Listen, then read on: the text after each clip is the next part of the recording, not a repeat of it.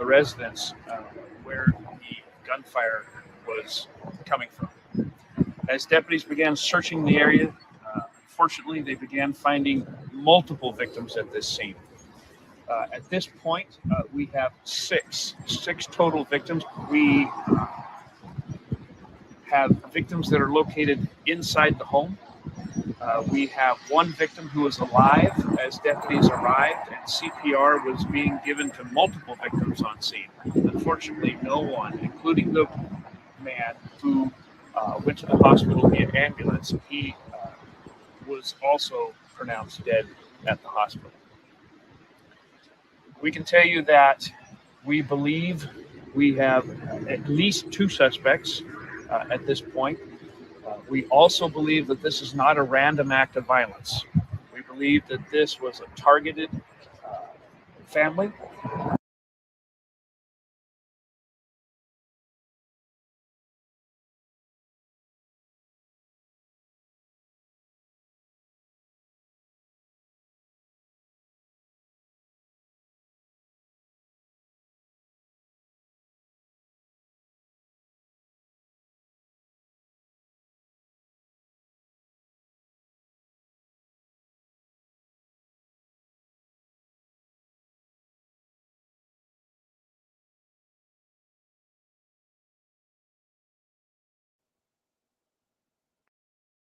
They know at this point. So very limited information, as you can tell. There's a lot of resources on scene, putting a lot of investigations into this. We do have a family that has been escorted from the scene. We do have survivors. The reason for them surviving this horrific massacre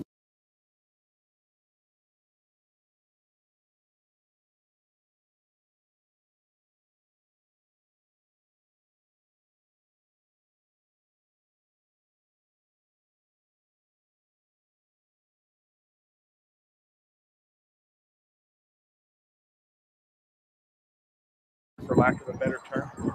We just don't have all that information this morning. But we do have investigators interviewing multiple people, including neighbors and friends.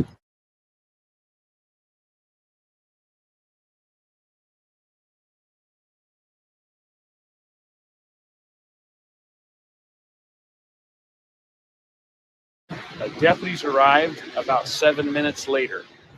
As deputies arrived on scene, they noticed two victims who were apparently dead in the street. Deputies began calling for more assistance and located a third victim of a shooting in the doorway of the residence where the gunfire was coming from. As deputies began searching the area, unfortunately, they began finding multiple victims at this scene. At this point, we have six total victims. We have victims that are located inside the home. We have one victim who is alive as deputies arrived, and CPR was being given to multiple victims on scene. Unfortunately, no one, including the man who went to the hospital via ambulance, he was also pronounced dead at the hospital. We can tell you that we believe we have at least two suspects at this point. We also believe that this is not a random act of violence. We believe that this was a targeted family. We believe that there are gang associations involved in this scene, as well as potential narcotics investigations. As of a week ago, we as the Sheriff's Office actually conducted narcotic search warrants at this residence. We can tell you that two of the victims, tragically, the whole situation is tragic. We have a 17-year-old mother and a 6-month-old child, both of which were shot in the head. So at this point, we do believe this is a targeted act of violence, not a random act of violence. Currently, we have our crime lab that's on scene. Our forensics unit is on scene. We have our game detectives as well as our homicide detectives, and we've pulled out all resources to begin the investigation of this. Um, I don't. I do have more information, but I'm not at liberty to discuss at this point. We have potential information, which will hopefully lead to potential suspects or will lead to suspects. That of which I don't know. We don't exactly know at this point. So very limited information, as you can tell. There's a lot of resources on scene, putting a lot of investigations into this. We do have a family that has been escorted from the scene. We do have survivors. The reason for them surviving this horrific massacre, for lack of a better term, we just don't have all that information this morning.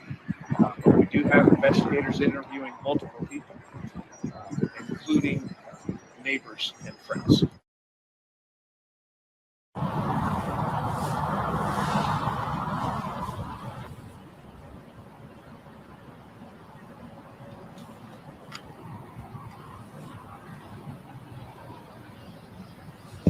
This morning about 0338, just before 0400, 4 a.m. in the morning, the Sheriff's Office began receiving multiple shots fired, reports of multiple shots fired.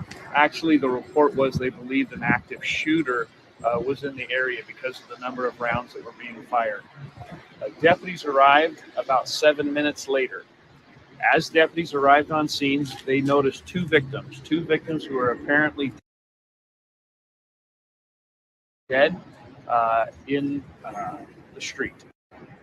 The deputies began calling for more assistance and located a third victim of a shooting in the doorway of the residence where the gunfire was coming from. As deputies began searching the area, unfortunately, they began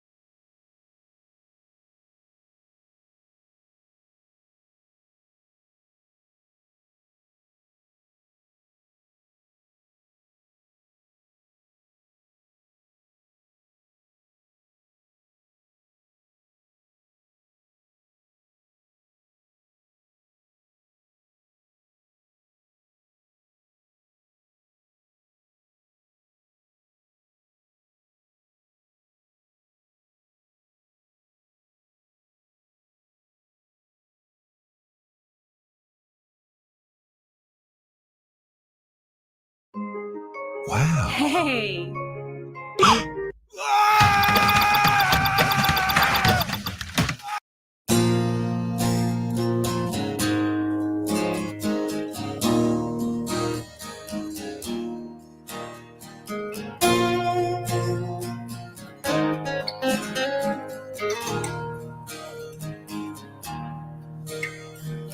World was on fire and no one could save me but you. Strange what desire will make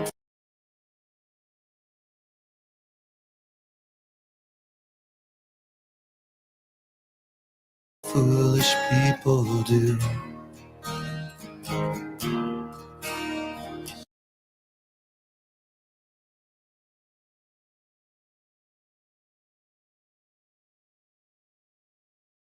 Not now a dream that I need somebody like you.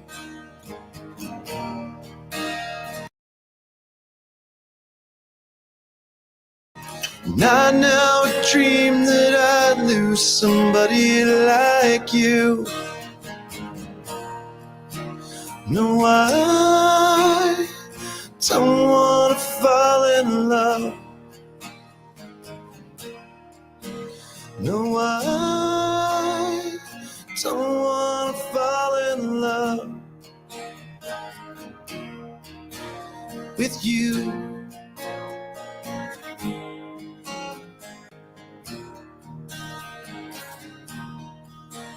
With you.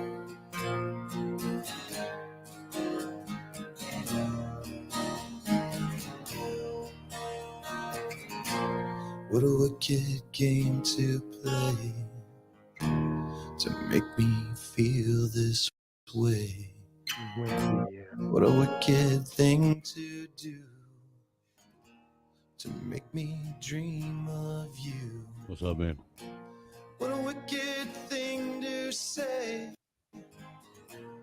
Never felt.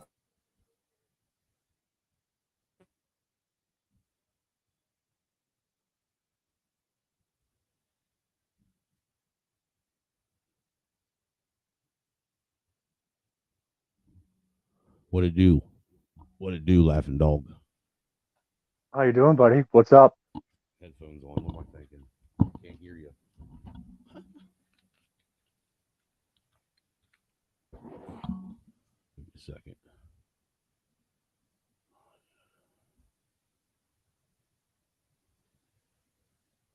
Headphones.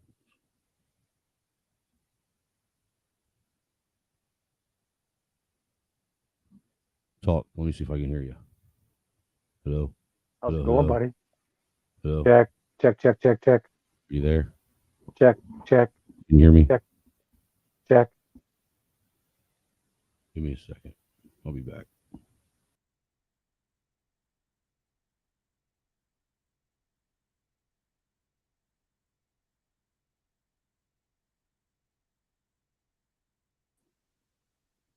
Can you hear me now? Can I hear you? Yo, The fuck. yo, yo, yo. I don't hear shit.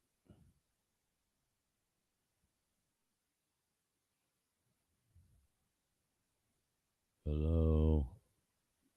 I know you can hear me. I can see my mic going up. I can't hear nothing. Are you there? Dog, you there? Can you hear me? I got a mic signal. Now I can hear you.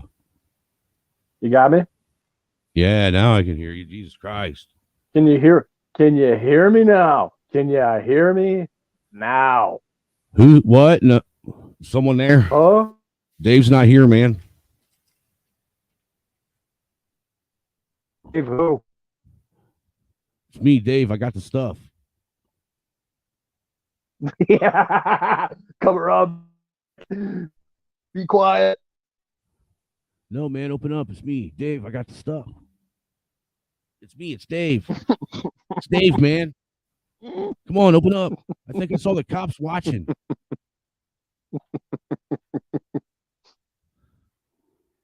What's good with you, brother? You know, one of the local NFL guys, one of his cousins got caught with a UPS box, Uh-huh. right? Yeah.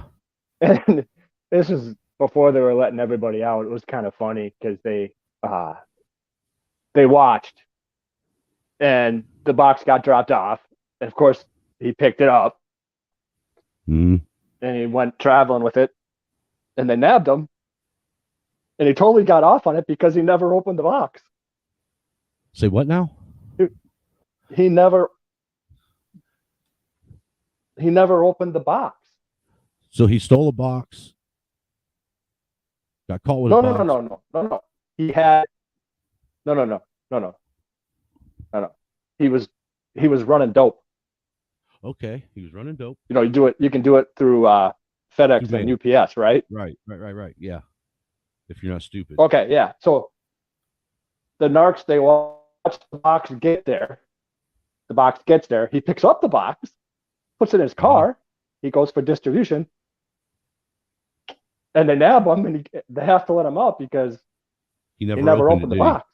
So he didn't even know what was in it by law. Oh, he's like, what are How you am I supposed talking to- about? How am I And, supposed to know who what's in knows? it? And Yeah. it's probably not marked where it's from, really, is it? Well, It's probably got a generic I mean- address on it, like a PO box is where it's coming from. yeah, I don't know. It's pretty funny though. They made a big deal about it, and then they're like, "Oh yeah," but had to let them go. My ex used to do that. Oh shit, you're Borg, quit walking around, man. All right, What's up, I'm stable. Can you hear me? Oh yeah, that's how I know you're walking around, because you start Borging like a motherfucker, dude. Every time. All right. You were walking around, weren't you? Yeah. I don't sit still well. Oh, what's up, T96? What you up to? White boy's back.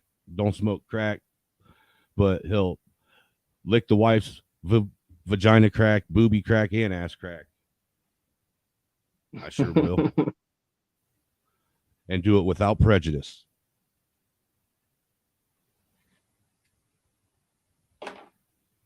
Oh yeah. So The what's been good local with you, crime brother? in Cali got you interested today? Nah, it got me. I was just sitting here, playing some Lucky Land slots, spending some of my free spins that I collected all week, and listening to Michelle's live stream she had going over there with AC, and someone in the chat posted something about that, so I clicked on it. I was like, damn, that's kind of interesting. And then I realized that's just a loop. And then I'm sitting there, I was clicking on links. I took took the link that they had there and went to the Twitter feed, and then the Twitter feed, I clicked on both the links to the police departments that they had there, and there really wasn't a whole lot of information on it other than that. That's that same looping over and over and over again. So, fair fuck it. Now I'm on here. Now you guys got me. Let's talk. What do you want to talk about? The fact that people equal shit. That's what we're going to talk about. People equal shit. People equal shit. Is that a song? Yeah, it's Slipknot. Okay. Would you like to hear it? Sure. Here, let me pull up my Spotify. I would do that. It's a great song. I think Mayo's right. I think that's got Mexican mafia written all over it, right to the head. A 17-year-old and a baby. Oof. Right. That's too cold for a two white boys. That's cold-blooded. Cold-blooded. That's just too cold. For real. I don't even have... Dude, could you do that? Could you even imagine possibly even fathoming the idea of, just offing a baby? Oh, no, man. And guess what? There's women that walk past you every day that either have thought about it and done it, are thinking about it and about to do it, or will think about it and do it. Isn't that freaking creepy? Yeah. They walk among us. I mean, think about that for a second. Dude, and not just those three scenarios, or one of those three scenarios are going on all the time. Not just that, the fact that nobody thinks there's anything wrong with it. So I know it seems to be like maybe I just run into the right ones or whatever, but the majority, like I haven't ever had a girl that's like been proud of it. Right. That I've talked to. Like everybody, the girls that had done it or made the mistake had kind of made it their life's mission to like talk another girl out of it most of the time. I mean, maybe I'm just running into the right ones, or they're just talking to me that way, but like I won't say nothing, then it'll just come up, Right. And they're like, you know what? Like that it doesn't go down anything like they say it does. And like it's something that they carry with them for the rest of their lives. They don't care. Like we can say, and they can say, how girls like to act in our world like they know what's going on. They have like freaking zero clue. Right. half the time, and they're just fronting some kind of attitude that they think they should. I'm trying to find one that'll cover the whole screen. Won't do it for some reason. That'll work. Fuck it. But yeah, dude, if you think about it, and you know what, it's a thought that just dawned on me. You know what I'm saying? As we were sitting here talking. Well, it's a blood sacrifice. It's like there's just no two ways about it in the spiritual realm, which you could deny all day long if you want. I don't care. But every hunter knows you spill blood, something happens. Oh, absolutely. I mean, any real hunter, dude. I don't know about you, but every time I've ever hunted anything, when I field dressed it, I drank a little bit of the fresh blood. I ain't gonna lie. It's part of. Well, it's just something that happens, man. You kill something. Dude, I eat the heart of every deer I kill. Oh, you're one of those, huh? Yeah. There you go. I mean, I don't eat it raw. Look, for all you crazy banana eaters out there, I don't just go around and killing animals and eating raw, warm, still beating hearts out of animals' bodies. There are guys that do. Just to make that clear. When I go hunting, I cut the heart out when I field dress it and take it with me, and when I go home, I fry it up with some onions and eat it. That's a good thing to do. It's really good. See, look, dude, I think that if most people, even with the population we have right now, if most people only took what they needed in order to get by every day and didn't live in excess, we wouldn't have half the problems we have right now. You know what I'm saying? Probably right. Yeah. We're pretty pampered, man. Like, we're pretty soft. Like, we're soft. Like, even though we think we're pretty hard, we're pretty soft. Like, we're like, even the hardest amongst us is pretty freaking soft. Oh yeah. I mean, you know what I mean? Dude, to compare myself with my grandfather would be like comparing a mud rock to a boulder. Dude, so check this out. My dad does 2 tours in Vietnam, right? Right. Like, the second one he kind of got conned into. Like, they told him he was going to be in Iwo Jima, but that didn't happen. Right. So, anyway, but he still does 2 tours, USMC. Like, he couldn't kill his own dog. His dad, my grandfather, his best hunting dog did something wrong. He took him out, he shot him. Like, it was taking out the trash. Right. That'd be me, dude. I'd have no problem doing that at all. Are you kidding you? I can't. I don't know, man. I probably could. It would. Dude, I've been hunting all my life, bro. When it comes to that aspect of the dude, look, I have respect and appreciation and some kind of, I guess, love of some sort for animals. Mm-hmm. But I ain't got no problem offing an animal to eat it if it's something I want to eat, or if it's something that's threatening me. Your best hunting dog, though? Yeah, you can do that. All right. My brother. Look, I didn't give birth to it. It didn't come from me. You know what I'm saying? It ain't one of my kids. I hear you. They're out there. But yeah, like, my grandpa was probably just normal.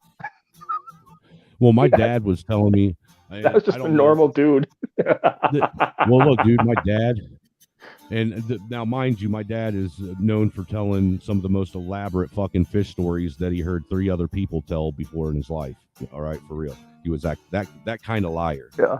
But he did say one time, take it for what it is, that his brother, when he was younger, his youngest brother, when they were all kids, they lived out on my great grandpa had a dairy farm over in Kossuth, Ohio.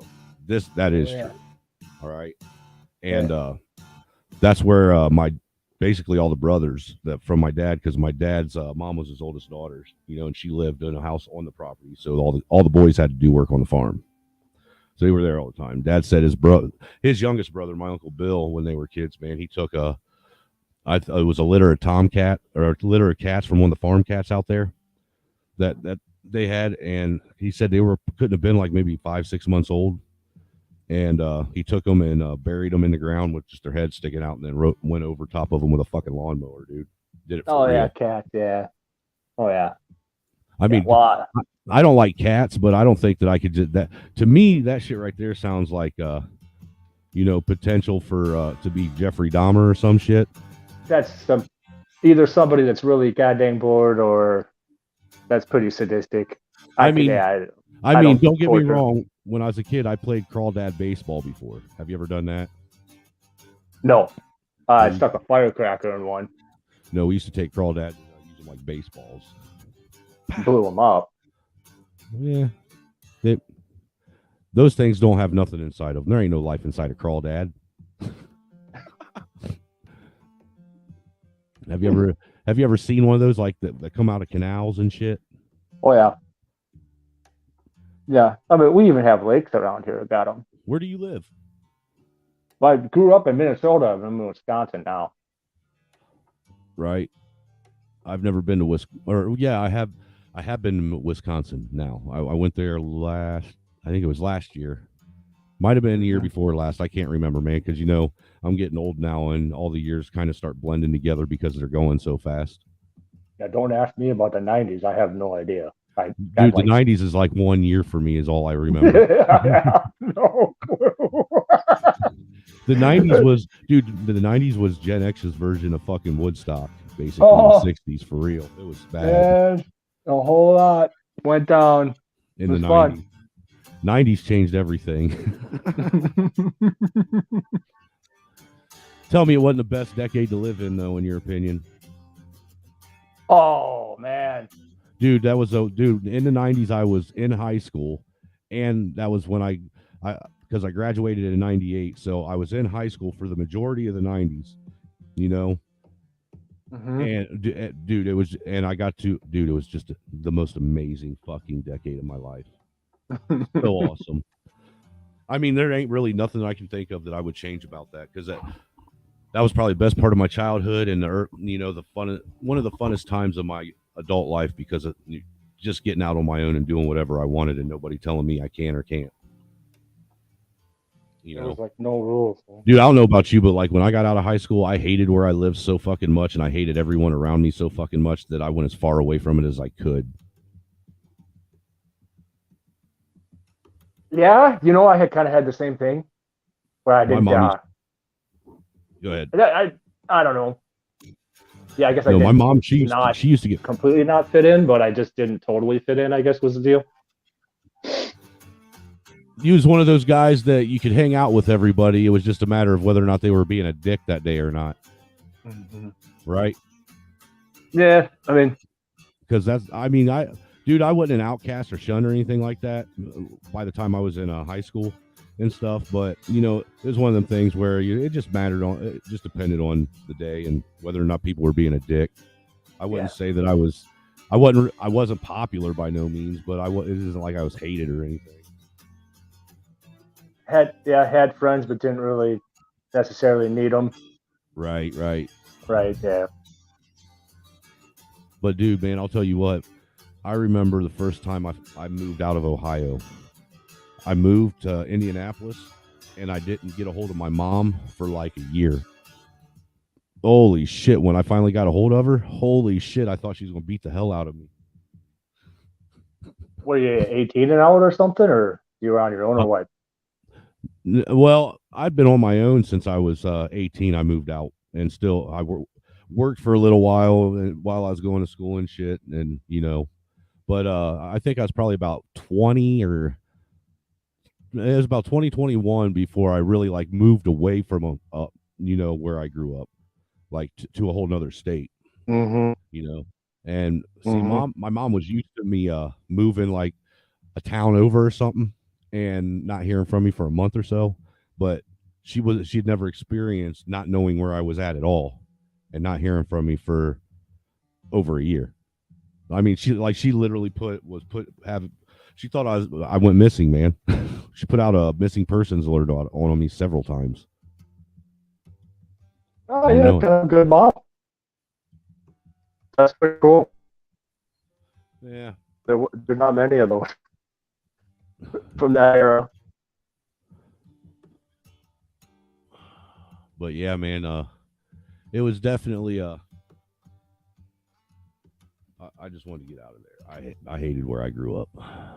Went as far away as I could.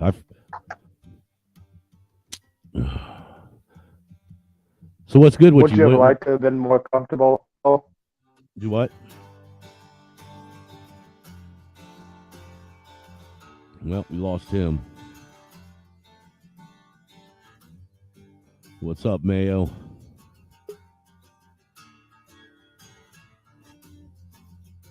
So we're gonna play this dance today, couldn't stay. huh? He was in the military. He was all Hey, over that hold on. place. And that's kind of what I do. So we're gonna play this dance today again, huh? What? Where you sit there and talk, and then you glitch out, and then you fall off, and then you pop back on, glitching out, and then I can hear the end of what you say. This I'm not moving. This is what this is the dance we're playing. Fucking awesome. You don't even know you just fell off, do you? No, I had no idea. Yeah, you fell off, dude. You literally fell off. You were talking, you glitched out. I'm off the. You're no, you I see you now. But what I'm saying is back here in on the where all the settings are, you've ran a StreamYard stream, right? Mm-hmm. And know what it looks like in the back, how I can see everybody that's here, what's on their cameras, what they're showing, yada yada, whether they're here. Dude, you were literally just talking. All right. You glitched out. I looked down to see your box down here where your avatar is. You fell off, like your whole box disappeared. And then nothing there. And I was like, well, holy shit, I guess he fell off. We're playing this dance again today. And then went to start talking to Mayo out in the chat. And then as soon as I said something to Mayo in the chat, you popped back on like you were getting ready to ask for permission to jump back on the screen. And it said loading. You were glitching when you came in.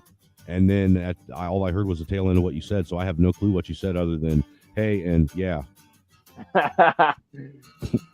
I'll try it over here now. Maybe this is better. That was wild, dude. That's crazy. That happened last night, too. I was on 2 different phones, too. Who'd you piss off and what government agency, if how many, or should I say, ask how many government agencies do you have watching you, sir? Oh, I was into me more. I'll tell you that.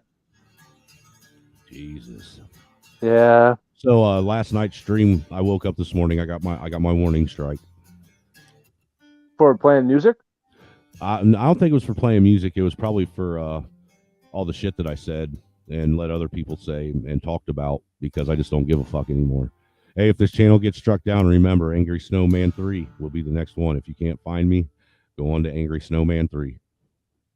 Don't you have to get reported for that to happen, or is that just something that I think now the algorithms and the AI, it'll hit off of keywords. Because last night I was really at an I don't give a fuck phase, and people were like trying to, be all, use the code, that the ever changing YouTube or social media code to not get you struck and shit. Mm-hmm. But I didn't. Last night I was on one. I didn't give a fuck. I was high as shit, and I was just sitting here. And well, there we go. That's the game. So what do you think of this acoustic shit that I got playing in the background? Can you hear it? Yeah. Sounds pretty good. Yes. I can't exactly make out exactly what it is because these headphones aren't very good, but. Oh, you can't hear it very well? I can turn it up a little bit. I just got it down so it doesn't overpower us while we're talking and it sound like and then the audience, if anybody ever cares to watch and listen to what we talk about, doesn't have to hear a bunch of shit that's hard to recognize. You know what I mean? Just a bunch of noise. Can you hear that better? Yeah, it definitely sounds different in the StreamYards than it does out in the YouTube. Yeah. Oh shit, my fucking phone died. That's why I randomly threw out a stream, especially in the beginning of it. I'll sit and check on my phone randomly and see what it sounds like. I need to get my fucking mixer back. And another monitor. Got the old is that downtown Minneapolis, St. Paul, Summer of Love action? What are you talking about? big old picture you got there? Wells Fargo getting hit? Oh, probably. It's either that, or it's either down there, or I think that might be no, that I think that is down there when that chop first showed up or whatever. That was crazy too, wasn't it? I mean, well, look, I'll be honest with you about one part of the Summer of Love. All right, now had the people that were rioting and protesting decided that they wanted to direct their rage and anger at the machine. You know what I mean? Like Wells Fargo, like Bank of America. You know, like Goalies. Freddie, or what is it? Freddie May or Fannie Mae and Freddie, whatever the fuck his name is, Freddie Mac or whatever. Right. Those other two banks that are for that give loans out to basically minority communities and shit for the most part. If they would have went after them, if they would have went after the system of government that's been failing us, then I wouldn't have had a problem with it. You know what I'm saying? Yeah. Because that's where the anger really does need to be directed, if you want my opinion, because those are the people that are taking advantage of the vast majority of everyone, right? Right. You know, well, but that isn't what we saw. What we saw is a bunch of self-entitled kids being at sometimes even paid to. I'm not going to sit and suggest that it was all the time, but we do know for a fact that even sometimes paid to go out and do nothing but destroy middle class communities. Well, you know, go to little towns where all you had was, you know, some guy that had a franchise store just trying to make a living. You know what I'm saying?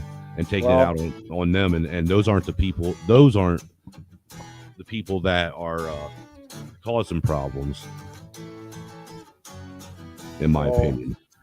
I told you I was right in the middle of it when it all popped off in the first hours, right? Right. I was in the middle. All That right. had to been wild. Well, sometimes it's what they don't hit that tells you who's doing it. Right. Yeah, I get that. That tells you. Like for the whole thing up in Kenosha. That really, Kenosha is a small town, and then the part of the town that they decided to riot and destroy didn't even make sense. Right. You know, because it was right by one of the major schools right there. You know, and then they burned down a small little fucking like used car dealership. Are you serious? You know, that shit doesn't make sense. I'm just saying it was controlled destruction. It was a controlled burn is what it was. Nothing that happened wasn't foreshadowed, foresaw by whoever was running it. I'll say it that way. It all went down just the way we'll say no. Let's put it this way. Nobody tried to stop it. If anything, all they did was help direct it. The factions, correct. Yeah. Yep. You know, wasn't grassroots is the main theme. Right. It was. You can tell when something's grassroots because real grassroots isn't going to destroy their own fuck. You ain't going to basically shit all over in your own backyard. Right. I mean, Christ, most people get pissed if their dog shits all over their own backyard. Why are they going to do it? Right. Yep. Yes, sir. Oh yeah, this is fucking crazy, man. The world's getting crazy, brother. Crazy. I go crazy on you. Well, they've got no reason to stop. Really. But what's the incentive to keep going? I mean, what at this point? I mean, anybody, even if let's just say that we're going to entertain the idea of this being a conspiracy theory or not. Even even if they were out there trying to bring down and actually ensure the destruction of this nation, the economy, and everything in it, and try and take it over and turn it into whatever. After that, what do they really have to gain? I mean, if you really think about it, what is anybody that's taking part in this right now? What do they have to gain? Not the people that want them to do it, the people that are, the orchestrator, the orchestrators of the great big symphony right now. You know what I'm saying? Mm-hmm. I'm not talking about them. I'm talking about the hired help. Yeah. That has been asked to execute these things. What did they have to gain? I mean, really? Clout and what good is clout when what they needed you for is finished and they have no need for you? Not to defend it, but there's a kind of there's a feeling that you get when you can let your self-will run riot. Well, look, dude, I understand that there's it's almost like getting dopamine hits by letting it's a huge the animalistic dopamine thing, hit. right? To letting your innermost animal come out, right? To go to your tribalist part of your and throw on there that they all believe, like maybe when we were jacking around in the 90s, like we were just jacking around, right? Just to jack around, mm-hmm. right? Well, these guys are kind of like, they think they're entitled to it. Yeah, while that little white kid that we see right there is literally throwing a rock or it might be a mortar for a fireworks kit in his fucking Abercrombie and Fitch outfit that he bought from Abercrombie and Fitch. Yeah, like we had a limit because we didn't feel entitled to stuff. We were just kind of messing around with somebody.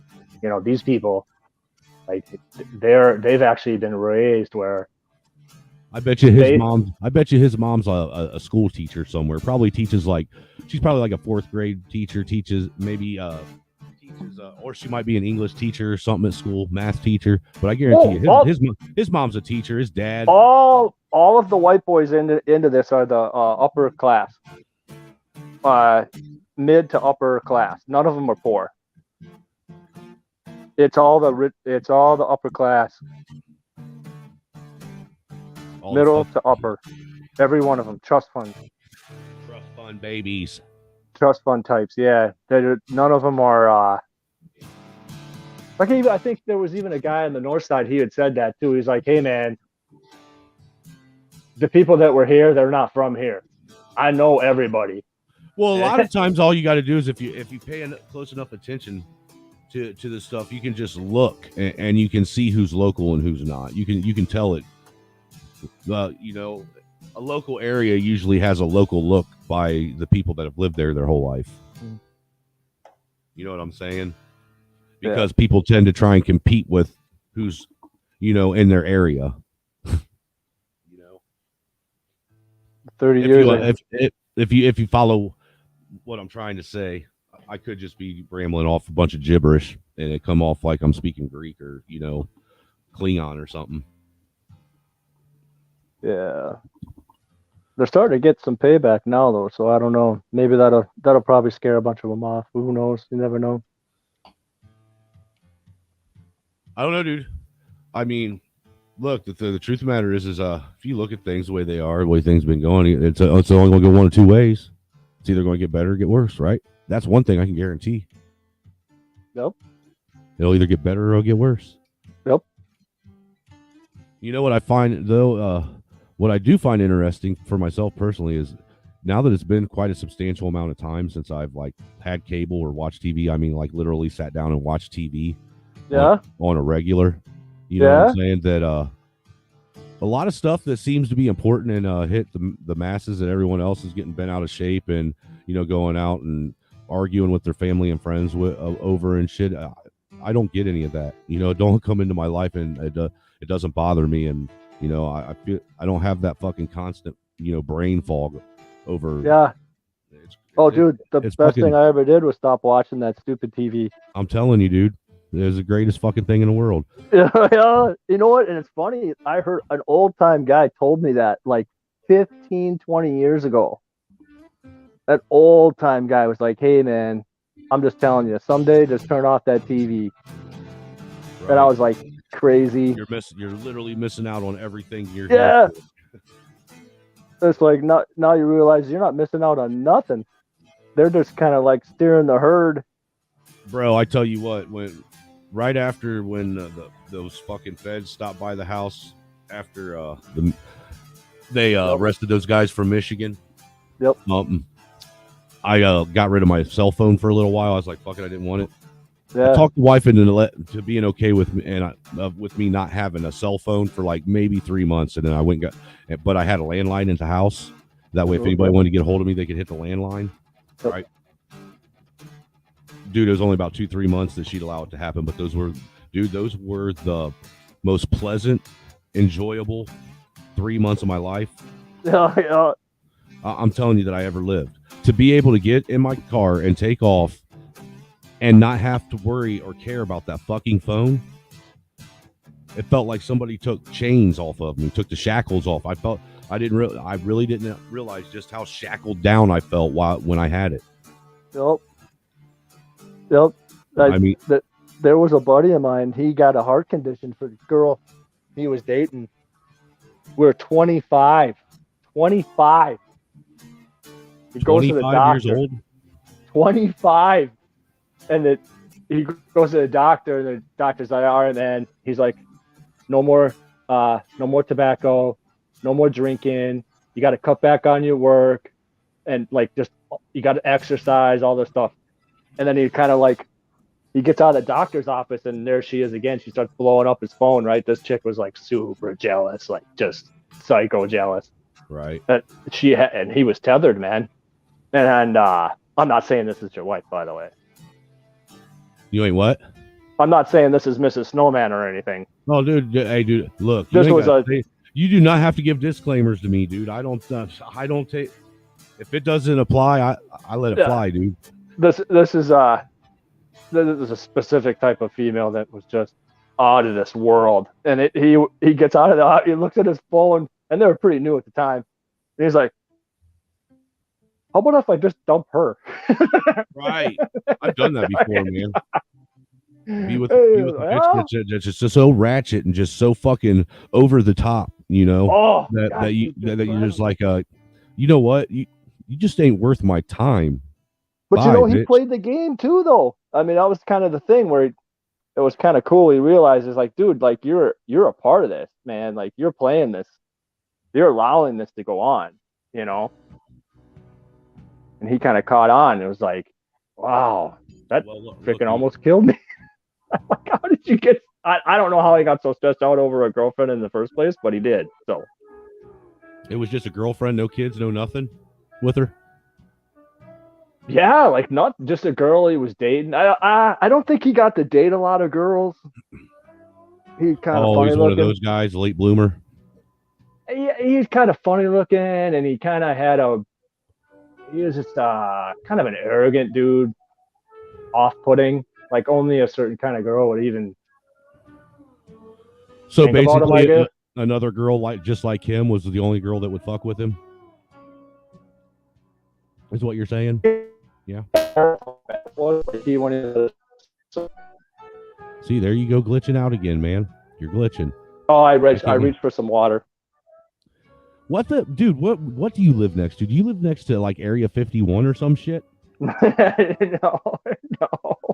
I mean, are they building? Is there a fucking plutonium plant somewhere around your house?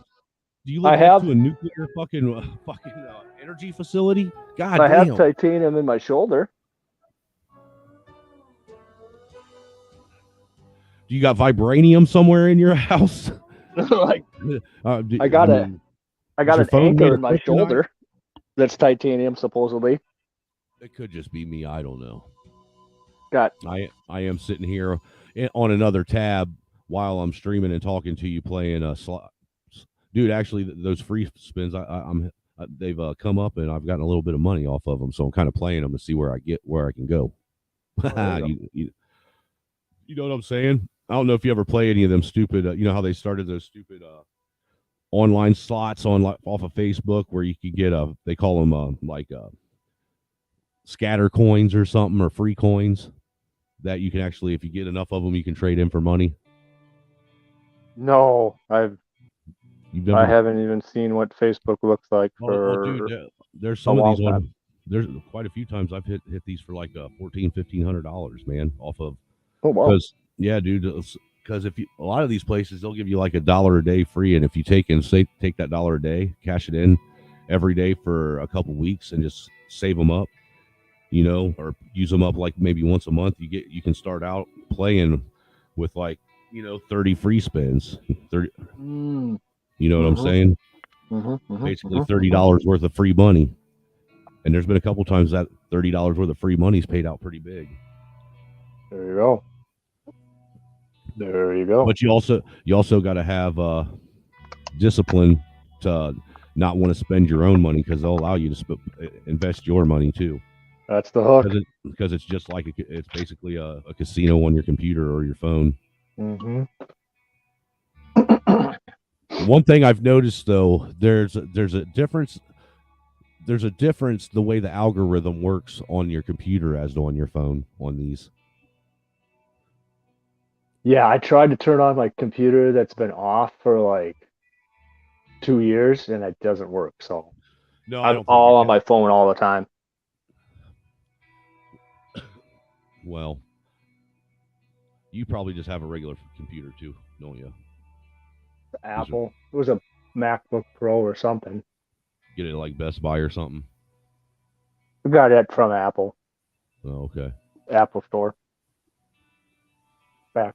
I don't even know how old. I think it's only 3 years old. Mine's, I think, is only like 3 months old. And it's it's a gaming computer. It's got a Ryzen 5 6-core processor in it. Ooh, yeah. But what I'm saying is, for some reason, the way the algorithm actually runs, the game algorithm itself, it runs different on a computer than the algorithm does off of and I think it has to do with the processor on your phone. Like there's what I'm saying is, like, you can tell the difference in the way the game functions. Have you ever been to a casino? I'm assuming you have. Oh yeah. So you played slots, right? We played some slots, yeah. So you notice how you can get familiar with how the actual algorithm runs on the slots, right? In a casino, because it's the same thing there, that it's running off an algorithm. Hit that one on the end. Well, you can tell a difference that it's two different engines running it. Even though I don't, it's weird though. I don't understand. For my mind, I can't figure out how it works or why it has to work like that. Because all these places that run these, don't they have to also have their own some kind of a core facility processing unit to basically run the algorithm itself? That's running the algorithm somewhere. I'm sure they do. There has to be a certain payout. So I don't percentage or points or whatever they use. Plays. Right. Oh shit! I went to the wrong fucking place. Get this off of here and play it on my phone. Maybe you'll stop glitching out if I do that. Do what? If I take the game off of the computer. And see, it's already gotten better. Yeah, it did seem like it was coming. A lot of it was coming from your end for some reason. Some of it last night, because you actually dropped off several times. Did I? And it was just me and Trey, and then who was up there with us? Me, you, Trey. Free Zone hopped up a couple times. Yeah, Free Zone was there. Yep. I mean, there's random people throughout the night. Right. Who else hopped up? Damn, that one dude who it was the first time last night hopping up. God, I forget his name. I'm surprised Mayo hasn't hopped up here yet. He's over on Ock. Oh, I see. I gotcha. See, Yeah, he's pretty big time over there. yeah. People like him. Well, first I got to get people. I got to get people to like me first before I can get them to like anyone else. How could they not like Chuck Black? I know, right? How could you not like Chuck Black? Come on. Chuck Black he's the white boy. It's the newest, the greatest thing going on the internet, as far as I'm concerned. Right. I mean, what's not to like? Come on. Oh man. So have you heard anything interesting lately? Did I hear anything interesting? Yeah, have you heard anything interesting lately that kind of made you sit back and go, "Whoa, what the fuck?" Hood stream was really good, and then I didn't catch his today. What was it? you didn't? Did That you was see me in the pretty good. chat anywhere? Hmm? Did you see me in the chat at all? You know what? I was working at the same time, so I just kind of blip in and out. And Right, but even still, if I'm there, I comment enough that if you would have blipped in, you would have saw me. oh, okay, yeah, I You know didn't see that. it. No, and then SKC threw down one. After that, just kind of did his thing. Say what? Can you say that again? Because was SKC ran one, and it was good. hear anything you just said, dude. All I heard was SKC read one. That's it, and then that was pretty good. He read one what? A stream. He read a stream? Mm-hmm. Yeah, it was after. Dude, I don't even know what the hell you're talking about, because what I'm saying is you were cutting in and out, and then I heard, that's all I heard for like about a 5 to 10 second grip was you cutting in and out, and then SKC read one. So I don't know what the fuck you're talking about. I'm sitting here confused. He read one. What? He read a stream. How do you read a fucking stream, dude? I thought you got on and you had a panel and you did a stream. How the fuck do you read a stream? Are you fucking with me, laughing dog? I'm serious, dude. Are you know that? I'm not moving. I'm not doing anything. Yeah. It was a good day. Okay, so which federal agency are you? I know that. I'm starting to figure it out now. That's what it is. You're some kind If of you fucking find out, let me know, because I want to know. You're a fucking Fed spook that's been put on social media just to fucking drive me nuts. Oh no, there's no way they would let me. No, I can't follow the rules, man. Very well. Yeah, that's what you want me to. That's what a spook would say. Dude, I would be the worst asset ever. Ever. In a million years, they wouldn't pick me.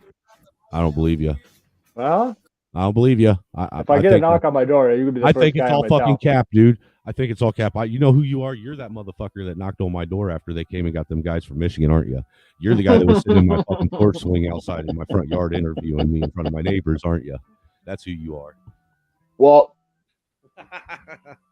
I grew up in a law enforcement family. Local guys.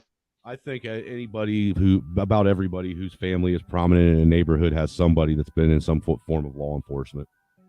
Well, yeah, though I never really fully understood it, how they were able to be cops and then they totally hated the feds at the same time.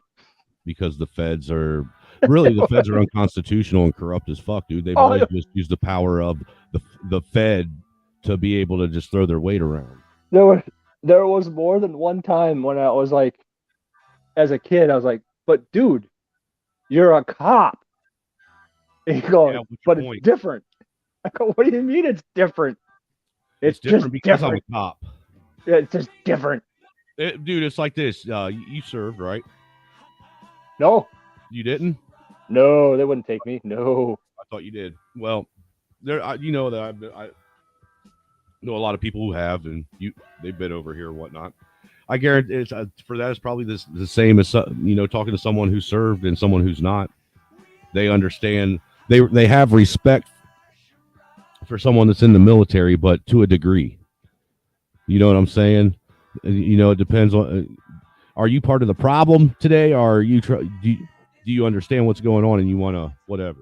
You know what I'm saying? Yeah, like my brother dated this girl, and her dad was supposedly in Vietnam, right? So now, Dude, figure that. her dad was like my dad. Supposedly, might have could have did something, but it's questionably sketchy. Okay, well, this guy had told so many stories, right? And my dad would never say anything. Dude, is her Like, dad my dad? huh? Who are you talking about? It sounds like you're talking about my dad for real. Well, so like my dad would never say really much at all. Like you could prod some stuff out of him, and he had a couple of glitches that were pretty obvious. But Okay, now we're talking so about this two different people. this gal that my brother's dating, her dad is like, he would just like ramble on for like a million years about all these stories about his little war stories, right? And then finally, like my dad would never say anything. He'd just kind of let him go. Mm-hmm. And I think everything I dealt with my dad with was all by looks. Yeah. I'd look at him and he'd look at me, and then he'd answer my question without me saying it. Right. So I just kind of look at him one day and I say, "Hey, this Gordy guy." He goes, "I'll tell you what. He had 10 lifetimes. Somehow he managed to squeeze 10 lifetimes worth of experiences over there, and I have no idea how." I don't think it's real. So this Gordy guy you're talking about sounds a lot like my dad, for real. It definitely wasn't your dad. No, but that my dad's the same type of person. War stories to no end. No, there's war stories that he's got, but it isn't just restricted to war stories. It's everything about his life to no end. Oh no, like this guy supposedly had just done like every freaking special forces missions that was ever conceived of in any book anywhere while he was there. It was just like the most impossible story in the whole entire world. Every time he spoke up. Right. And I was a dumb kid, you don't know. I just looked over at my dad one day like, dude, no, this can't. Right? And he's like, no, it's like 10 lifetimes this guy had. There's not enough time. So he was a cool dad. He was cool. Like he was only like really a cop when he was a cop. And he wasn't even like back then, Right. There was a lot more leeway. Like not everybody went to jail. Right.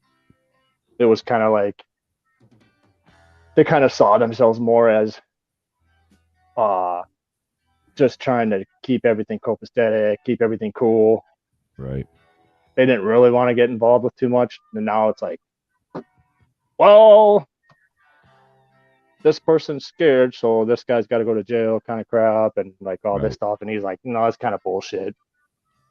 They told me not to do it, basically. Took me in. I met the chief and he's like, yeah, you probably would have worked out like 10, 15 years ago. It'd be okay for you, but like, nah, there's just too many rules right now. Gotcha. My dad claims he was in Vietnam, and there's no way he could have been in Vietnam. Yeah. Well, first off, when my grandpa was alive, I remember my grandpa telling my dad all the time that he was never in Vietnam and to stop lying about it. So there's that. And my grandpa would know because my grandpa was my dad's staff sergeant. Oh, really? Yeah. He sure the fuck was. That's weird. It's because I didn't even know that could happen. It's because my grandpa was technically my dad's stepdad, so he had a different last name. I was gonna say. But he had been my dad's stepdad from the time my dad was like 5 years old or some shit. Oh. You know what I'm saying? So it's basically his dad. Right. Okay. Yeah, that makes sense. All right. But not to mention the fact, though, my dad says that, well, look, dude, I'm 43. My dad is only 64 right now. He had Oh, me. okay. He had me when he was 21, and he said that he was in Vietnam when he was 17, which would be what? Let's see, 21, 2019, 1870, 4 or 5 years earlier. So there's no fucking way he was in Vietnam. Well, now hold up. Now my no, brother. dude. Nope, there's no way. Well, I'm just gonna tell you right now. My own brother. My dad signed him out, and he got into the Marines at 17. He graduated early though. He No, was I'm not smart. saying that he didn't get in when he was 17. I'm saying that even if he did get in when he was 17, he still didn't go to Vietnam Oh, because the timing. yeah, the timing doesn't work up. It Oh, doesn't jive. so he's just running around telling you Vietnam stories, and he was never even there. Right? Yeah. What? Yeah. Army. The worst kind of stolen valor motherfucker. Someone that's actually been in the military. What the hell? Right. Look, I asked my aunt, my dad's sister-in-law, after my uncle Kelly passed away. Or no, it was after my mom passed away because there was a bunch of weird shit that happened. It's just anyhow, I was talking to her about it because look, deep down in my heart, my whole life, I kind of was curious and suspected, but I never really wanted to really dig into it and find out and be disappointed. You know what I'm saying? Because it's my dad. Yeah, right. But after my mom died and some of the shit that happened, I was compelled to do such. Mm-hmm. You know what I'm saying? Just for specific circumstances. And like my aunt told me, because my dad and his brother Kelly, they were in around about the same time. And my uncle Kelly, his brother, he was actually an MP in the Army. Right. And she said that Kelly told her all the time, her husband, my dad's brother, my uncle, that when he often thought that, because my dad did work for a low level, he had a low level intelligence clearance. All right. He did have that much. That has been verified. But they think that his brother thought because of that my dad had actually altered his military paperwork, and nobody ever caught it. My brother was just talking about that. Yeah, those DD-214s are all screwed up. Anyways, so it's very possible. Well, it's not only that, but if you remember, holy shit, dude, I just hit a $287 lick. Sweet. No way. But anyhow, if you recall, there was that VA.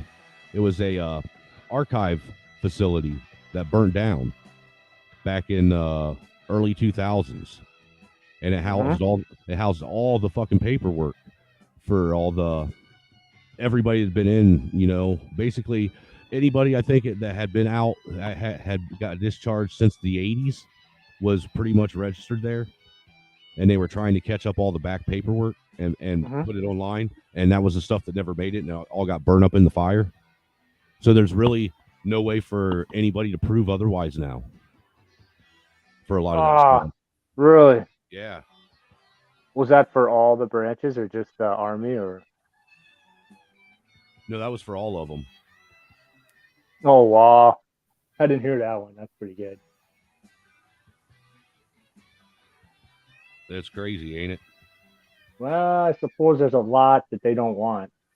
But as far as my dad, though, dude, I just always, when I found out that he was lying about that shit and then other shit, look, my dad's one of those guys that's why I said it wasn't just confined to the military, though. He had a story for everything, and every story he told was a story that he heard from somebody else. And some of his stories that he told were combinations of other people's stories all rolled into one big ball of fucking lies that he created all of his own. And what's crazy is he told this shit so fucking much is that I think that he actually believes he did this shit now. He could have. That happens. Isn't that they wild? Take it on. You know, and think about this. He was already like that when him and my mom got divorced, okay? So this is my whole life he's been telling me this shit. I've been basically going,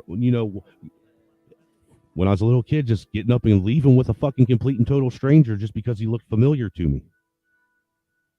That's weird, man. That would be a weird. Because That's a weird way to go. I don't know nothing about the motherfucker, dude. The only thing that I know for a fact that he did was he got my mom pregnant with me. So I do know he's my dad. Yeah, we got an uncle that nobody knew his real name for like 20 years. Kept on going by different names. That was kind of weird, but like nobody cared. Everybody's like, I don't, oh, whatever. What's his name this week?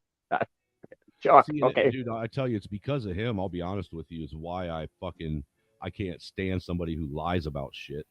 I can't. A liar is the worst thing, dude. I hate liars. Hate them. Fucking hate them. Because even if I fuck to the up, core, eh? dude, even if I fuck up, I'll admit to it. Yeah. You know what I'm saying? What? Sure. At this point, if people are questioning you about it, that means you're caught. So you might as well just fucking confess. Right. You know. I don't know. I've never understood why when you got everybody fucking coming, questioning you about everything, it's, something that only you should know. Sure. Then obviously you slipped up somewhere and somebody knows, and you're already caught there, dummy. So why continue lying about it some more for the next 50 years of your life? God. Dedicated. There's a lot of it going around. It's pretty popular now. Yeah, see, well, dude, I think that's why some people they have a hard time getting along with someone like me because look, and even my uncle was an honest guy too. He was a farmer. He worked for Time Warner, all for as long as I can remember. He worked from Time Warner from the Time Warner's actually started as a company, I believe. Back when they were just running phone lines and coax cable. But fuck, hold on, let me. I got my brain just shut down again. Dude, I think I can tell I'm getting old. I think I'm starting to suffer from dementia. No. Alzheimer's, early stages of it. Better start exercising or something. Because I forgot where I know that I was about to say something important, but I completely forget. I know I was talking about my dad and my uncle. Fuck. That reefer gonna mess with your head too. Memory. No, dude, I didn't smoke any reefer today. It's the ADD that I have convinced. It's the ADD I've convinced myself I have.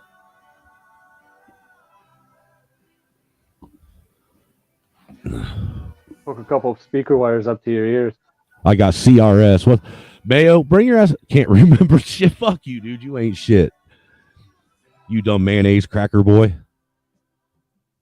Ain't you got some fucking cheese and mayonnaise sandwiches to go throw at people from the top of a building somewhere?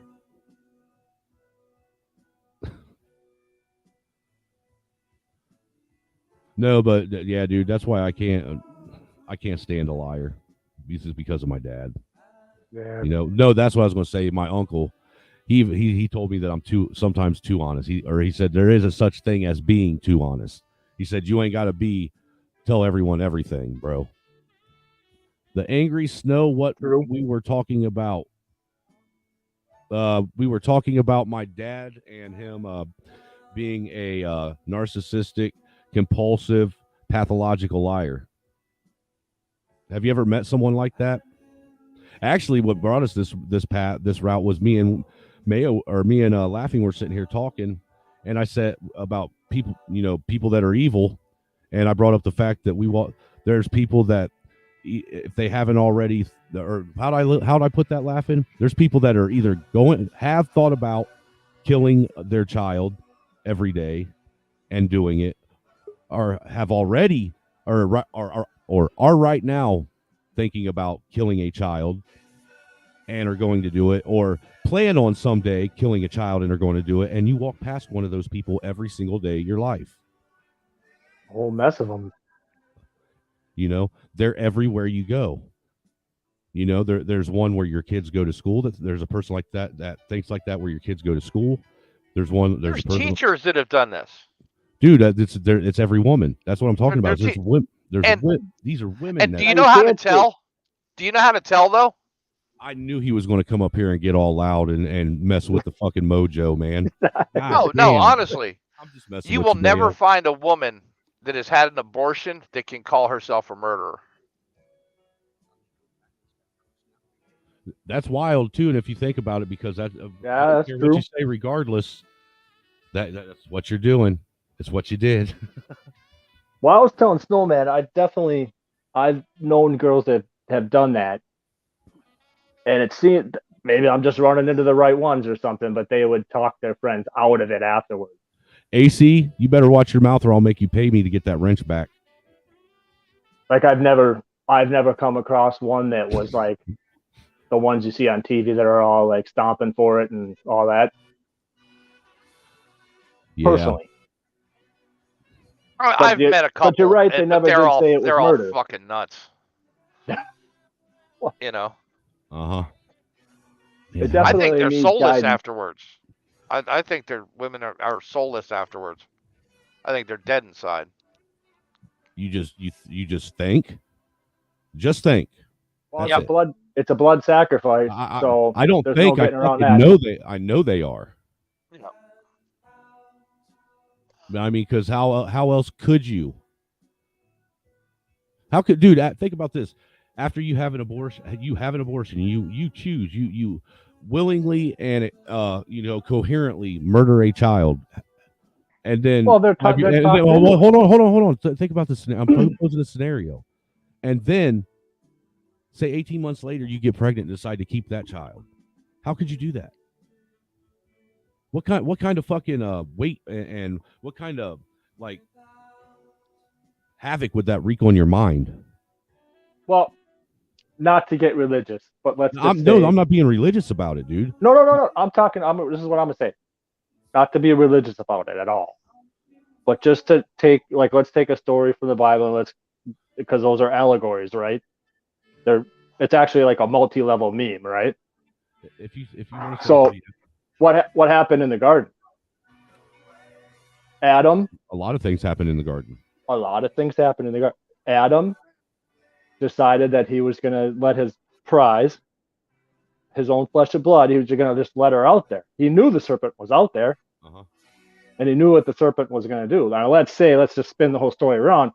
Let's say that Adam was with her, and the serpent started, because he had to have been smirking when he did it, when he got her to do it, right? He played the con game.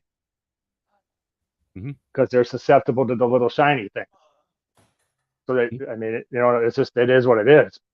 And kind of like the feminism angle of them being this all powerful, all knowing, they have no clue about the dark hearts of men, right?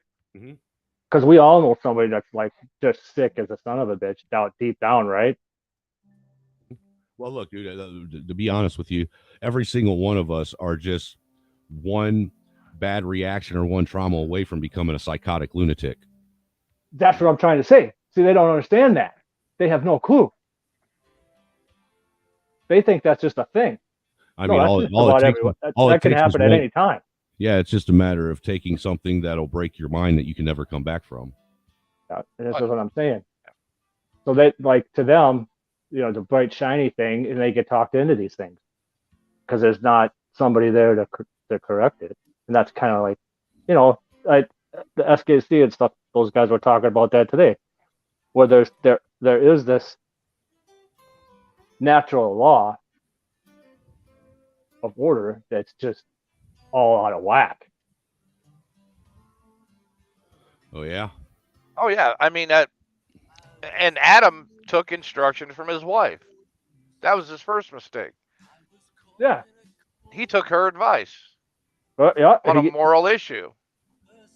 Yep. He fell apart fast. He got hooked the same way. Yep. There you go. And let's admit, I mean, most guys nowadays, they're just they'll do anything for a piece. Oh yeah, dude, you ain't never. They'll bow down to it. They'll suck up to it. They'll These spend money on motherfuckers, it. dude, they're fucking controlled by the shit. Like Yep. it leads them through life. That's the only thing that their whole life is focused solely. That the only purpose is to seek that out. And that's why they fail. Yeah, it's the strangest tactic. Like these pickup artists and all this other. I have never understood that for as long as I live. Because how do you guys walk around? I just walk around tall. I just That's walk all I do. around, dude. I didn't know that there was a way you walk around. Oh yeah. Oh yeah. There's a move. You got to. I mean, you just present, right? You have confidence or not. Right. Yeah. So And that's yeah. that's it. I mean, there you go, guys. That's free game, right? I mean, I guess my wife has told me I carry That's my wife has told me that I carry myself in a way that, you know, people get the impression that they might as well just not fuck with me generally. That's it. There it is. I don't know what that means, but okay. That's it. You do walk around, you liar. I didn't say I didn't walk around. Yeah, you did. You just said.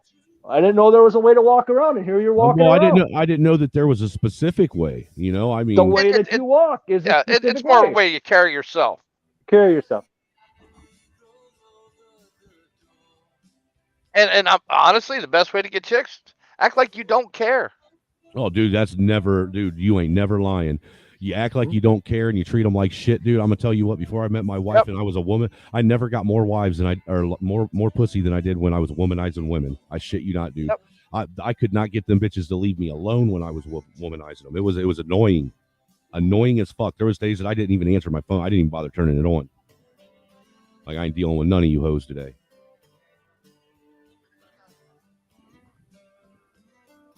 It's Chuck Black. Chuck Black, though, he's out of the game. Too bad. Chuck Too Black. bad. So sad. Hey, no, Chuck Black just knows what it is, man. He ain't got Yeah. time for them hoes either. Does Mayo know about your new persona? I don't know. Mayo, you know about Chuck Black? Uh-oh. Yeah. Oh shit! I didn't know there were comments. What's up, David? Yeah, it is an angry snowman anymore. Angry snowman has he went as far as he could on that level 2 extreme Pokemon card, and he evolved into the next level, and now he's become Chuck Black. That's it. He's the opposite of Charleston White. I'm the white version. He's the white version. He's the Netflix. Yeah. He's Pulling out the BB diversified- guns on TV and shit, you know. Right. Not giving a fuck. You know. Yeah, but man, you got to have that felony record, man. No, see, that's just it. Is Chuck Black? He don't give a fuck, but he does give a fuck whether or not he goes to jail. Yeah, yeah. Oh, You know. Chuck Black don't want no man ass, so. Right. He doesn't like stick pussy, man. Not a big fan of it. You know what I'm saying? Yeah. Hasn't never really been his thing. Me was just delete the files. No, that shit can always be recovered. We gotta smash you. You sick bastard! Look at this! Chicks with dicks! Oh my god! Oh my god! I have a disease, all right? I need help! There are no chicks with dicks, Johnny! Only guys with tits! I Yeah. never saw that. You never saw Ted? No, I saw the clips. I've seen the clips. I've never seen the movie. What the fuck it's is wrong with you, hilarious. dude? I'm Are just you, kinda- dude? Are you fucking Amish? Who? You're an Amish fucking FBI agent, aren't you?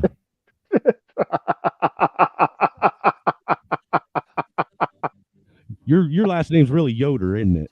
Yoder, the Amish secret FBI. Yeah. That's why nobody fucking would ever suspect you rolling around in your fucking your little fucking wagon and shit with your donkey pulling it, and it's actually some super sophisticated fucking listening device. They did offer my brother a job once. See, dude, you better shut up. You're digging your own grave now. I'm just telling. I'm not gonna lie. I'm just fucking, dude. I'm not gonna lie, I hope you are the feds. That way I can fuck with you more. dude. I like fucking with the feds. I'll tell you what. They are nothing to fear. I know they have- aren't.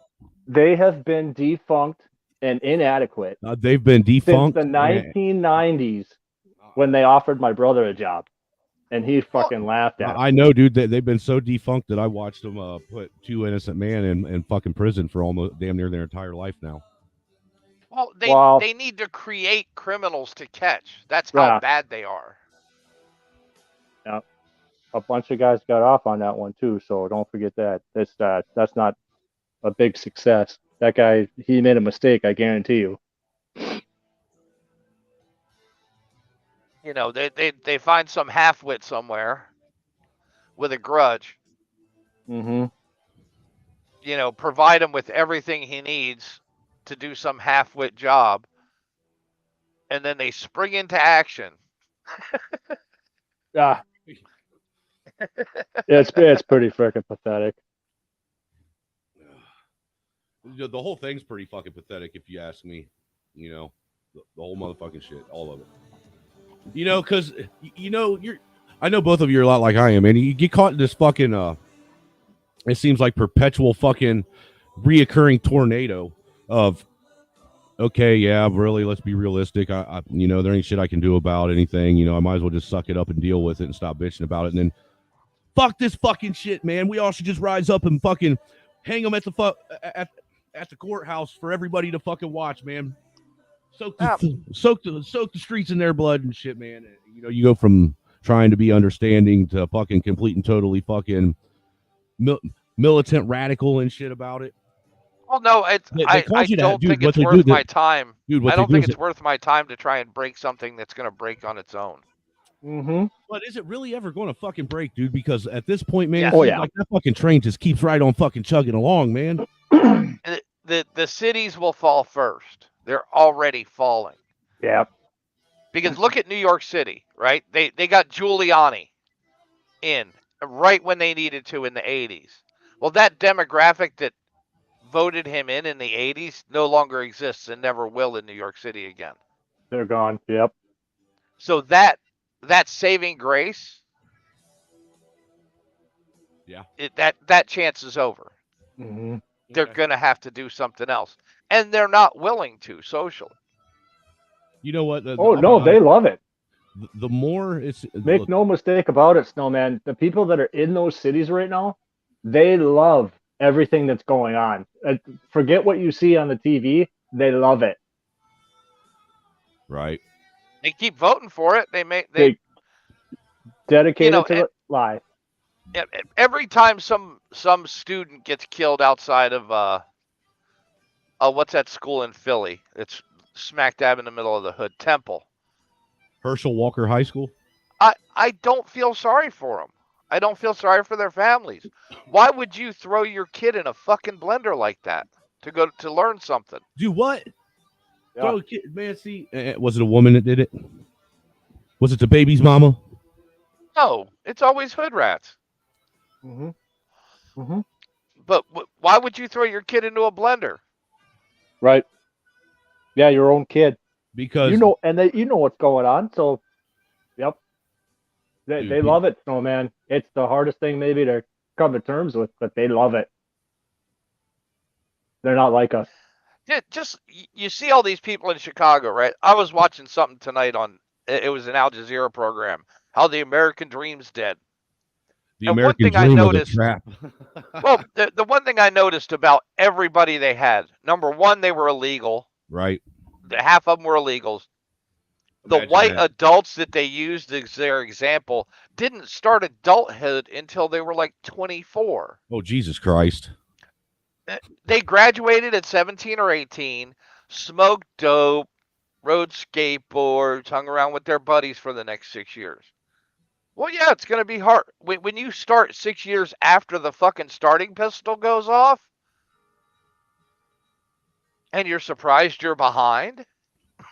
Well, I guess it depends on what are they? Are these people that fucked around and are bitching because their life didn't turn out the way they wanted it to early on, or because like me, look, my life didn't turn out 100% the way I wanted to early on, but I also a lot of that's because I was out doing what I wanted to, so it kind of did. I was living my life early on and having fun. Well, these people have Stockholm syndrome victims of the cities they live in. Mm-hmm. Oh, I got it.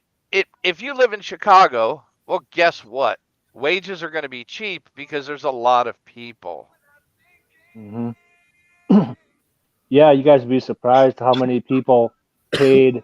I think what was it? The housing market right where the in Minneapolis and St. Paul. After the rise, I think everything skyrocketed. People were more than happy. Right. That demographic was more than happy to pay that price and to be there. So And let them it, let them collect yep. up and just destroy those places. Well, I'll tell you this. I have noticed because like I said, I grew up in a really small town. And when I say small, it was like there was what? Not even bullshit. 1, 2, 3 whole stoplights in the town. And then the other 2 lights were flashing. In the All the entire time. town. Yeah. I got you. That's a small town. Like when I say I graduated with like maybe 90 kids, it was possibly pushing 100 in my graduating class. My graduating class was 86 people. Yeah, so you get it. You understand. Yep. The people that come from those kind of those areas of America, they're different. They have a different mentality than people that grew up in bigger cities and highly urbanated areas. Well, I took off and I went to Wisconsin here, and it's night and day. When you go to a red area, it's night and day. It's totally different. Does it smell different in Wisconsin? I tell you what, the girls are a lot friendlier. I get my shoulder petted every single day, everywhere I go. It's like, over on the Minnesota side, I make girls shake. Look, he's getting ready to glitch out. Standing by. Did you hear that too, Mayo? Yeah. Did you see that? Was you here The earlier? little girls. Look, he's going to come back in. He doesn't even know he Scared glitched. out of their mind. The little girl was scared out of her mind? Like, I've seen them look at me and shake. You've seen who look at you and shake? The liberal girls. Oh, the liberals. If I got my the liberal yeah, what? if I got my liberal girls. If I got my DTOM on, or if I got my what the fuck are you talking about, dude? You broke up, man, and we missed the beginning of the story. So. Oh. See, you think I'm just fucking with you, and I'm not, dude. I would say it was night. Did you get the night and day part? No. Oh, what the? So I'm lost. Completely lost. I don't know what the fuck you're talking about. All right, Chuck, settle down. The last thing I knew we were talking about were hippie tree hugging, engine fucking FBI agents, and now we're talking about some girls from somewhere. Right. All right. So, like when I went over to the Wisconsin, the red zone, red area, totally different. The girls are nicer. I get my shoulder petted, like all the time. I got no fear whatsoever. And if I'm over on the Minnesota side, they're like standing in line at the store, and they're like, they'll shake. They'll like literally be shaking, nervous. Look like a chihuahua and shit. It's like, what the hell? I'm like, what the hell is going on? Yeah, like a chihuahua. He's got a lag too. You got a lag, laughing dog, like about I think it's like about a half to a 3/4 second delay. That I just noticed when you said, yeah, like a chihuahua.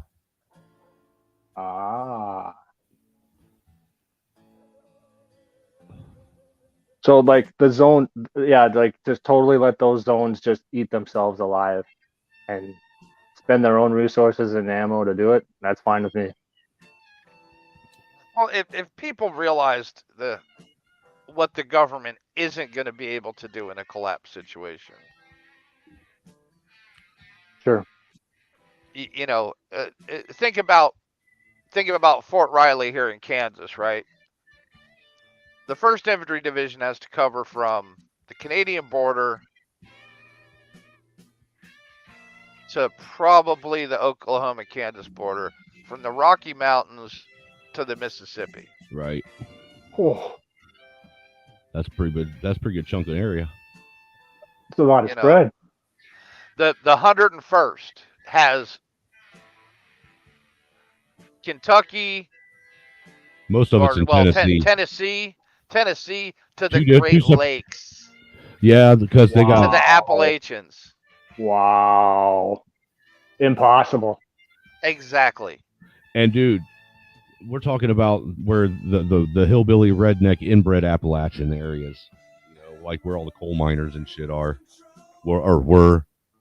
And the 101st is only as effective as their helicopters are running. Mm-hmm. And when the logistics break down, that ain't gonna be very long. They're Rangers, aren't they?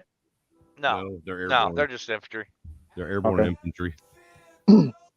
Rangers are in Savannah, Fort Benning, and Washington State. They used to be Yeah, they're considered, screwed. but they did used to be considered the cavalry. Back before they had them in helicopters, they used to be cavalry. Well, 101st used to be an airborne division, just like the 82nd. Right, but what I'm saying is that airborne division it turned into an airborne division from a cavalry division. No, actually not. I'm pretty. Well, that might be something else that I'm unaware of. I thought it was. No. I thought for sure that all your air assault divisions were at one point in time in history of the military a cavalry division. No. Like the 82nd was just a straight leg infantry division. Okay. And then they were a glider infantry division, and then they went airborne glider, and then just. Well, what did the cavalry become? Armored cavalry. That's where the ACRs come from, the armored cavalry regiments. Right, but they have airborne cavalry too, don't they? It was a concept they tried, but it was effective in like Vietnam, but nowhere else. It wasn't effective in Vietnam. If it would have been effective, they would have won. Oh, we did. We won every major battle. No, we didn't win Vietnam. We got our asses handed to us. Quit lying. No. Listen to what I said. We won every major battle, just like we did in Afghanistan. Mm-hmm. Mm-hmm. My dad told me. We won the shit that matters that goes on paper. Well, he said, if you want to call it a loss, it's because they had an idea that couldn't be stopped. Yep. They couldn't be shut down. Well, what people don't realize, if you go in and you want to change a place like Afghanistan, and you could actually say the same thing for the hood here in the States, you have to occupy that place for an entire generation. So the minute you conquer it, the first child that's born after you conquer it, you have to wait until he dies to leave. Right. To change the culture. Mm-hmm. Mm-hmm. And that's a long-term investment that nobody's that's like willing about 100, to do. 120 years at least. Yeah, that's an investment nobody's willing to do. Mm-hmm. I mean, think about it. You have to have Soviet-style tactics. Right. That's why. After spending 2 years in Afghanistan, I understood why the Soviets acted the way they did in Afghanistan. And it made sense. Playing the long game. Yeah, and it made sense. Same thing that happened here in America. I mean, what they did, they started doing after World War II. They played the long game, and now you got a generation where kids want the very same thing that we had been trying to fight. So we thought. That's your government schools. Well, the way it's going now, when we had two political parties that wanted the best for the country, but they just disagreed on how to get there. Now we got now we got 2,500 political parties that want what's best for them. Well, we no longer have that. What we have is one party that wants to destroy the country and one party that wants to destroy it slower. What do you think about those mega cities? The mega cities over in China and you talking about those the ghost cities all over China? There's no way they built that stuff for nothing. Dude, Is I, there? I stumbled across them like 2 or 3 years ago, and nobody had heard of them before, man. It's crazy. I don't know what they're for. They're like completely fully functioning cities with absolutely nobody living in them. Yeah, because there was never any industry to put into them. It almost seems as if they're going to be detention cities. You know, They're kind of pretty, like nice like detention cities. Well, I'm just saying, you kind of like Demolition Man style. No, I don't think that. I thought it was that they had planned on being the new superpower, and that's where everybody was going to be. That was No, my take. I don't, dude. I don't even know if that would be the case because look, China, from what history says, once they became a superpower throughout history or anything, they always wanted to keep people away. You know, think about it. Every dictator that I ever remember learning about over there, they wiped out like entire fucking, classes or cultures of people. Oh, You know, yeah. China's not a country, right? It ain't. It wasn't recognized until Carter recognized it. It's West Taiwan. West Taiwan. No wonder Well, they're off. I'm serious. It's not. It's supposed to be under the control of Taiwan. But Interesting. Jimmy Carter had it recognized in NATO, didn't he? Or Well, whatever no, it was. it was actually Nixon. Nixon. Okay. Yep. And Nixon then had it that recognized. allowed them into the World Economic game. Bing! Oh, they would be like North Korea now Mm-hmm. if Nixon wouldn't have done that. There you go. And the scariest thing about China is they got a couple million dudes that'll never get laid because of the one child system they used to run. Mm-hmm. Yeah, that didn't end until what, like the late 90s? Yeah. And then, so you've got an entire class of people. And what can you do with 500 million dudes that can't get laid?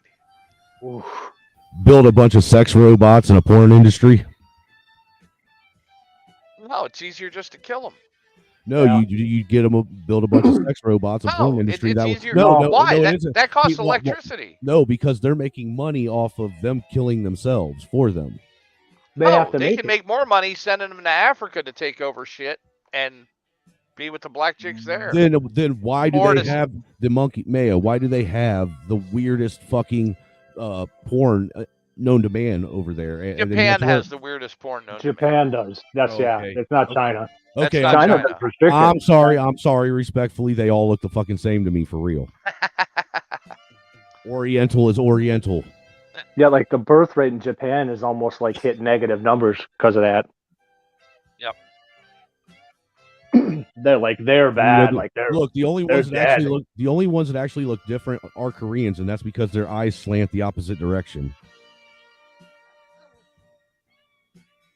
Well, the thing people don't realize, you know how like if you call a Dominican a Puerto Rican, yeah, it pisses he him wants off. to kick your ass. Yep. It's the same in Asia. There's a hierarchy in Asia, and they're very different from each other. They're about 5 foot tall and know every karate stance there is. No, they don't. That karate bullshit. That's a myth of set 1960s and 70s movies. That shit works great if you're fighting somebody who knows karate. Yeah. Other than that, it ain't doing much for you. No, I know. I got some buddies, man, that are black belts in different forms of martial arts, man, and they can kick your ass if you fuck with them. I've watched them do it. I did have a buddy that was small, and he did that Aikido, and it was pretty impressive. Man, pull it up on YouTube, because back in the 70s, they put like kickboxers up against these Chinese masters. Right. Really? karate and taekwondo and all that shit, and they all got their asses kicked. I know when I was learning how to be the karate kid at home with a fucking broom handle, that broom handle kicked the shit out of me all the time. Oh, I don't know how many times my fucking nunchucks knocked me the fuck out. Dude, I'm glad I didn't Learning have those none. things. The stars. Remember they used to sell the stars? Yeah, I Oh got. yeah. I still Oh, have yeah. throwing stars, man. Throwing Yeah, stars like- are nice to have, man, because you really don't need to know how to do anything other than throw. Remember What? the old Soldier of Fortune magazines? Yeah. I never had it.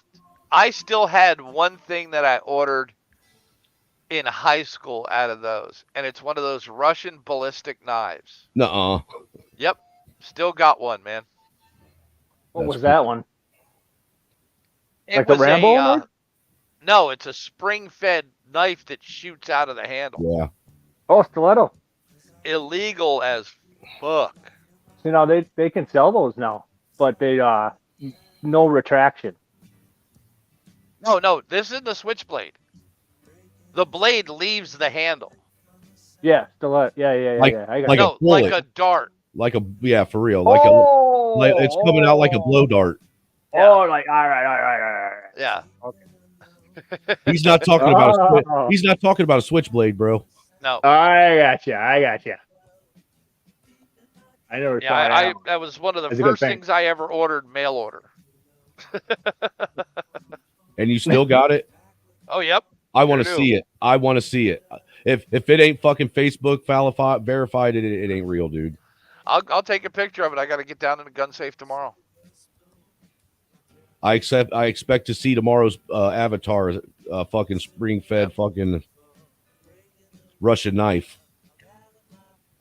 No, I'm just fucking with you. No, it's marked the Ishmish factory Say who? What out of now? Russia. It's got the factory markings for the Ishmish factory. Their Yeah. largest AK manufacturer, made in the same factory. That's cool. Well, I don't even have it no more, and I ain't had it for a while, so there's no sense in even bringing it up. So never mind. If you can't prove it, you might as well not even mention it. Can you pull up some of those videos he's talking about? Pull them up, man. You think I'll pull them up I on your can't- own and share the screen, and I'll let you control it. Yeah, I'll find them on YouTube. Oh, you're sitting at a computer, aren't you, Mayo? Yep. Yeah. Yeah, It's a lot easier. when Just you're do sitting on a the share computer. screen, and I'll let you control the shit, man. Yeah. I don't want control. Oh, I'm- hey, David's been Bible explaining us, and we weren't paying attention. David. Older King. Yeah, that was an hour ago. Oh. Oh, check cash. That was an hour ago, sir. We could have learned something. What the hell? We were too busy, not paying attention to him and listening to music lightly playing in the background. Here with this Chuck Black was supposed to be such a great guy. Chuck Black's a fucking penis. He's a piece of shit. Really, I wish he would die and go away, but he won't. So we got to deal with him. He's staying. I'm going to mess with I think I'm going to mess with take that picture and put it in my Microsoft Art and put Chuck Black in blackface. There you go. Or I could put Chuck Black in really white face. Hey man, it's your deal. Do it all you want. Or I could put him in white face. Man, I missed that beard that I was rocking in that picture. That thing was fucking nasty then.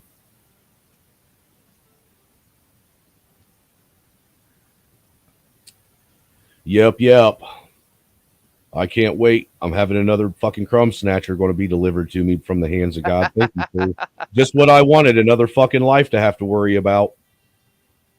Ah, you love it. Yeah, it keeps you young, really. They're Yeah, cool. And I ain't gonna lie, having little kids around does keep you young. Because if they weren't around, shit, I'd probably be sitting outside bitching at everybody like a fucking cranky ass old man. I'd do it at a gas station or a grocery store, but old men aren't allowed to do that anymore. They get arrested for soliciting now. They do all the cool stuff like call people fat.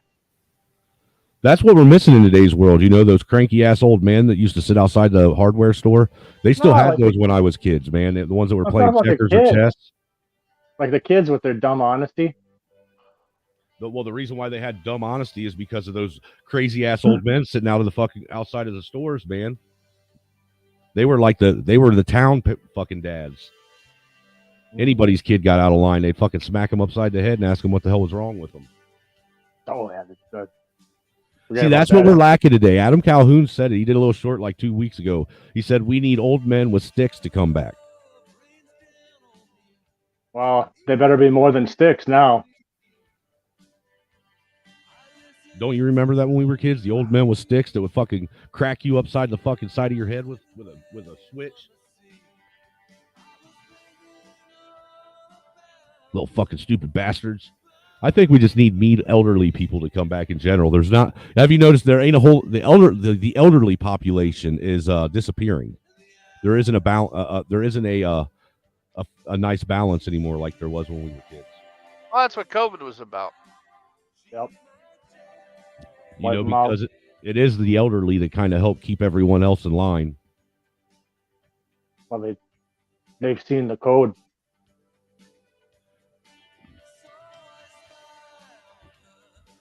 This fucking song sucks. Here we go. We'll do this. Is there anything more on that Mexican mafia thing? Are we right about that or not? Oh, that's got to be it, man. No, dude, I couldn't find anything more on it, dude. They ain't about releasing the murder. Yeah, they ain't releasing any evidence on it. Oh no, but let's see. They were all Mexicans. Everybody that was killed was Mexican. Oh, done. The cops served a drug warrant there last week. Yeah. The Mexican mafia thought they would turn. There you go. Yeah. So they pretty much eliminated the fucking threat. And that baby, in case the baby was going to snitch. That's smooth. No, that baby was a message to somebody. Oh, for sure.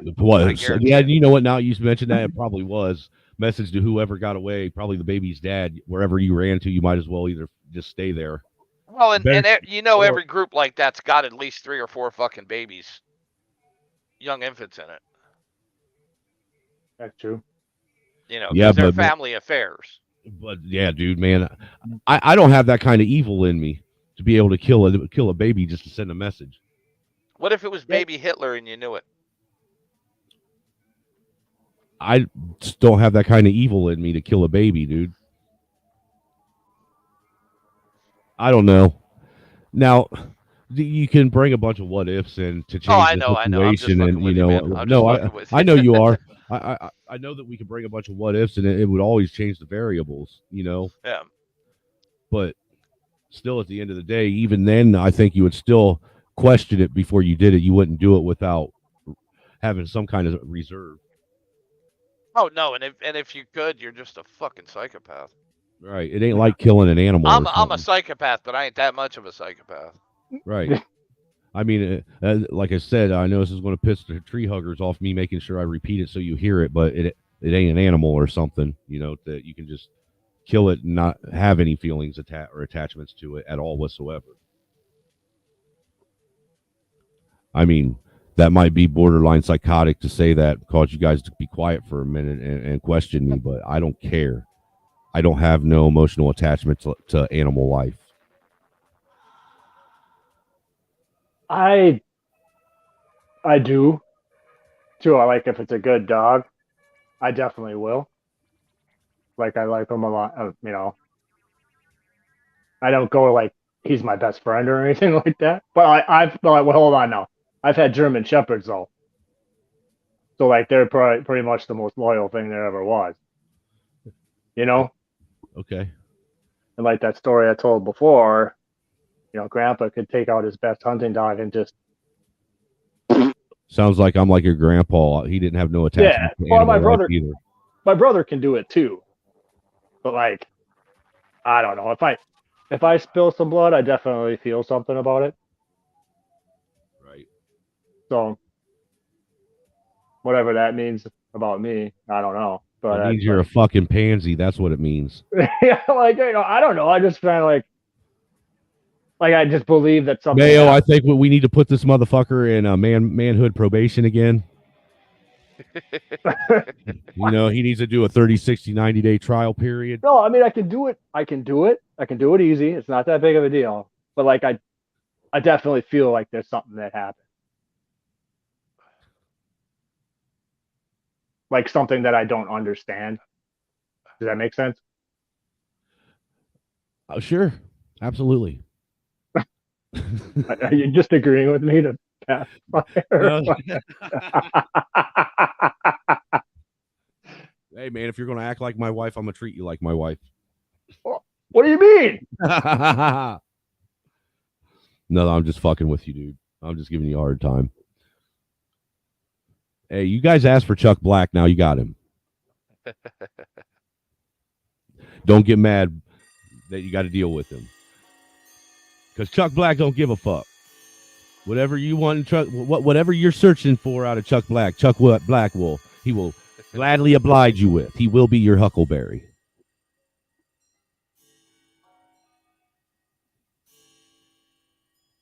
As I think we all should. I really honestly think that people that go out and intentionally offend people and are purposefully offensive to get a response, and do it non-maliciously are necessary, because people need to learn how to stop being fucking crybabies. Stop fucking crying about everything. Not everything's a fucking great big fuck. Not everything is meltdown worthy. I'm tired that's why we need bullies. Thank you. Bullies Make bullying great exist. again. It did keep a lot of things in check. Well, all that stuff. Dude, it even kept bullies in check. Dodgeball in school. Yes. All that shit. Mm-hmm. It lets you learn your place in the group. Mm-hmm. Mm-hmm. Social pecking order. You motherfuckers. Mm-hmm. I bet they don't even teach kids about social pecking order anymore. No. And social status. No. I was forced to play baseball for at least 3 years by my parents. Good for them. Good for them. And you know what? At the end of that 3 years, you know what I knew? I would never play professional fucking baseball. That dream was gone. It's time to move to something else. That's what I found out with hockey. Yeah. But it gave you a desire and an appreciation for group activities and to participate in a group. Yeah. Because group function and being able to operate in a group setting is necessary. Oh yeah, and I had my place on the team though. Right, and it was called the bench at the very end and under the dugout. No, I was very undersized for my age. Oh, so my strike zone was like a foot by a foot. Gotcha. Nice. So I would always get walked. You were the walk, yep. And then nobody would ever expect me to be able to run as fast as I could. So I was a base stealing little motherfucker. Nice. And then, but that was only once every inning. The rest of the time he was sitting at the end of the dugout or at the end of the bench under the dugout. Oh, no, I was out in left field where I could do the least amount of damage. Will you shut up and agree with my you're killing the fucking joke, the punchline, man. You know what? And that actually turns out to be a lot less of a letdown for a kid than the dude that is close to getting to the next level. Don't you think? Because I kind of felt bad for those guys. Like they were right there. I had a buddy. He got drafted St. Louis Blues, 14th round or something like that. And then his brother actually was gonna almost go minor leagues right out of high school for baseball, and they both got so close, and it just kind of crushed them when they didn't get it. Let me guess. One's a butcher and owns a car lot now. I don't even know what they do, but these kids now, like there's zero loss and zero consequence, zero compass to even have. Well, they've never been told that they were bad at anything. Yeah, right. That's what I'm saying. Like you're gonna get it. You're gonna get it, and that's never gonna happen. Well, you don't learn. Like, you don't learn how to. You don't learn sense of accomplishment. You don't learn how to have pride and appreciation. Yeah. It makes sense why they're all messed up. Work on your weaknesses. Yep. You don't learn to magnify what you're good at. You know what? If I was a coach today in today's world, if my team lost, I would go out and I'd buy them all trophies. I'd make them think that they're going to come and get a trophy, and then when we go to have the ceremony, I would take those trophies, hand it to them, and then look at them and say, "Now take every one of those things and go throw them in the fucking trash." That's what I would do. That's what, and make them understand just how important a participation trophy really is. What it's actually teaching you. It's teaching you are nothing more than acceptable trash. You're just another cog. Just substandard's good enough. That's what they're being taught. Yep. They don't want kids to grow up and feel as though there's something special or different about them. They want them all to feel the same. Good luck. Dude, so far it seems like they're doing a pretty fucking good job of it, bro. I don't know about this good luck that you're talking about because they've done a hell of a good job. Well, they started pushing this follow your dreams bullshit, right? No, you follow your skills. Yeah, follow your dreams came from the American dream lie that we were sold. Yeah, but it got, it turned just like now. Every kid wants to be a YouTube star. Yeah, well, dude, that ain't no different than all of us when we were kids.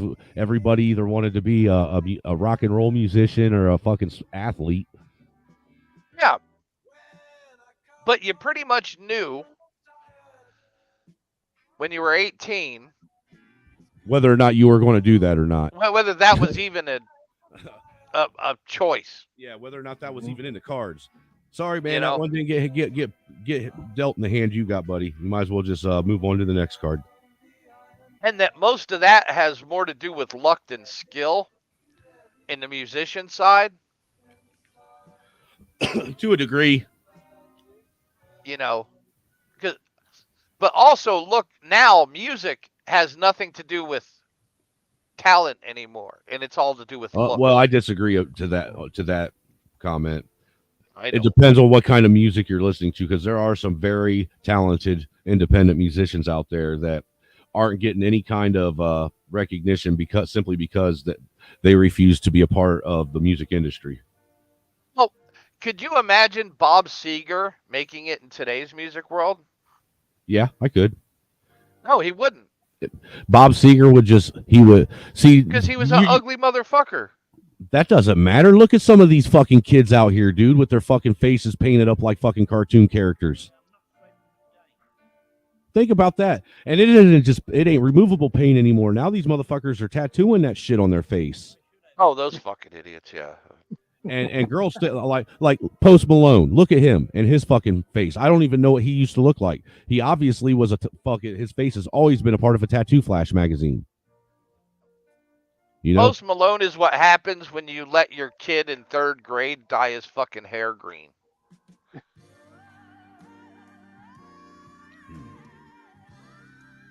My mom would have murdered me if I would have dyed my hair.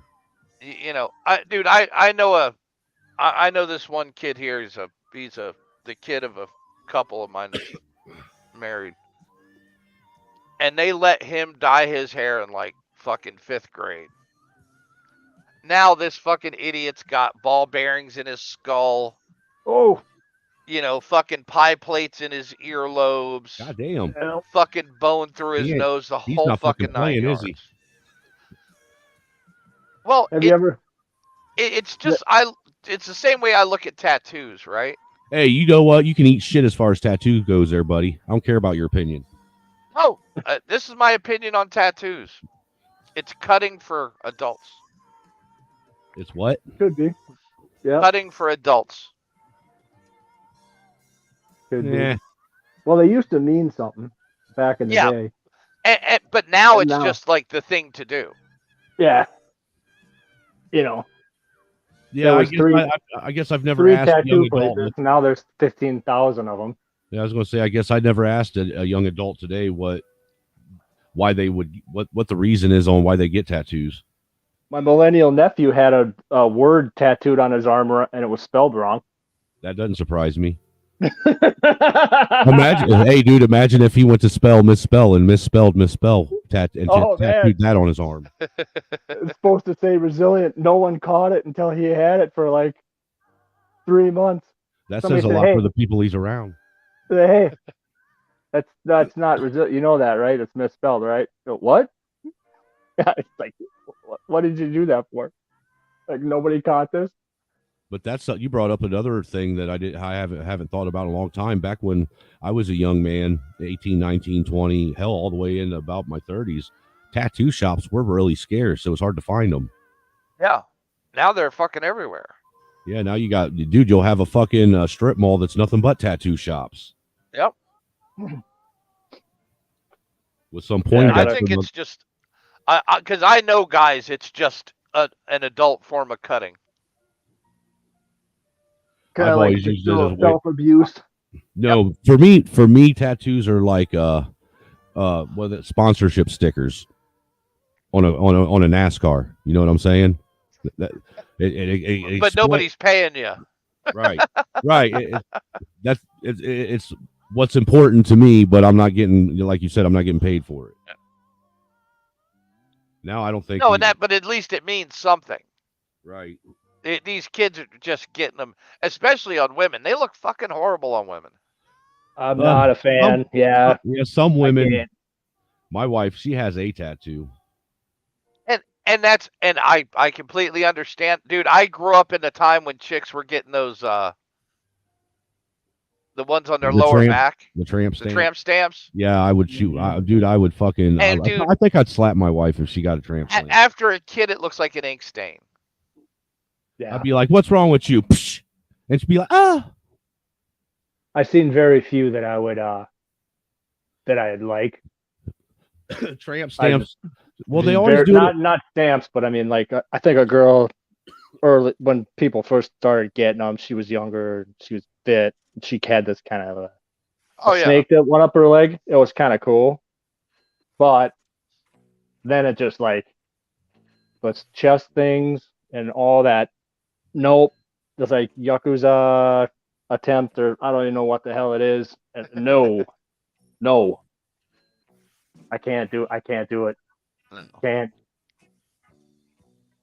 But if they like it, they like it. You messed around with a fucking paraplegic that had legs that were removable. My old journeyman. Yes, I did. My old journeyman. He was in Desert Storm. Dude, you're so proud of yourself, aren't you? I am, dude. sir. At least tell me one. Dude, Bayo, please at least tell me one time you laid flat on your back and you stuck her right on top of you, and then you said, "Now hold on real fast," and you took one hand and you spun her on top of you like she was a bottle cap. Oh, that's what we used her swing for. My God, that's what I'm talking about. Oh, with her swing, dude, she could do it like a top, up and down, up and down. Oh yeah, dude, that's a total spinner, man. That's a total spinner. Dude, you know exactly what I'm talking about. Yeah. Yes, I do. Yeah, all you got to do is pull on the fucking rope for it. Yeah. Yeah, see, you're my type of guy, dude. I can relate to you.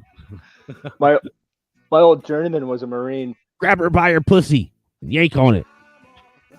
My old journeyman was a Marine. He was in Desert Storm, and the dude at the Chipotle had those implants in his arm.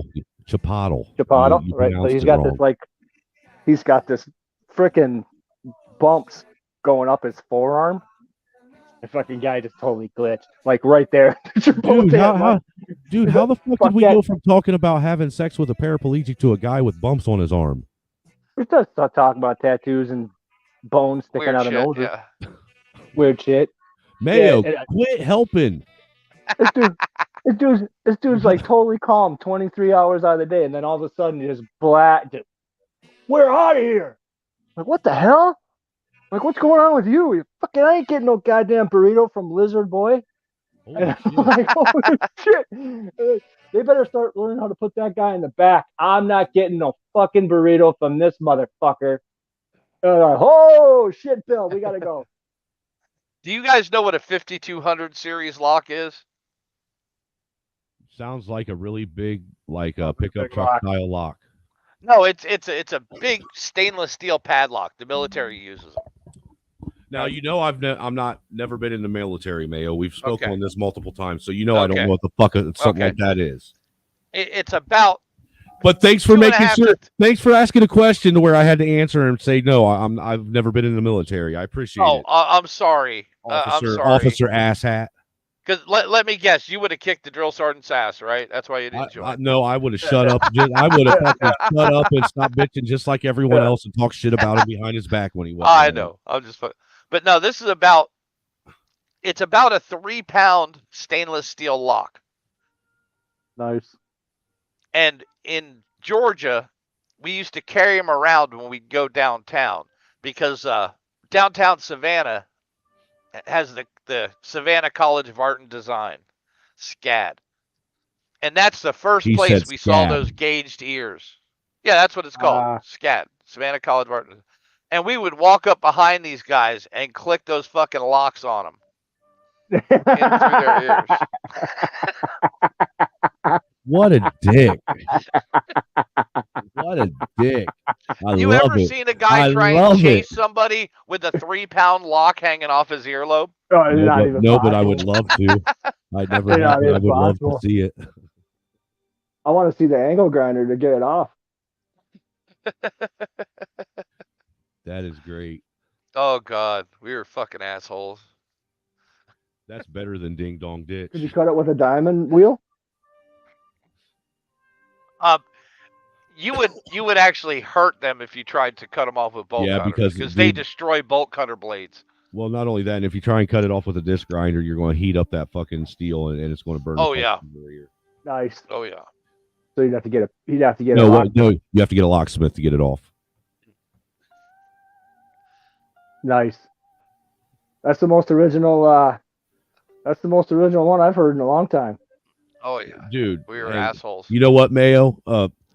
You said you wanted a cartoon monkey just holding a can of mayonnaise. Yeah, like a jar of mayonnaise. Yeah, and what I'm going to do is instead of having a brand of mayonnaise, I'm going to have on that mayonnaise. How about having a middle finger on it?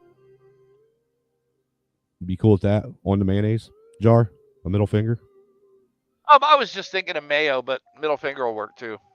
And then I'm going to put one of them 3-pound locks in your ear too. Oh, so this art stuff that you put up, that's yours? Do what? These little art things that you put up, that's yours? What art things? I don't know, like this little goofy thing up in the corner, like you draw that stuff or what? Well, that's something someone else drew that, but I took it into art studio and then did other shit to it. Ah, okay. So technically, yes and no, because look, any kind of online art nowadays, that's all it is anyhow. You're BASF, you just make it better. But all the yeah, pretty much. But like all the other stuff that you've seen that I've done personally, like all my paintings and drawings, no, that I actually did those. Pretty good. I'm limited to stick people. I mean, Christ, I thought you saw my art. It's all over the place in my room. That's what I was asking. But I know. But yes, I'm going to make Mayo a logo for himself. Cool. I mean, I could hand draw one for him, and completely create one myself, and then just scan it onto the computer. No, because I want that cartoon look, you know. Well, how do you think cartoons looked? Well, I think you understand what I mean. Yeah, I understand what you mean. And you know what? You'll get what you fucking get. It ain't like I'm asking you for anything. I thought I'd do it to be nice, you fucking prick. I know. I'll draw a bit. You know what I'm going to do is I'm going to draw a big old fucking penis in a jar of fucking mayo, and that's what you want to get. No, I'm waiting. It would have to be a little penis. Across the top, it'll say shaken, not stirred.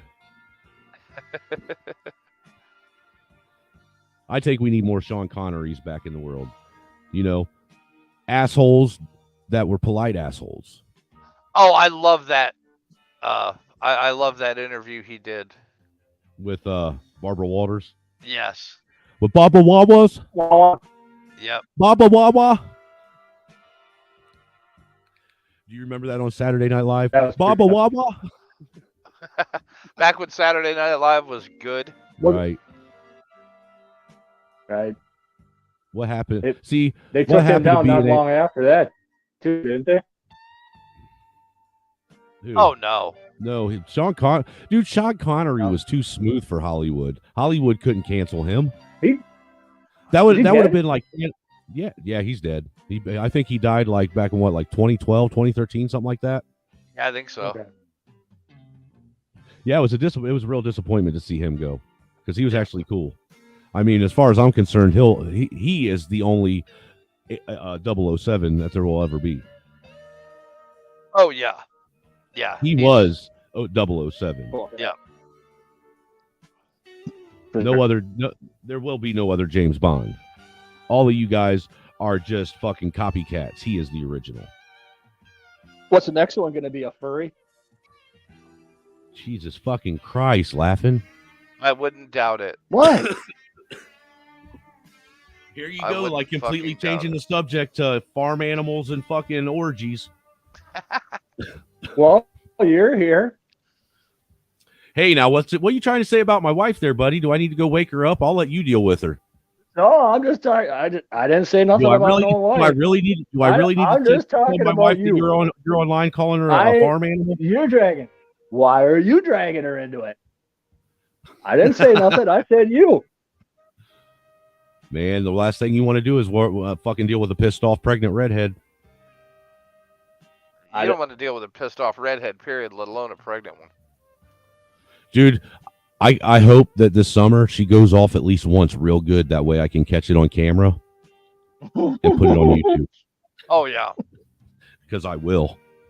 I think everybody knows now at this point that nobody's safe in the house. If I see you doing something hilarious, even if you don't want it to go on YouTube, you're going on YouTube.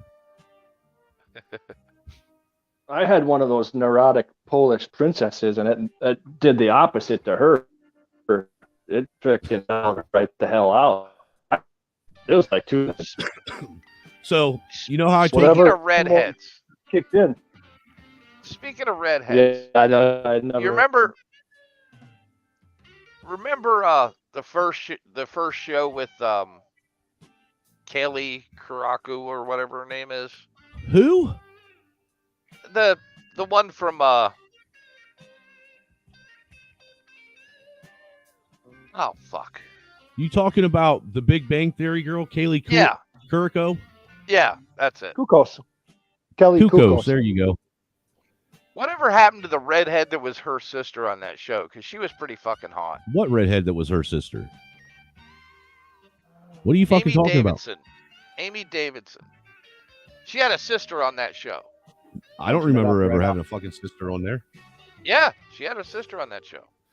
Dude, this is a different Mayo from a different dimension. This is a fucking no. Dude, we're having a real life Mandela effect. What was the name of the show? Big Bang. I'm not pulling up shit. You guys pull it up. No, not from Big Bang Theory. It was the show before that. It was her first show. Like eight simple rules. Oh, okay. Now I know what you're talking Yeah. about. Okay. See, you needed to be more clear because okay, yeah. That was the one. I know who you're talking about. Yeah. Yeah. I don't know what the fuck happened to her. Amy Davidson. She was pretty hot. Who knows? She probably OD'd.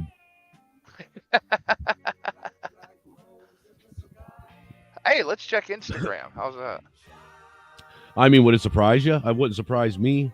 She either OD'd or she ended up in a mental institution or rehab somewhere, or they decided that they didn't need her in Hollywood anymore. And now she's a nobody in, what? Probably Oh. Pennsylvania somewhere. She's got 2 kids.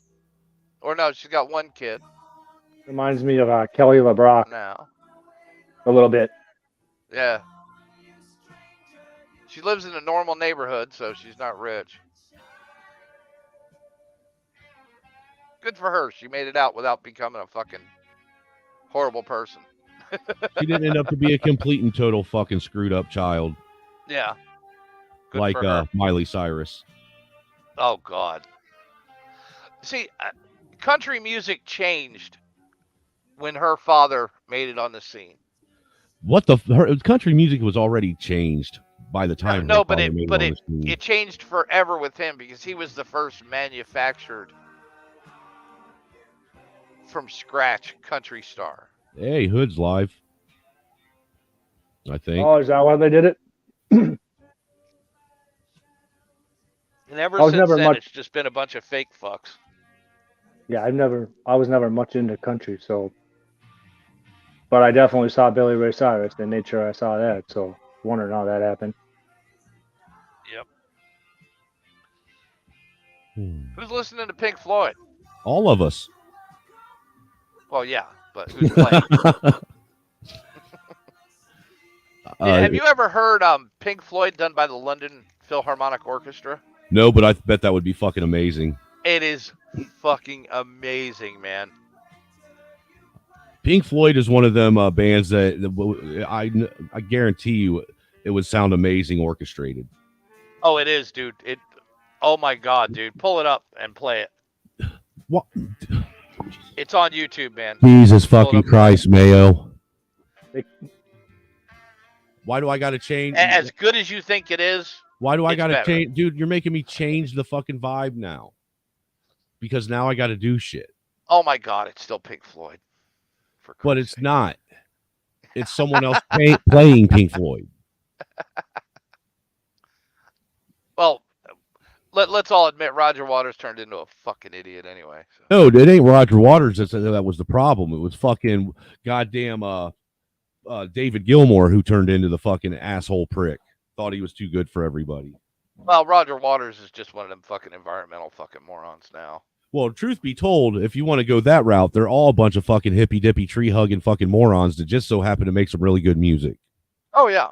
That was the only thing that saved the fact that they were fucking goddamn communist. They did make really good music when they were on really good drugs. Right.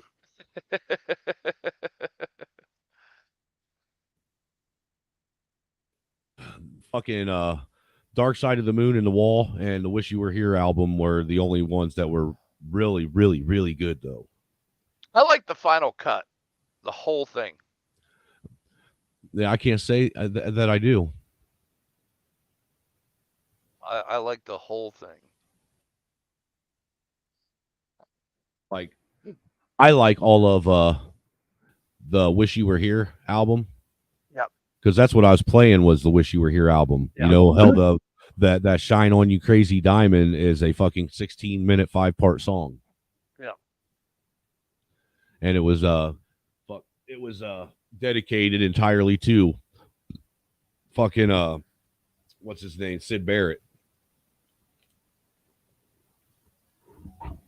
Most people don't even realize that Syd Barrett didn't play with Pink Floyd at all. When they find the style of music that we're used to listening to from Pink Floyd, Syd Barrett had absolutely nothing to do with. No. Did you know that? Yes.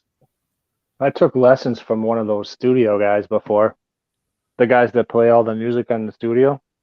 Oh, yeah, it's studio musician. Tends to be the guys you actually hear on the albums.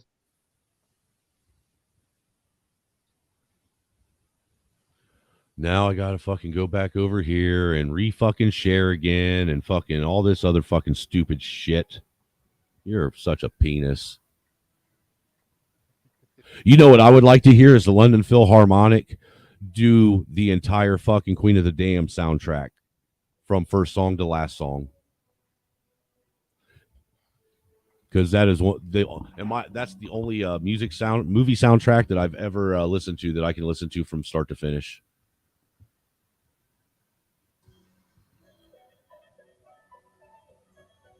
Can you hear that? I got nothing. Nothing. Can you hear it? I can. Well, now I'm going to have to mute myself too because if I don't, it'll echo. Circle of BBWs break the floor. Is that what Hood's got going on? Yeah, that's what I saw too, man. I almost wanted to stop this and go over his stream and see what the fuck he's talking about. That's pretty good.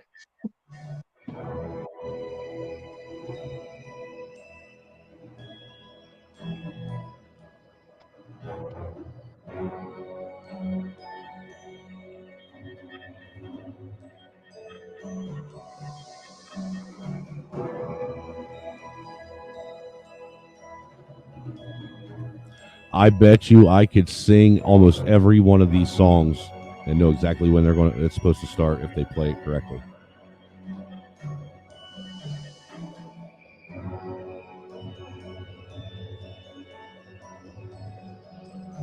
It's just an upload. You should check it out.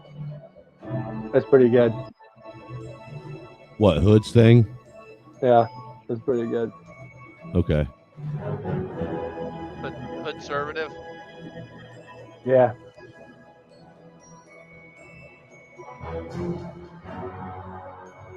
Oh.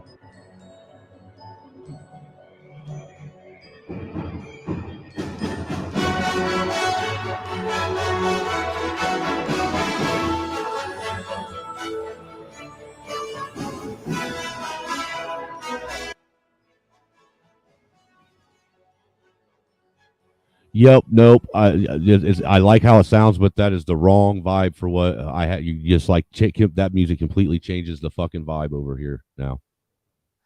Can't do it. Nope. That one's heavy in the horns, but the rest of them aren't. I'm going back to Spotify like I had it.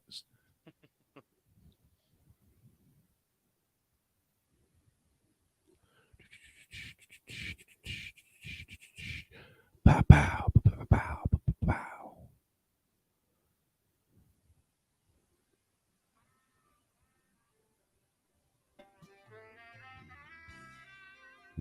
There, that's better.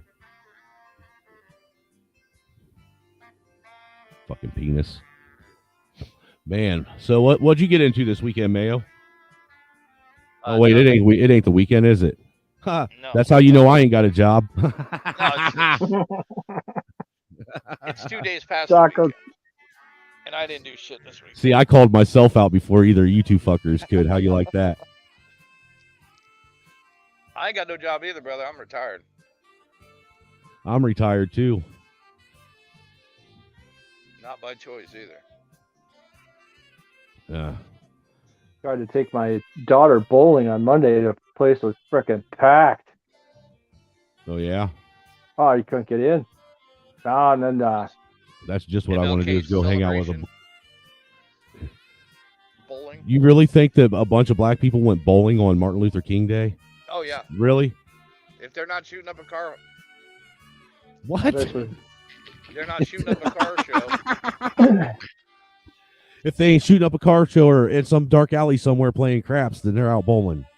Dude, like 2 rappers got killed at bowling alleys last year. That was a one-off. No, that was 2. No, that was a one. Here you're right. That was a 2-off. I mean, generally, you know, the rappers are going to get shot at a roller rink somewhere. Yeah, that too. Or shooting a video. Or a car show. Oh yeah, that's right. Forgot about that one. That's funny. Oh, they shot up a MLK car show in Florida. Well, it's because it was an MLK car show. Now, Nice. if it was just like you know what any other day car show, like a Memorial Day car show, hell, they probably wouldn't have even attended because fuck America. Did you know who Chelsea Handler is, right?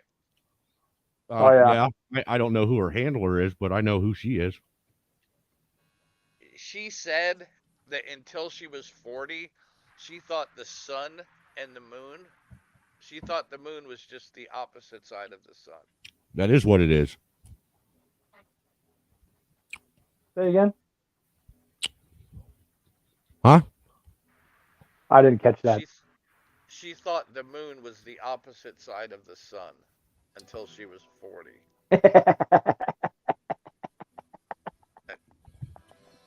Does that Thank surprise God you? she had a platform for 15 Nice. fucking years discussing politics, social engineering, and Oh, yeah. Perfect. yeah. Perfect. Hey, you guys, hold it down. I'm gonna go get me a big ass piece of fat kid cake. All right, man. I'll be right back. What are we doing? Yeah, how she ever even got. Well, I think I know how she got on there, but Yeah. It's obvious. unreal. Yeah, it's pretty freaking obvious. Well, did you ever see the show she did where they did her genealogy No. and she found out her fucking grandfather was a Nazi?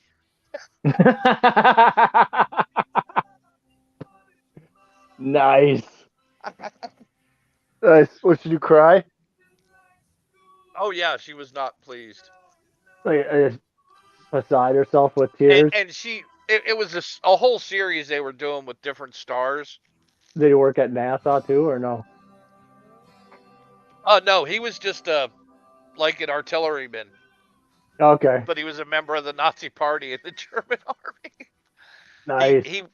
He got caught. He got captured and he was sent to a POW camp in like Montana. Oh, they And brought then him when here? he was let go, he went back to Germany, collected up his family, and brought him back to the States. No. So hold on And a married second. it. And that's where and he married a Jewish girl in the States. Nice. No, so they actually brought him here. Yeah. Yeah, they used to bring German prisoners here. Interesting. Yeah, they I were never kept all heard. over the country. Ah. Because didn't JFK have a guy that was supposed to track all them guys down? Oh no, these were he was just a prisoner of war. He wasn't like an SS guy or anything. Oh, okay. He was just a normal soldier, but he was a party member. I thought that was part of what got JFK is because he was out going, hey, where did you guys stuff all these guys? Once he got wind of Oh, the clown. scientists and shit. Yeah, they're openly out here. Yeah. That's the first time I ever heard that. I didn't know they brought him here. Like I studied the Japanese internments during World War II. Yep. My little brief stint in community college. Yeah. I knew that one, but I never heard none of that. That's yeah. They had prisoner of war camps all over the country. I know there was one up in Maine, and I mean they used to like cut firewood, fix roads. Chain gang. No, they were actually a lot freer than chain gangs. Really? Because they weren't violent criminals. They were just captured soldiers. Okay. There's another thing they forgot to tell me in school. Yep.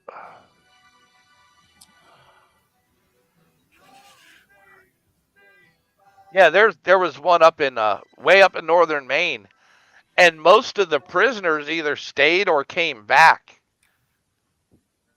and they wound up taking over the whole town around the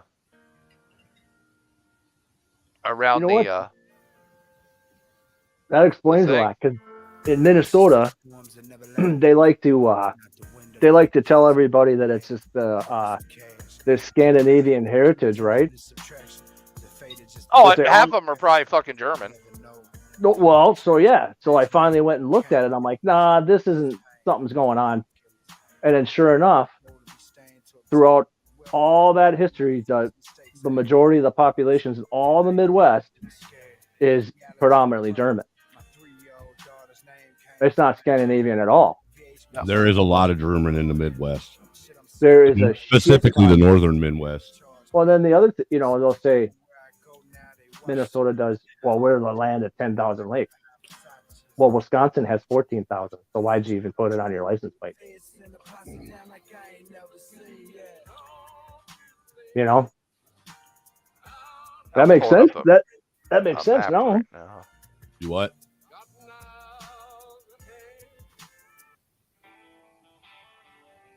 Let's see.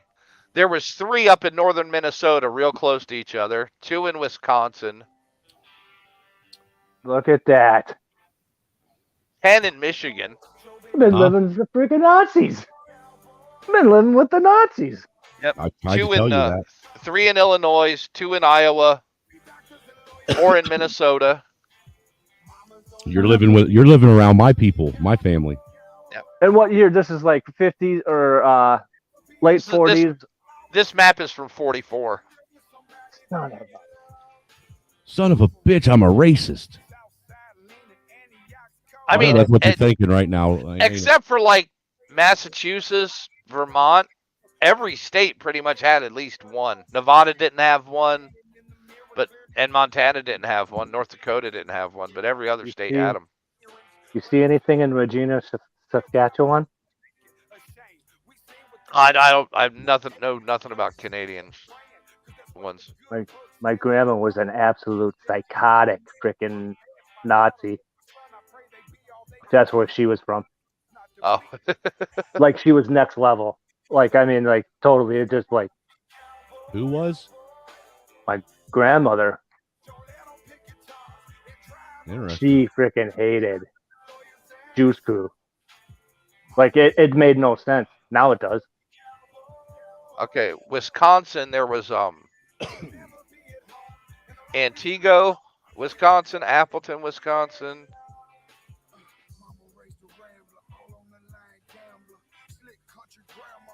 Oh, of course they got it listed by fucking city. There we go. Well, this is all starting to make a lot more sense now. Yeah. He's like, my life is starting to have clarity and meaning finally. Wow. Antigo, Appleton, Barron County, Bayfield, Beaver Dam, Milwaukee. Oh yeah.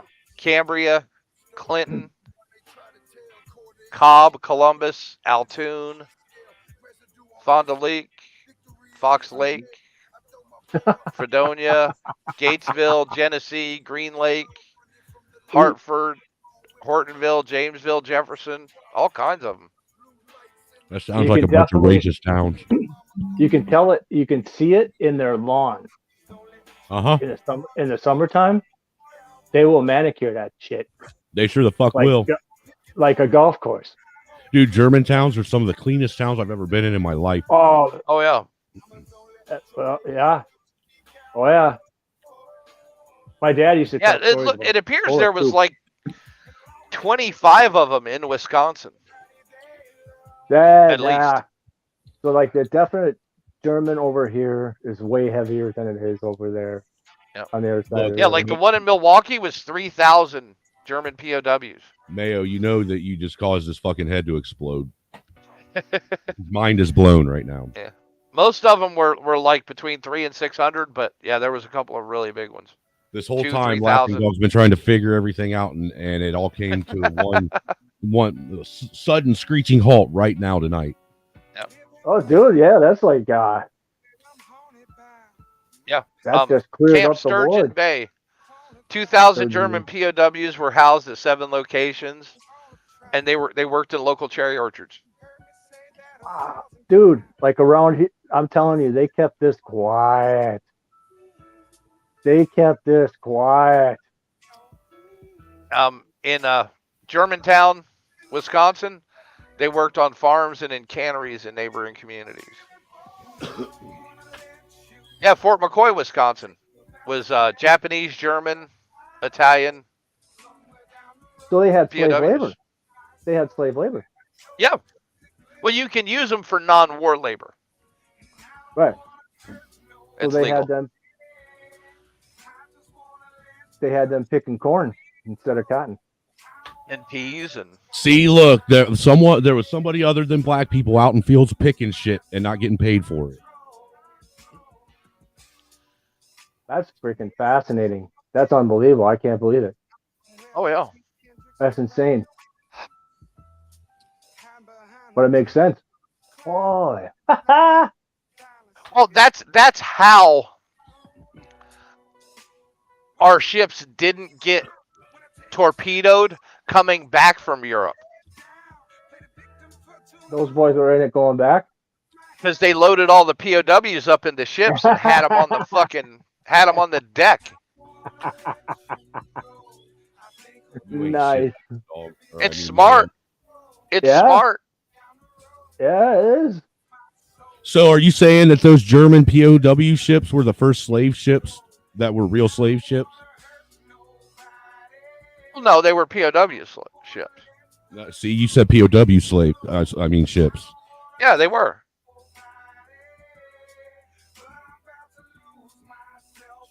They're not slave ships. That's absolutely insane. I never heard. You are no fucking word. fun. You dry censor. you dry humor fucking having ass motherfucking dry cracker motherfucker. Dude, no wonder Ak is always bitching at you when you open your mouth. He got mad at me the other night, man. Oh God. He gets mad at you every time you go over there. Oh, I know. Once, It's hilarious. And now I know why. Like you be sitting there trying to build up a fucking joke with somebody on the panel and leave it to fucking Mayo to just just ruin it. Ruin it so bad it can't even be saved. You're the epitome of white. You got raisins in your sense of humor. Yes, I do, sir. And grapes. And marshmallows in my Jello.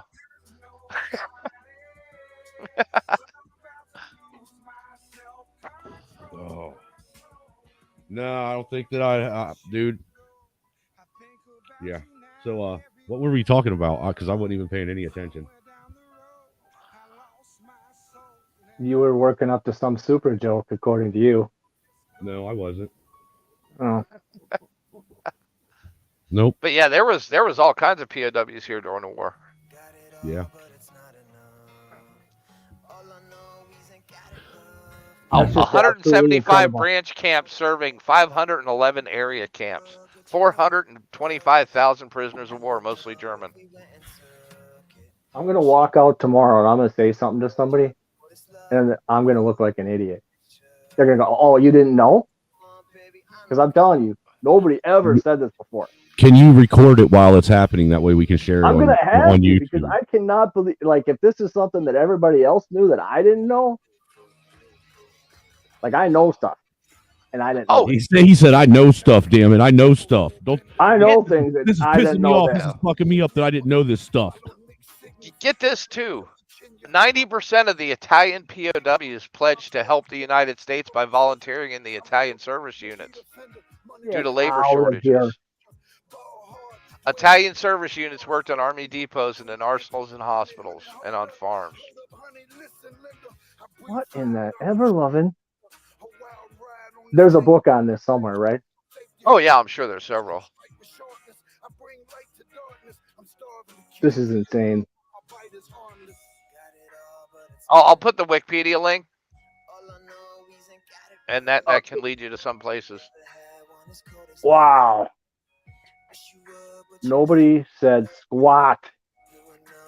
Oh, who would have thought there was, 425,000 POWs all over the United States during World War II?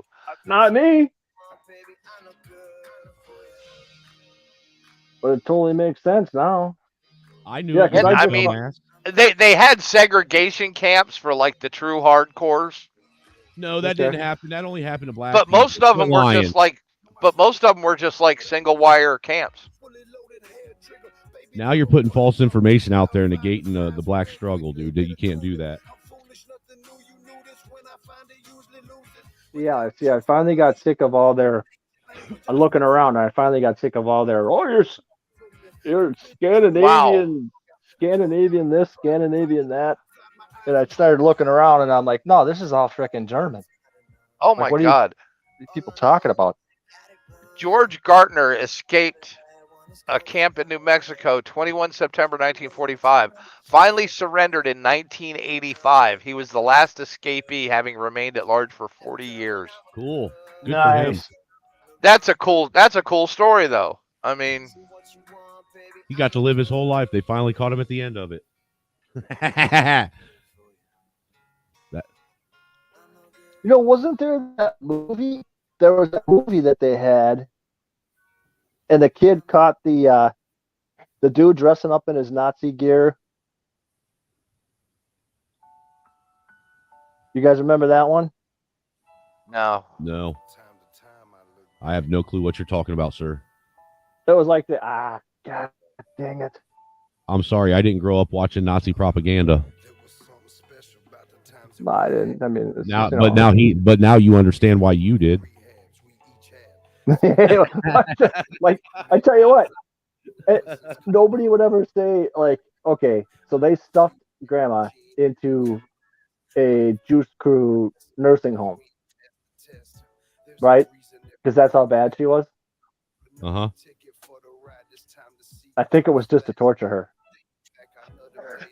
and she would say some shit. 'Cause, like, okay, right? So, and I would go see her, and I hey, how's it going she today? kept begging you for help, and they just kept telling you, "Oh, she's crazy."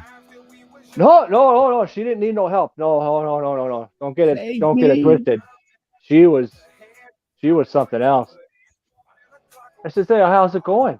She said, "Well, I was in the elevator the other day, and they started talking." And I go, "Yeah, okay." Well, she goes, "Well, I had a hammer." And I just kind of looked at her. Oh, okay. Well, they weren't talking English. They weren't speaking English. Okay. Oh, this is yeah. This is quality. Yeah. So she makes a lot more sense. Tell us some more stories about your grandma. Classified. No, see, that's not fair, dude. You can't suck us in like that and then just leave us hanging with something like that. You got to have better stories. So legitimately, their form of entertainment in Regina, Saskatchewan, was like hockey is a religion in Canada. Okay, like a legitimate. It's got its own little thing. Yeah, because taking sticks and smacking a rock at each other's face is what dumbass Canadians do. Have you guys ever seen that show something Letterkenny? No. Okay, that's legit. That's fucking hilarious. That is a great show. But that is actually what they would do. So the other team would come in by train and their fans in the same train. And they would fight fisticuffs from there to the arena. They play the game and they'd fight all the way back. And that was their entertainment before television. So basically what you're saying is hockey is the ice version of soccer. It's the ice version of the Crips and the Bloods. Yeah, they're the original. If soccer has their ultras, that's just the normal Canadians' way of life for way before soccer. Wow. So they've been beating each other with sticks and rocks and shit since they came out of the cave and ain't stopped since. Yeah, so like if you see Letterkenny, that's like real. And she was definitely one of those people. She was something else. So do you consider Canadians white? The white ones. I've never met a white one. Can you direct me to what they look like?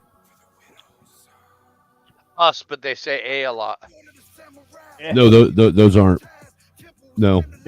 Are you talking about the Quebec? style Canadian? I'm just fucking. No, I'm just trying to be Oh. racist against Canadians right now, dude. Oh. You're really fucking killing it, dude. Laughing Dog, you did not do a good enough job of giving him the heads up of who Chuck Black is and what his mission is. I don't even know. I don't think he does either. His job is to offend, to make a joke out of everything. When you go up to Canada, they always ask you if you're going fishing. Hey, Yeah, eh? Are you going fishing, eh? You guys gonna do some fishing, eh? That's their main thing. I bet you every Get some fucking steelhead, car. eh? I bet Yeah, you every fucking carload of fucking 17-year-olds up there got stopped and questioned by the Mounties. How much you want to bet? Shit, Tell you what. in Maine, we just waited till after 6 o'clock, because that's when the fucking Mounties and the border guards went home and just left the gate open. I forgot about that. There are places up in Maine where there's actually nobody guarding the fucking border gate. Yep. And it goes like the border gate goes right through the middle of towns that are half in America and half in Canada. Oh yeah. Imagine that, half of your house being the U.S. and half of your house being the other country. The biggest problem we have in Maine with moose hunters is Canadian moose hunters coming over and shooting American moose and dragging them across the border. Oh yeah, sure. I mean, talk about an unguarded border. Yeah. It's ridiculous. Yeah, but you know what you don't have a problem with? Them trying to come here and stay. This is true.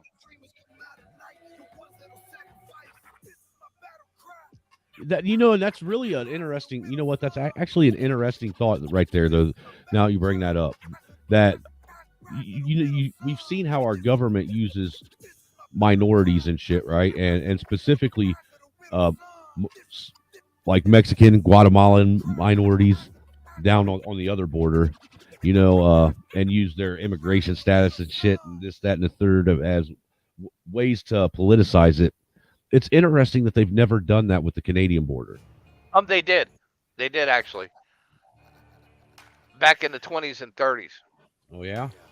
Tell me, do tell. Give us a history lesson. They worked in all the mills in New England. All the paper mills, all the logging mills, all the shoe factories. Oh yeah. You got to remember, all the fabric Snowman, mills. There's nobody there too. Like Maine was virtually empty. I mean, except for a couple of farmers. Well, even what the fuck do you farm on ice? Potatoes. Yeah. Maine's big crop is potatoes and blueberries. So you mean the potato state really isn't Idaho? I've been lied to about that my whole life too. No, Idaho's a potato state, but Maine is a potato state also. Because up in northern Maine, it is as flat as parts of fucking the flat part of Idaho. Well, then why isn't that ever brought up? Why don't people know that? Because Maine lobster. Every place is known for one thing, right? And Maine has lobster. So yeah, that shit's nasty. Jersey has you know what lobster is? You're basically eating a fucking oversized giant fucking crab that you would get in your crotch from some dirty bitch. That's nasty. Think about it. You're eating an oversized parasite. Do you know what lobster were considered so horrible? That's what they used to feed prisoners. No way. Yes. And now they're selling that shit for like fucking $50 a gram. Do you know how that happened though? No, I don't, obviously. Back when the trains first started crossing the country, they needed something seafood-wise that could stay alive for the trip. That makes sense. That makes a lot of sense. And that's how it became known as a luxury food by people who never lived on the coast. Do they eat a lot of it over there? In Maine? Yeah. Oh, yeah. It's like fucking $4 a pound. That's what I heard. Yeah. It's cheaper than chicken. Especially if you buy it right off the dock. Oh, I love that stuff. I can't stand it. It's gross. I was told at least once in your life you have to go get it off the dock. Well, That's there the is only something. place I buy it. There is something to be said about eating fish fresh right out of whatever body of water you're getting it, as opposed to getting it processed and put in a store. Oh yeah. It does taste entirely different. Yeah. Fresh pineapple in Hawaii is totally different than a pineapple in the store. No, well, fresh pineapple period is totally different than canned pineapple. Canned pineapple, I don't even know what that shit is. I don't know why they're trying to lie to people and tell them it's pineapple, because it tastes entirely different than fresh pineapple. You can't say that's pineapple, and just because you cut it in the shape of a pineapple that's been cored and put it in a can, and say it's pineapple when it doesn't taste the same. I mean, it literally tastes entirely different. Oh yeah. So I don't know That's what all I'll do is eat fresh pineapple. I won't eat same anything here. I won't eat it out of the frozen can, or dude. canned. Because dude, there's no way you're going to convince me. What the fuck is that shit? It's pineapple. It just don't taste like real pineapple. Trust me. How the fuck did they convince people that was pineapple and to trust them? Yeah, it's just weird, man. It does that when you decide you want to put it in a can. It changes the entire flavor of it. Well, it also destroys the anti-inflammatory chemicals in it too. When you freeze it or can it. I eat fresh pineapple every day for breakfast. Every day. How can you afford that? That shit, the pineapple ain't cheap right now. So I buy one a week, man. If you hear of somebody core it myself. If you hear of somebody visiting Hawaii, they got them stacked in boxes right in the airport. They can send back. Yep.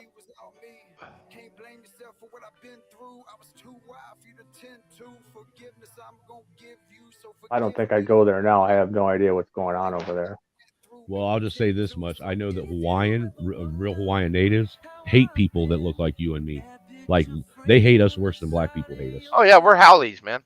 Yeah. Howlies, yeah. They'll beat you to death. Yep. Carry spam with you. Just throw the spam. Yeah. Yeah. Yeah. Do the little spam trail. Yep.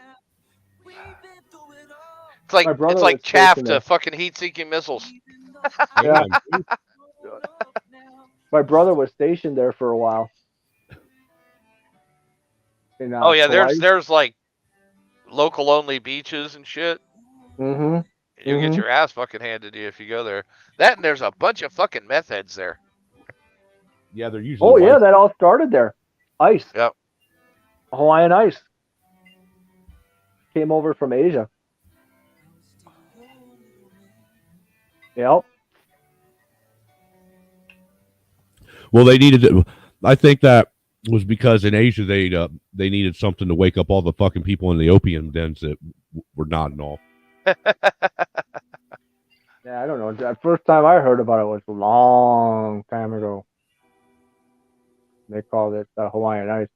Yeah, I remember when they first came here and they called it crank. Yeah. You know why they called it crank? Do you know why? Nope.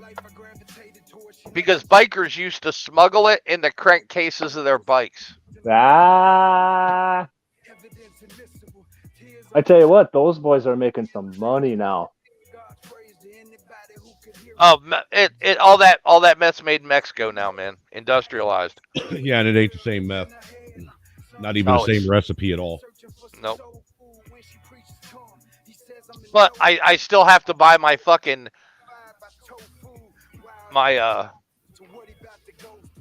decongestant 15 days at a time with a signature. Well, that's because if you don't, that's because if you don't, some fucking, backyard fucking chemist will buy a bunch of it and try and end up blowing himself up trying to make some shake and bake in his backyard. Oh yeah.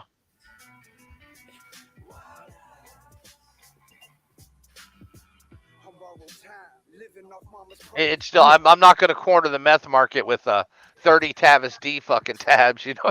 Yeah. But I could never figure out what the hell my ex was up to. She would get these packages from China, and it would always get delivered to her mom's house.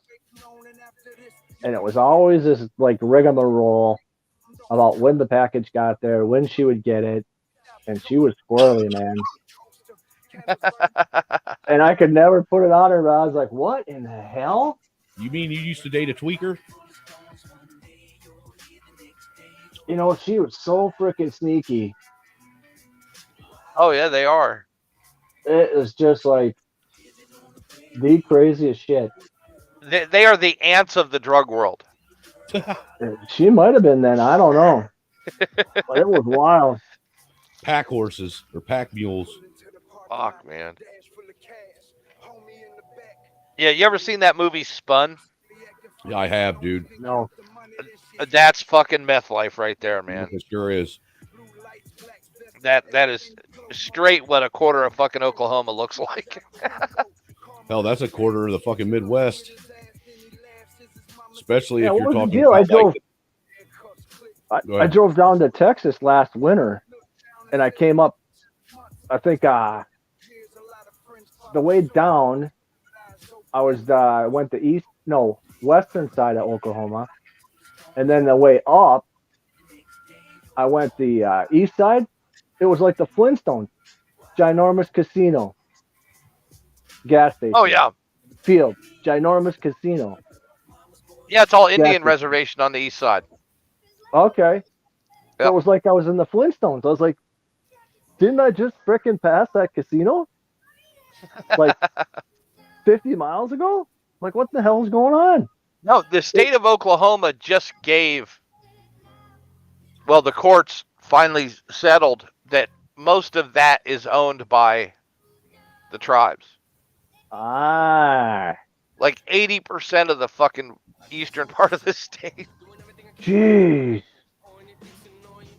Yeah, actually, there was some confusion about how what the actual law and order was supposed to be like up there when they ruled on that, wasn't there?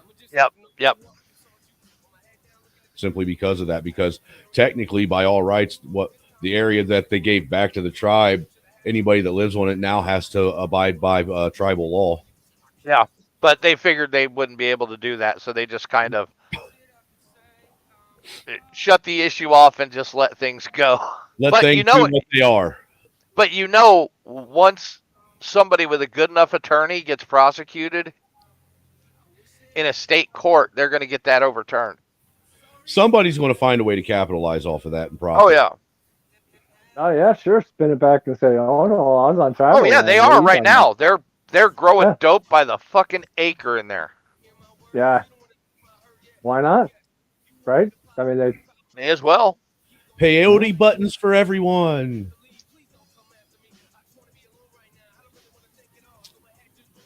Oh wait, you may not be able to grow peyote in Oklahoma. Oh, you can grow anything in a greenhouse.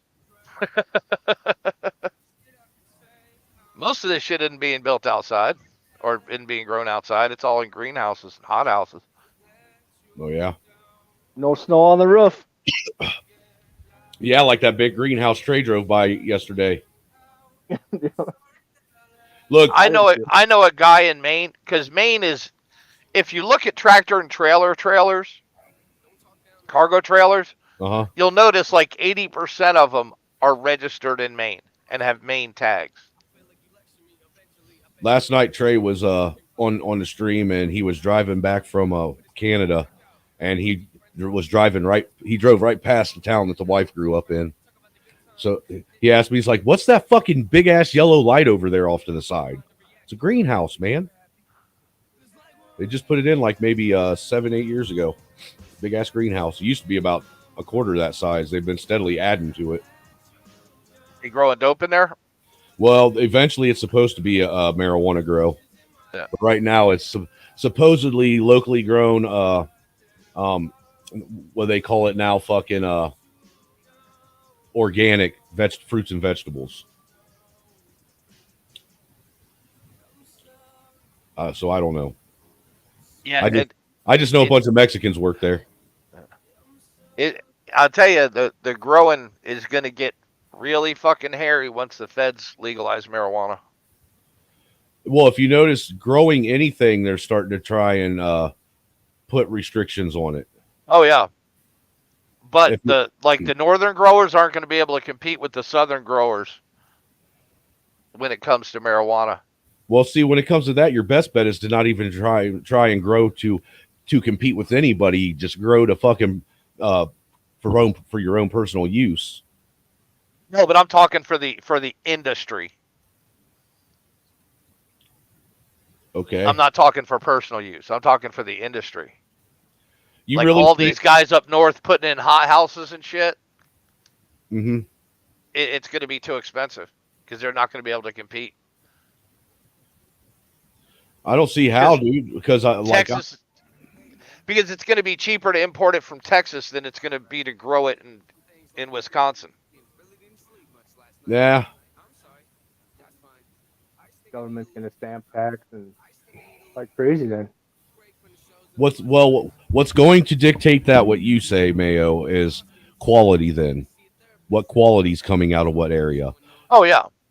So if it may be cheaper to grow it in Texas, but are they growing it to the same quality and level as they are up in northern areas? Oh yeah, they will. You're gonna have your boutique guys, of course, with your local strains. Dude, I mean, anybody no, hold on, because anybody that's like a real customer to any of these dispensaries, that's all they smoke is boutique style. Oh yeah, they're not smoking. I mean, none of them are smoking the shit that we were smoking when we were in high school, or even when we were in college. No, we used to pay for weight in fucking stems and seeds. Yeah, man, I used to bitch at my fucking dealer, man. Why do you give me so much lumber? I can build a fucking a marijuana fucking log cabin. I buy steams and swim, or I get seeds and stems. So do you. Yep. Fuck you, dude. But anybody that's ever done any kind of business when it comes, or had any kind of dealings when it comes to the pot business, pot has never really been a lucrative way to buy to get money anyhow. No. I mean, you can't become a millionaire off slinging dope, or pot, I should say, not dope, but pot, unless you're slinging like fucking tons of it. Yeah, unless you're in the bail game. Other than that, for most people, I knew it was just a way to smoke pot for free and make a little cash on the side. Mm-hmm. Basically, you sold it so you didn't have to buy yours.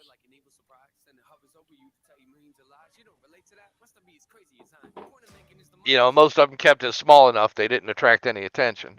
The one thing I was happy to see that I really wasn't anticipating is the price of the quality bud and like your hybrid strains and shit like that actually go down. I was actually expecting it to go up once they started legalizing it and allowing dispensaries to pop up. Well, now they can make all their money in bulk. You know what I mean? Yeah. And there's very little loss.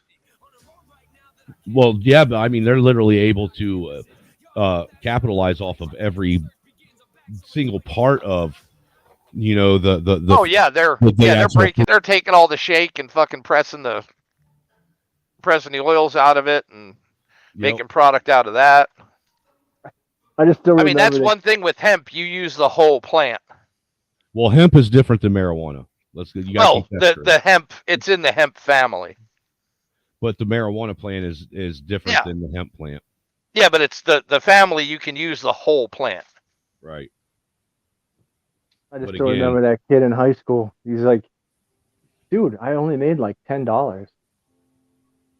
$10 off of what? A quarter pound? Oh, I don't even know. He was just all disappointed and sad. Like, look, dude, that's why. That's why. I did all that work. He's like, I made $10. Well, look, that's because us white folks, usually when we were dealing, we didn't want to we wanted to just get it and get rid of it as fast as we could. Yeah. You know, so you're not making a whole lot of money. That's why you always saw the dope boys were always brothers, because the only way you can make money off of that is to sell little $5 nickel bag, $5, $10 bags, dude. You know, nickel and dime bags, And they're smoking their fucking. And to do that, you got receipts. Well, yeah, and you got to work in order to do that. You know, you got to constantly be out there pushing it to do that. Mm-hmm.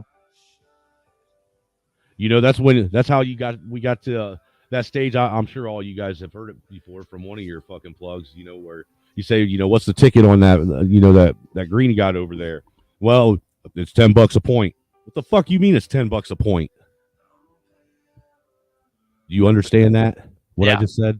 Yeah. No. You know, I was never into it. I was a sports guy. He was too busy being indoctrinated on how to be a Nazi. Well, I had friends, but I was more of a sports guy. See, me and Mayo was selling to your friends that you didn't think was smoking weed. Oh no, Yeah, probably. no, I didn't. I didn't like smoking it actually. I just remember the kid looking at me, man. He was just so disappointed. I love smoking. I made $10. Oh, he thought he was going to go out and buy a fucking Mercedes afterwards. Yeah, dude. He was running around for an entire month. At least a moped. Goddamn. Yeah, he didn't get nothing. I didn't even get enough money to fucking fill up my gas tank. Yeah. Shit, I don't even have enough money to go buy something to eat for the day. Mm-hmm. Mm-hmm. That's why you ass need to be out there hustling. All day, every day. I'll tell you a profession that if you was in that profession and you wanted to be like a local plug, just selling little party bags, cab driver, bro. Cab driver. That would be like Uber now. Well, and you want to know the best part about it, you know, and why it's such an easy way to do it. If you were by some chance to get pulled over, like, well, I'm pretty sure this may not be that way in all states, but I'm sure it is this way in a lot of states because it was in Ohio and is in Ohio.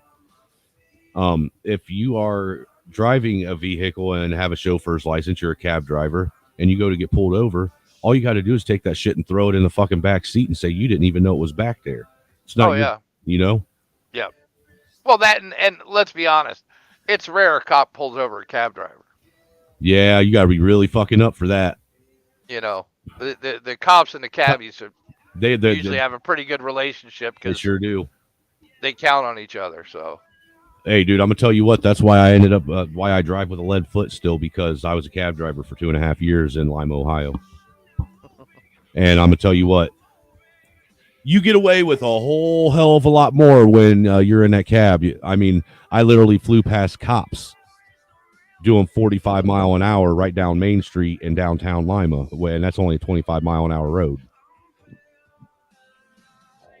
You know, they allow you to get away with a whole lot of shit. But like he said, cabbies also help cops out, man. When cops are looking for someone out patrolling, the only other people that are out in the street that got radios that could help find someone. Oh, yeah, it's cabbies. Cab drivers. Yep. Well, like I said, cabbies and cops rely on each other.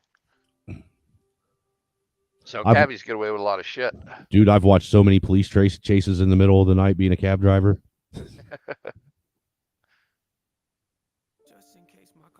Wild when they come past you that fast, isn't it? Do what? It's wild when they come past you that fast. Oh, yeah. Oh, the ones that piss me off passing me fast is the fucking bikes, man. Oh, they come out of nowhere. Jump the shit out of me every fucking time. Yeah. See, out west, it's the guy's doing like 130, 140.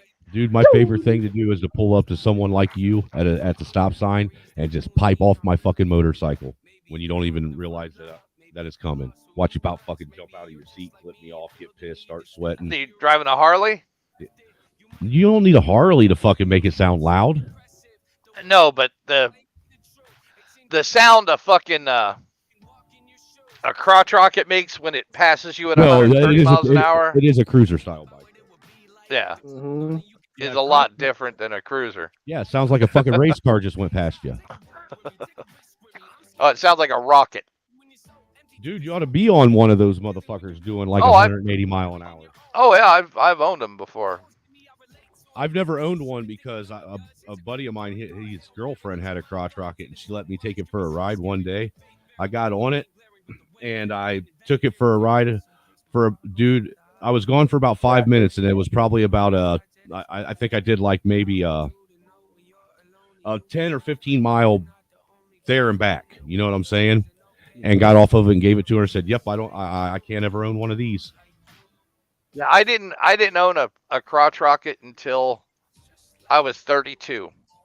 I'd like to have one, but I know I'd probably kill myself on it because it's way too fun going that fast, dude. Oh yeah, and that's why I waited till I was 32 to buy one. I mean, because I had a little bit of fucking sense in me. Dude, I would try and fucking tack my fucking cruiser out, dude. I'd be doing 110 mile an hour down the road on that. Check this out. We all had rockets, right? This one dude crashes one out.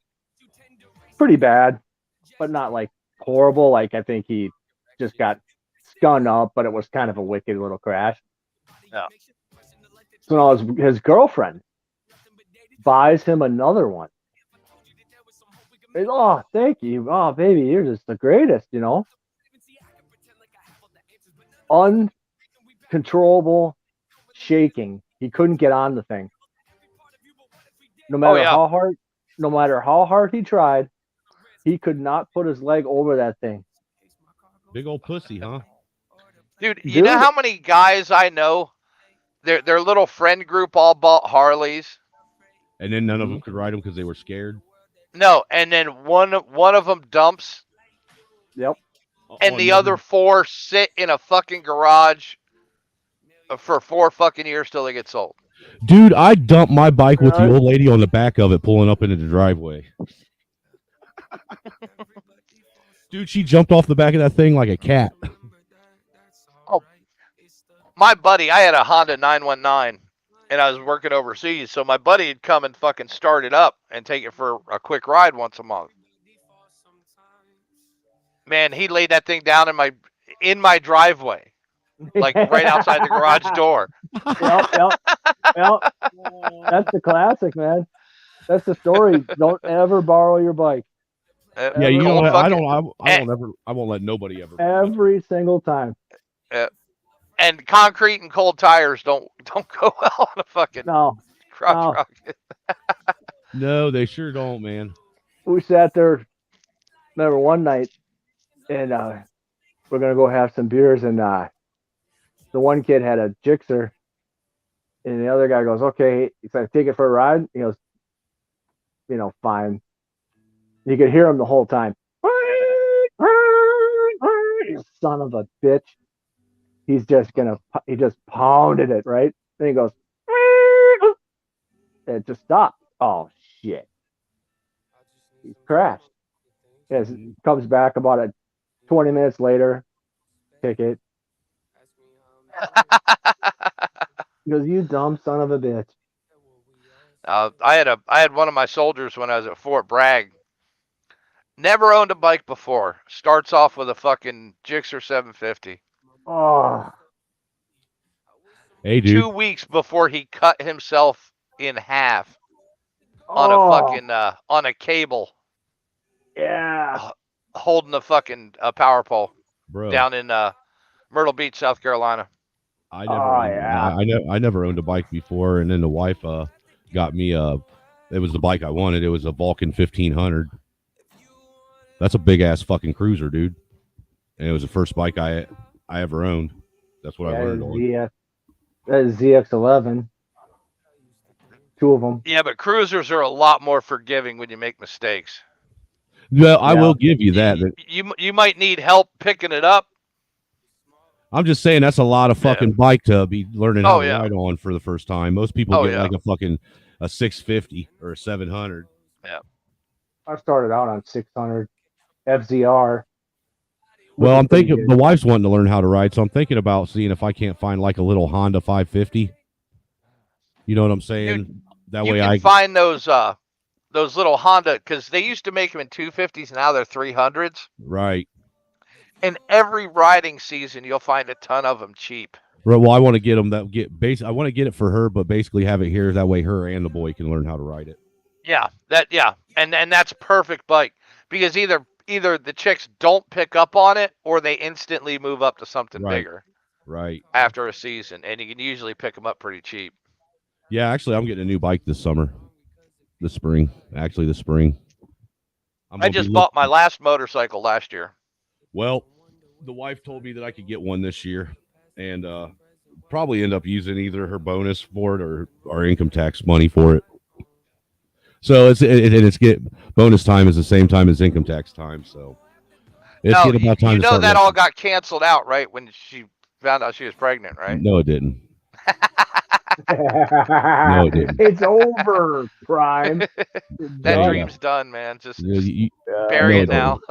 No, you don't know who runs shit in this house. No, I bought a TW200. That'll be my last fucking motorcycle. I want to get me I either want to get another Vulcan, but I want to get a 1700. TW, that's the adventure one, right? The What TW? was that? Yeah. Yeah, 200cc air cooled, same farm bike they've been making since '87. See, Nice. I'm still I can't get on. I ain't getting a crotch rocket because I don't think that It ain't a crotch rocket, dude. It's a farm bike. What's a farm bike? A motorcycle you would drive around if you were working on a farm. Yeah, it's like a big fat tire thing, right? Yeah. Yeah. Well, remember the Yamaha big wheels? Yeah, in you're the talking 80s? about that big hoss. The ATV tired motorcycles that Yamaha had in the 80s. No, I don't. They were called big wheels. Nope, I sure don't. And this is just the street legal version. Oh, I see. Mm-hmm. I wouldn't mind getting a trike. I just don't like the way they drive. What trikes? I don't like the way the trikes drive. Yeah, if you ain't careful, they do get when you go to turn, they kind of get a little top heavy. Yeah, they get real squirrely. Because you can't lean with them. And to me, that's the fun of riding a bike. Yeah, dude, you can lean on a cruiser. Yeah, I mean, there's people that I would fucking ride my cruiser. I'd fucking all the time when it was just me on it. I rode it like it was a crotch rocket. Oh, I got a friend that does the what's that? The Dragon's Tail in North Carolina. Yeah, you ever seen that? Sure. Yeah. Oh yeah. Yeah, I got a friend that rides a fucking 1100 Harley and will beat most guys on crotch rockets. Oh. Yeah. Driving that thing. He is now, he lives like 20 miles from it, so he rides it like once a week. Do you remember the racer Reg Pridmore? Yeah. Okay, so I went to his kids' race school. Oh, nice. Yeah. He was up at the Brainerd International. And then after the AMA races, he would do a race school. And I had my ZX11, and I thought I was pretty hot stuff. So they had two classes you could go in. You could go into the club racers, or you could go into the street guys. So I thought, these street guys, I'm kind of, I got to have more than that, right? So I'll go with these club racers. Some chick came underneath me in probably like the third turn. Now, this is my first time on a racetrack, by the way. Yeah. So she turn 3, turn 4, I don't know what it was. She was darn near flat to the ground. Hey, I'll be back. Zoom! Right past. I'm like, I am freaking out of here. I went right back to where these guys are. The street guys. Go back to the street guys. That was pretty cool. Like his kid was Jason. And one of the instructors had done the Isles of Man with his dad Reg in a sidecar. Oh, Jesus. Right? Like this guy, he'd be darn near flat to the ground, turning around, looking at you, giving you pointers Yep. on the racetrack at speed, you know. And then there was a deal, uh, like he did it for charity or something. You gave him like $10, and you got on the back of a katana. And part of the class was he said, "Hey, you see these racers and they're complaining about this, that, and the other thing." He goes, "It's a load." He goes, "The only limit is your mind." Oh yeah. He goes, Well, shit. you wouldn't Oh, believe go what ahead. these things will do." He goes, "You wouldn't believe what these things will do." And then you would sit on the back, and he would take you across the whole track at speed. Nice. I couldn't do it. I was like, no, like I gotta have my hands on the handlebars. Like I just can't. I would be more. I would be more scared of that than driving in a fighter jet, than flying in a fighter jet. Yeah. Yep. I'd be like, no, Yeah. because like the first turn at Brainerd is you could the pros will easily do well now. They easily would cap like 180 in the Yep. first turn. So that was nah. And I got 160 out of that ZX11, and that is freak show. Oh yeah. That bike's moving. Like when you watch it on TV, you think those things are grounded. They're not freaking. No. They're floating all over the freaking place. Oh yeah. That's why I love the Isle of Man race, man. Oh, I love that. I would love to see that in person. wouldn't you? It'd be the freaking the That best shit thing is ever. crazy. Yep. Yep. Yeah, the guy that was there, one of the instructors, was the sidecar man. So he hung himself over. No way. That's crazy. But like he was saying, it's just your brain. It's your Oh yeah. messing That's with your you. limit. You don't believe it. Yeah. You don't believe it's possible. Oh yeah, I especially won't on a go near good them track all. surface. Yep. No, Yeah. I take way too long to heal now to do that Yeah. stupid Right. shit.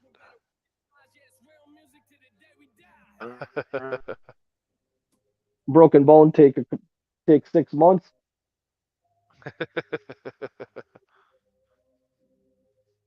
Fuck that. Mm-hmm. Yeah, that's why I bought that little TW200, man. That thing will do everything I want it to. Yep.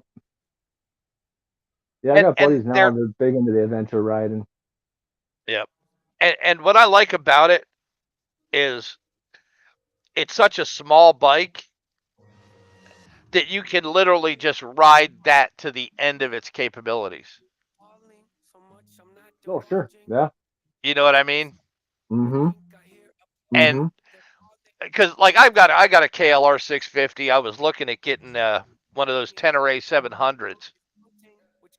But then I'm looking, why do I want another fucking 500 or 600 pound fucking motorcycle for? Mm-hmm. Mm-hmm. I'm not looking to go anywhere fast. Mm-hmm. You Mm-hmm. know, I don't want a bunch of computers and shit and digital stuff to break. Mm-hmm. Sure. And if I smoke the rings in that fucking TW, I can change them out in fucking 3 hours in my garage. Oh yeah, those heads they sit right outside or what? It's just an old, 1980s fucking 4-stroke low They called it compression a motor, TW. man. They called it a TW back in the day too, didn't they? Yeah. Yep. Originally they were the BWs, the big wheels. And then they came out with the Okay. TW, which was the street version. Like the street Okay. legal enduro Yep. version. Gotcha. And I've Yeah. always for dirt bikes I've always fought because I've only got a 30-inch inseam. Okay. So once I got into the 125 world, I couldn't touch the ground anymore.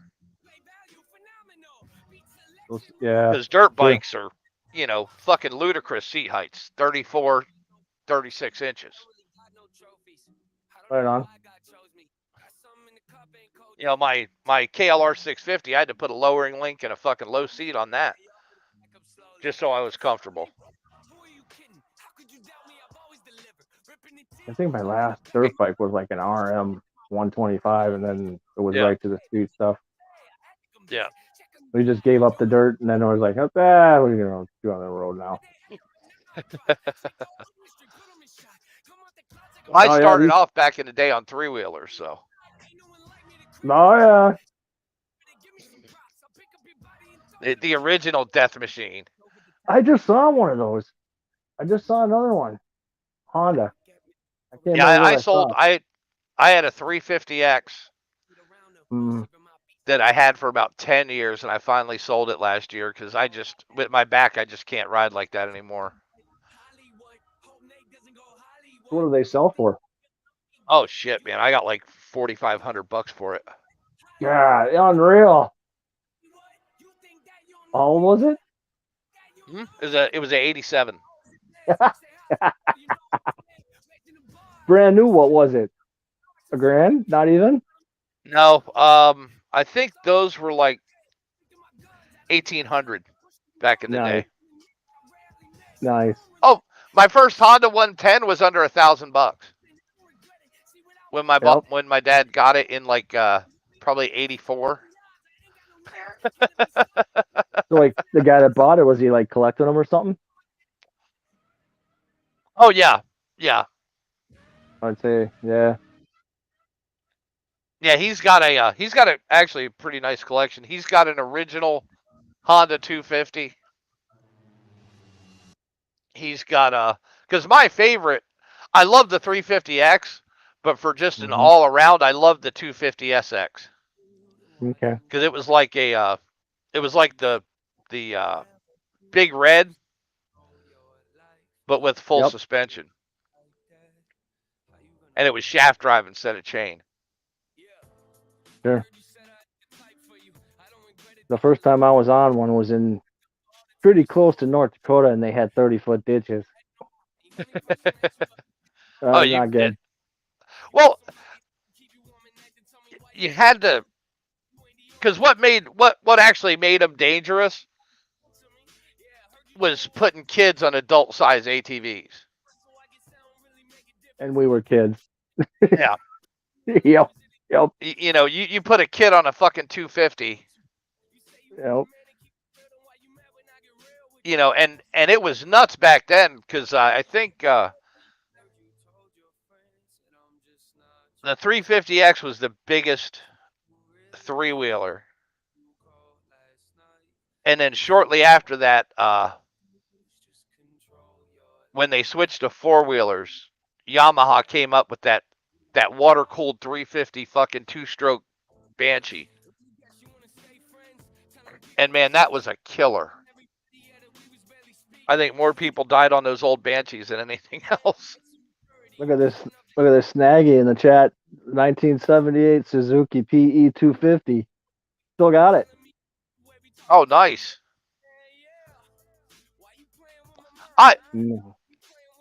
Back in even in the mid 80s, Suzuki had some great on-off road bikes, man, like the DS's. Yeah. And they had so many different enduro bikes. That was the weird thing. Yeah, that enduro stuff came on pretty strong. What the hell did I have? Some kind of, what was it, Kawasaki KE? Something? Yep. 175? Yep. The 2-stroke Kawasaki's. Yeah. Yep. Back when you had to mix your gas and oil. Yeah. Yep. Got that wrong more than once.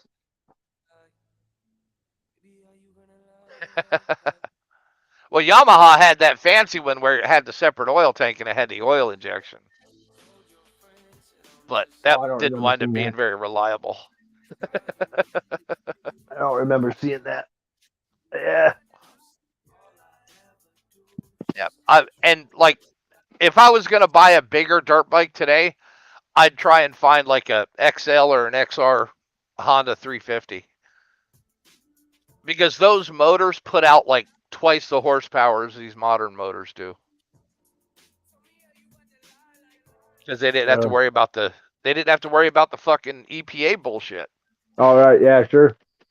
That's the only reason Yamaha hasn't updated that TW200 is because it would have to be fuel injected today to meet the EPA regs. It's still being imported under that 1987 import license. Ah. So it's grandfathered. But fuck, that thing gets I get 79 miles to the gallon out of that thing, man. I remember I had one of those 80 CR Elsinores. Yep. And that's freaking two-cycle that had the most wicked power band I've ever had on a motorcycle in my entire life.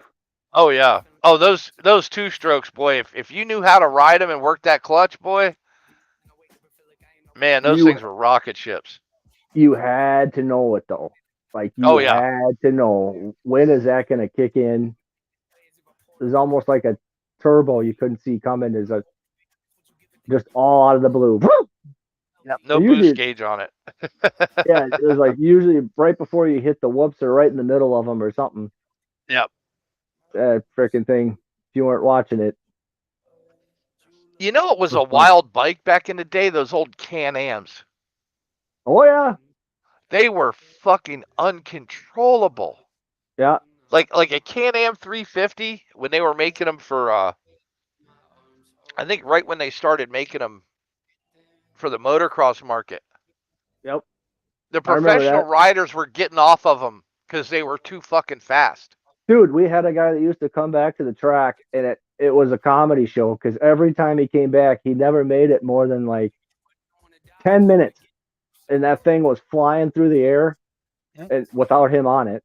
Yep. Yeah, those things were fucking uncontrollable.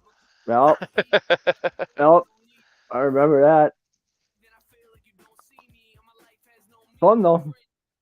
Oh yeah, and see, I feel for kids today, man. Yeah, what do they do?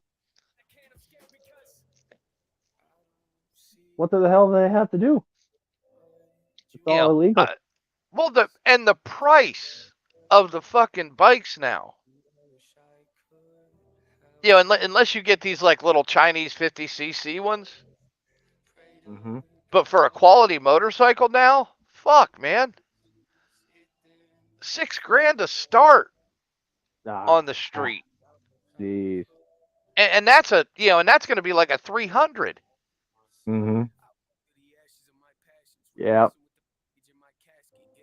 Yeah. Yeah, they're missing out. Well, not that they'd have any place to ride now. Right. You know, fuck, man. Yeah, let's see. Let's see what a Honda. I mean, fuck, dude. A CB 1000R, $13,000. Jeez. So you can imagine what the fucking KTM version of that is. Right. 20. 15 to 17. Yeah. Yeah, CBR 650, $10,000. God. Fucking nuts. Yep.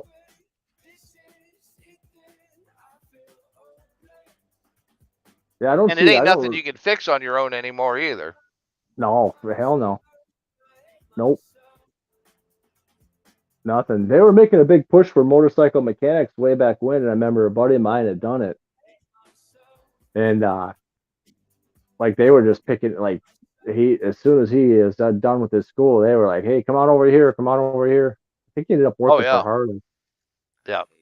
But yeah, two buddies. Yeah, two of them, and both of them ended up over at Harley or something right away. Yeah, a Honda. It's a little dual sport on off road 300. Starts out $6,000. Insane. It's fucking nuts. And 10 grand for a CFR 450L. nice. Yep. I mean, the days of buying shit for cash is long fucking gone. Right. Yeah, this is what every bike I had just paid cash for. Yeah. Every one of And them. there was plenty of used ones out there. Tons of one riders Yep. dumped once. Well, and a kid graduates high school and moves away. 2 years later, his old bike's out for sale at his parents' house. You pick it up for a couple $100. Yep. Oh yeah, there you go.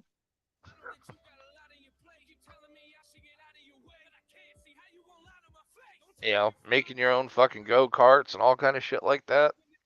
That's all gone, man. Bummer. But And I my can't daughter get used to it. Have you rode an electric bike yet? no. Man, I don't get the same thing out of it. I love the torque and the speed, but it's just not the same. It's just missing. Yeah, I would think not. It's too quiet. Kind of a smoother power too, right? Oh yeah. You don't get the rip. Oh no, you get a rip. They're wheelie fucking machines, man. They're torquey as shit. Oh really? But it's just different. Yeah. Like you can't work in the clutch. You can't make it do anything but wheelies. You know what I mean? They got gear? No, most of them are automatics. Oh, That's okay. another issue. That's what I thought. Because even my four-wheelers, I still like manual shift four-wheelers.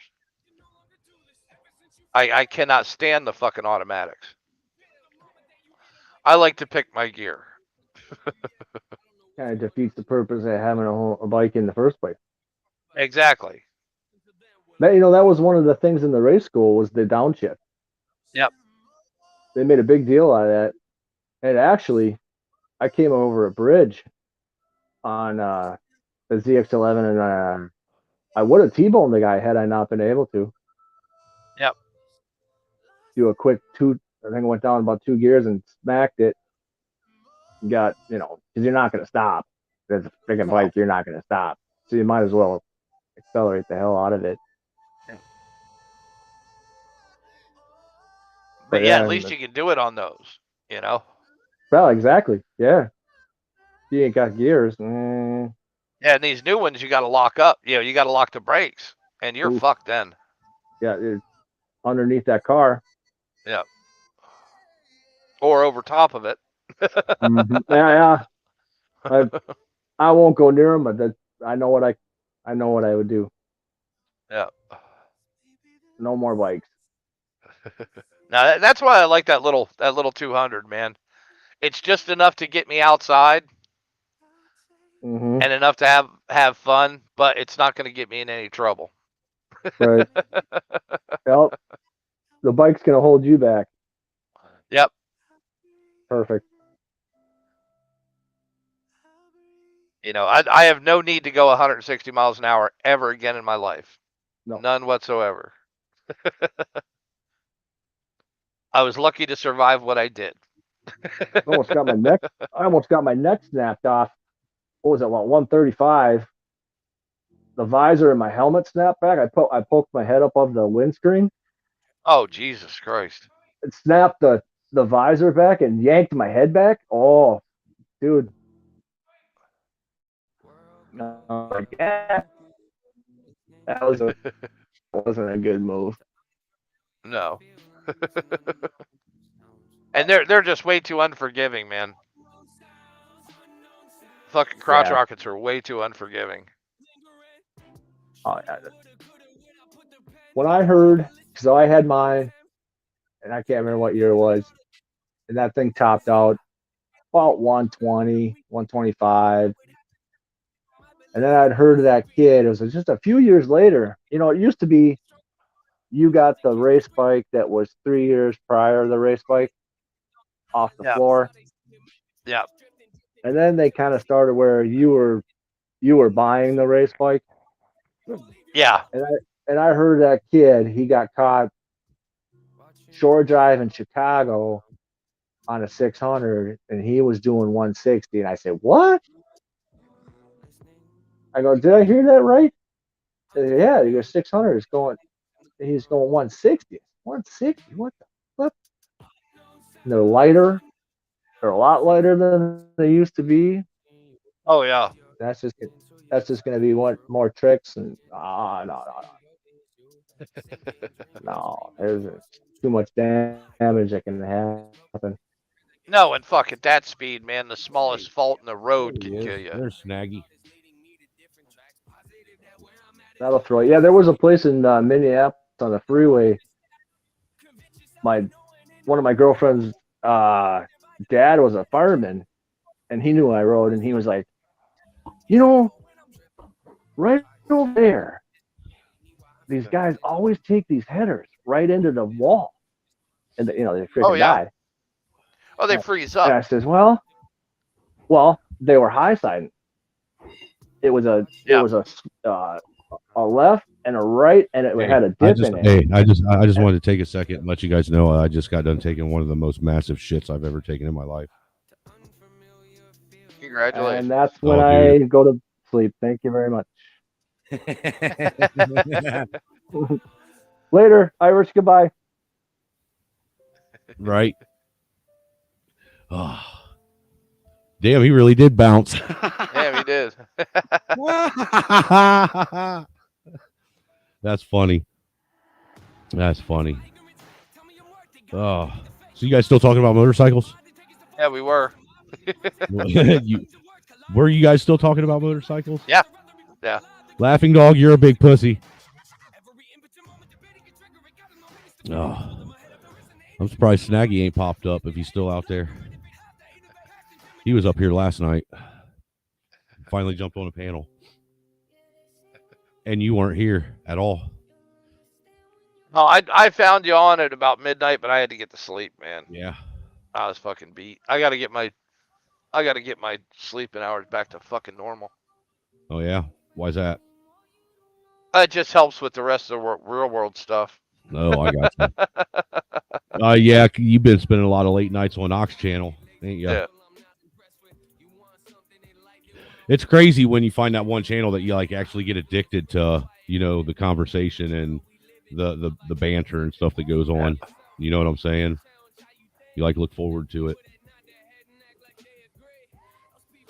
Well, I mean, this is the new, this is the new.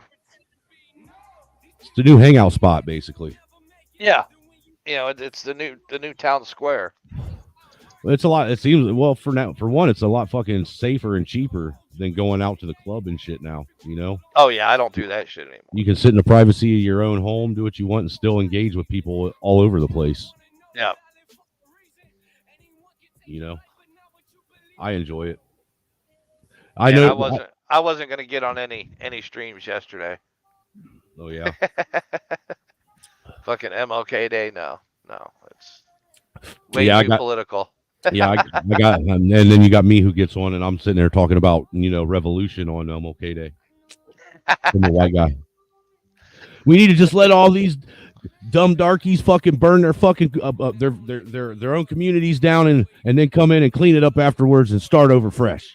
That's what I was saying. Well, that's actually what's going to happen in the cities. I mean, let's face it, they're not getting cleaned up again. Yeah, and the reality of it is, even though most of them dumb thugs over there think that they're ready and they're trained for war, they ain't even going to make it out of the city. Man, there was this dude, and I guess he's kind of famous. One night, and I saw him on Fight Club, and he's talking about, I got 17 guns. I was like, okay, great, you got 17 guns. How many bullets you got? Right. Oh, I got like 3 boxes. Okay. I got 16,000 rounds of 7.62 by 39 in my basement. What's that?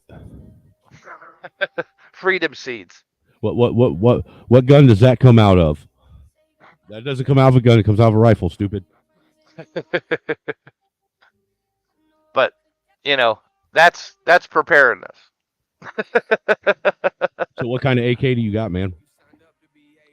What kind don't I have? Oh yeah. I got everything from the old Chinese to the latest arsenals, man, and like I- Krebs Customs.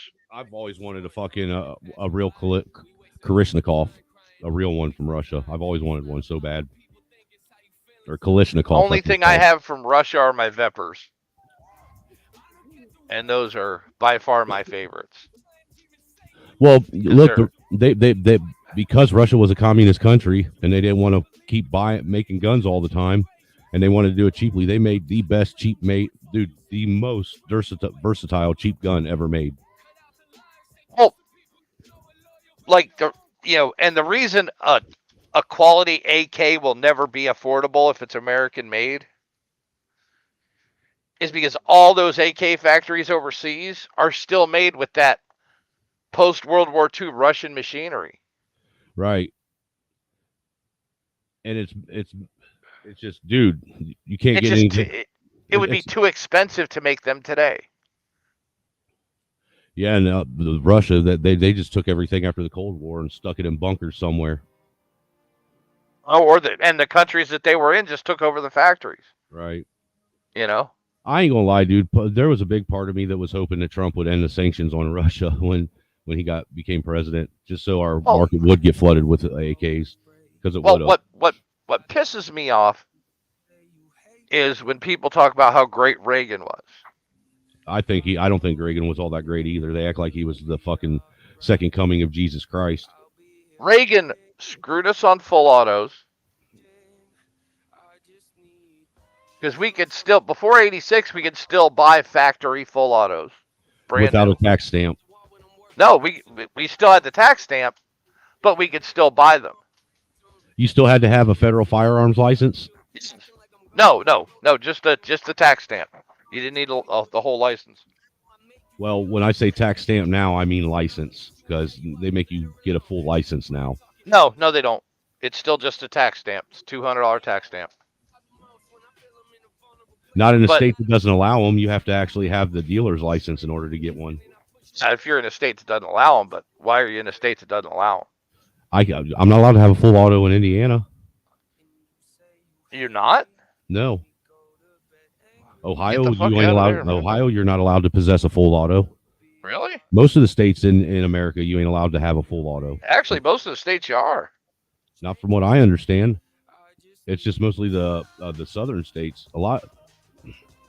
Most of these Yankee states up here, as they call them, you have to have a fucking federal firearms license in order to be able to have a full auto. Last 3 laws by state: Iowa, Illinois, Hawaii, Delaware, New York, of course, Rhode Island, and that's it. Those are the only states you can't have a full auto machine gun. Is that on a federal level? No, that's period. Federal and state. Huh. Then why was I always told that you can't have one? By who? By cops, even. Because they don't know laws. That like full auto is illegal. Even in Ohio, when I went to that NRA fucking class to get my concealed carry license, they said you weren't allowed to have a full auto in Ohio. You were only allowed to have semi-automatic. I mean, that's the whole reason why they banned fucking butt stocks and shit, or the fucking the fucking you know what I'm talking about? That one fucking trigger or fucking butt stock that would bounce. Oh, the bump stock. The bump stock, yeah. That's why they banned those, because it made your weapon full auto. Nope, Ohio's legal. Full auto. Most people don't know laws, man. No, dude, that's it, man. That's weird, because it didn't. That has to be a Mandela effect, man. Well, it might have also changed. That's crazy. Because I actually know laws. If you haven't Kansas noticed, used to be one of those until here in the last 15 years. I mean, Christ, if you haven't noticed, though, if it's something that we're debating that's been on the news, I'm that guy that actually looks the laws up. because I'm not going to Like argue. even in Iowa, they're not allowed unless they're CNRs and you have approval from the state commander of public safety. That's weird. That's for all the guys who brought back like the World War II stuff. Right. I'd like to have a belt fed. But yeah, most states you can own suppressors now. Really? Like, and then there's weird states like Vermont. You can own a machine gun, but you can't own a suppressor. That don't make sense. I mean, because the suppressor really doesn't suppress much. It isn't like people think that it's like they portray on the movies, and it ain't like that. Yeah. You know, that's crazy. Ooh. And that's another one of them funny things, you know, when you're talking about people that don't know anything. They literally think that you put a suppressor on the end of a 9mm and now it goes pew pew pew. Oh yeah, I wish.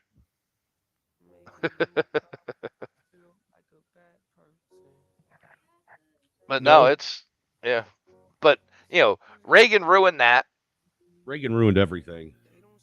He stopped the Chinese imports, which the old Chinese AKs were great quality AKs. And then Bush stopped the Russian. He was the original one to stop the Russian assault rifle imports, and that's what stopped like the SVDs, the semi-auto sniper rifles, the Dragunovs and stuff. Right. But they were allowed to bring over the sporter versions of those. Right. But and that's where we got the Vepers and all that from. And then they just ended that fucking bullshit forever. And it'll never come back. Yeah. Bunch of dumb shit been done. You know. That, and for me, if you want my opinion, I think he is personally responsible for why women get divorces. Well, that was the states. No, what? That was Reagan that passed the No Fault Divorce Act, buddy. No. Yes, he did. No, because that started in the states. You better look that up, dude. He's the one that signed into federal law the No Fault Divorce Act. That's a goddamn fact. I know that.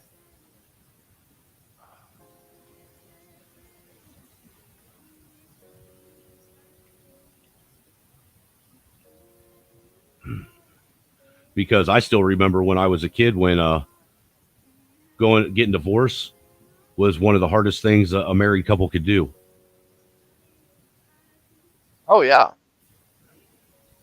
Because the courts pretty much forced you to deal with it. Yeah. Suck it up. You got married. Now you got to fucking deal with it. Oh, yeah. And of course, he did that. He did that in California when he was governor there, too. Uh-huh. Yeah. Okay, well, maybe I got it wrong. He started the trend out in California. Yeah, well, California starts a lot of fucking trends that, thank God, don't spread anywhere anymore, for the most part. I see. Me personally, I've always been confused, and that baffled me how Reagan never convinced anyone he was a fucking Republican or a conservative. He wasn't. He was an old school Democrat. He was a Kennedy Democrat. Absolutely. You know, if you want my opinion, so is Trump. Oh yeah, but he's a Democrat. But the key is old school. Yeah, with some pro-gun. You know, if he was pro-gun, he wouldn't have been signing fucking gun regulations into law. Well, he didn't. Yeah, he did. He put a ban on bump stocks. That wasn't a regulation, man. How is that? How is that wasn't not a law? Then what is that? It? That was a presidential. An executive order. Yeah. Which means that it got turned down, and it got turned over in the courts. Huh. So bump stocks are legal. Yep. Then what's the deal with the ATF going out and fucking tracking everybody down and fucking trying to arrest them now? That was before the court. No, they've been doing that a lot case. now here lately too. If you Oh haven't. yeah, but they're mostly going after like FRT triggers and the solvent traps now. Yeah, now solvent trap thing is stupid. Trying to say that people use a solvent trap as a suppressor. Well, they are actually, but But the thing then is, suppressors are legal, aren't they? So why are they going after that? because you have to do the process legally. It still Oh, requires a tax stamp. you didn't pay the fee to the crown, motherfucker. Correct. Plus, it's legal to make your own suppressor, but you have to do it in the right order. You remember when that one YouTube channel that messes with all the diesel engines they were trying to charge, the ATF was trying to sue them and say that they were making suppressors out of fucking oil filters? Yeah. Oh, there was a guy here in Kansas that was selling them. The oil filter adapters. Marked made in Kansas. That's funny. I think it's great when you get some of these guys out there like, you know what, fuck it. I'm gonna do it anyhow. Everybody that comes up with one of those, I got literally sitting here on my table. I have a pile of every gadget made in the last couple of years, just because I want to support the industry. Right. That's the way to do it too, man. Because I could do more damage with a fucking Ruger 1022 with a good scope on it than I can do with a fucking machine gun. Yeah. Well, me, I'm more of a rifle guy. I'm better with a rifle than a pistol. No, a Ruger 1022 is a rifle. Okay. I didn't know that. I've never messed with a Ruger. Yeah, just a little semi-automatic. Dude, I've never owned a Ruger anything. Oh, damn. Well, the only things I will own that Ruger are 1022s and Mark 1 through Mark 4 pistols. I'm a big Smith & Wesson fan. That's pretty much all I've ever bought. Smith & Wesson, and then I like what is that? They make the fucking bolt action fucking 30-30s. Savage? No, not Savage. I forget it. Oh, you mean the lever action? Yeah. Marlins and Winchester? Marlin. Yeah, Marlin. There you go. I couldn't remember the name right off the top of my head. Yeah. Dude, I'm telling you, I think I'm starting to suffer from fucking the early signs of Alzheimer's or some shit. Nah, you just got CRS, brother. Can't remember shit, huh? Yep. And dude, honestly, I've got ADD, right? So do and I. It drives my fucking girlfriend crazy because I will be listening to a YouTube video, watching TV. That's what my problem is. I'm doing 5 things at once, dude. Yeah. But I can listen to a YouTube video, read an article, and watch TV at the same time and not skip a fucking beat. I do get caught, dude. I get lost. You know, I will. I'll for me, it's like I'll put all my focus randomly throughout a lot of different things. You know. Yeah. But I can't sit and focus on all the things at once. You gotta find a mind game. Oh yeah. Like a puzzle game you like. To keep your mind sharp. Right. Because when I was working, I was solving problems every day. Right. Yeah. See, it wasn't so bad when I was like out running data cable and fucking all that shit. Building fucking PLCs and IDFs and shit like that because there was enough different shit going on just inside that panel box that it kept my mind on point. You know what I'm saying? Yeah, Learjet used to send me all over the world to solve problems nobody else could. Because I'm just a natural troubleshooter. And that's I honestly blame that on my ADD. You're one of them guys. You're a lot like me, man. You don't need a whole lot of training on something, man. And when you do get showed something, you pick it up really fast. Yeah. And not being that guy anymore. Yeah, it's different. You know, Because I ain't using my mind like I used to have to. Yep, exactly. And that's why you gotta find something to keep your mind occupied and sharp. Yeah, and engaging with fucking toddlers and fucking elementary school kids just ain't doing it. No, it does not work. And I'm not talking about the kids I got at home. I'm talking about the kids on YouTube. This is true. No, I call them kidults. I mean, because most of these guys on YouTube, they have the fucking IQ of a toddler, dude. Well, most of these millennials and shit you run into, they're just kids. They're overgrown kids. Yep, that are actually learning life lessons too late in life, things that they should have already learned when they were in middle school and high school, because everybody wanted to fucking shelter them. Yep. You know, I'm surprised there ain't been enough studies come out about that showing that, sheltering a child from life lessons actually harms them more than it helps them. Oh, I'm sure there are. They're just not being pushed out there. I mean, because like Jordan Peterson, did you ever see him when he was talking to that girl? She's saying, well, you say, own a house and own all this stuff, but we're trying to, we can't do that because, you guys messed up the climate and we've got to fix all the climate change and all that shit. And he just breaks her down. Because he's like, if you can't keep your room clean, how are you ever going to affect anything outside your home effectively? And that's why, his book, make your bed every day. Oh, me and my wife do. Dude, if I allow myself to miss a day of doing something and get into a funk, then everything falls apart. Yep. Literally. And then what happens is that one day ends up putting you fucking months behind just with shit that needs to be done even around the house. Yep. Because you end up procrastinating that shit and putting it off, and like, because you don't want to do it because you got to do twice as much and now 3 times as much. And I'll see if I can find that, and I'll send it over in the chat. Me and the wife, man, that's one of those things that we both we do every day. Is make the bed. Try to make sure that all the dishes are done every night. I get up and vacuum every day.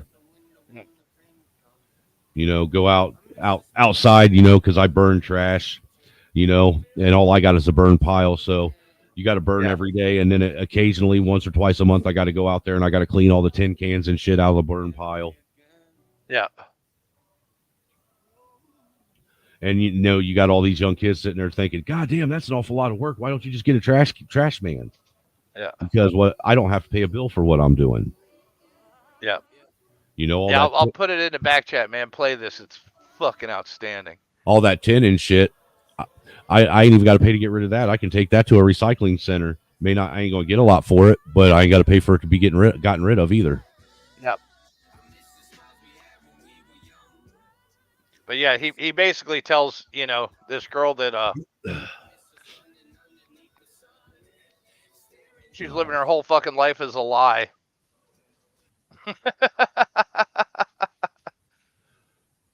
Well, that's because these kids it's taking pseudo-moralistic stances. A lot of these kids, they've been sold a bigger lie than we were sold.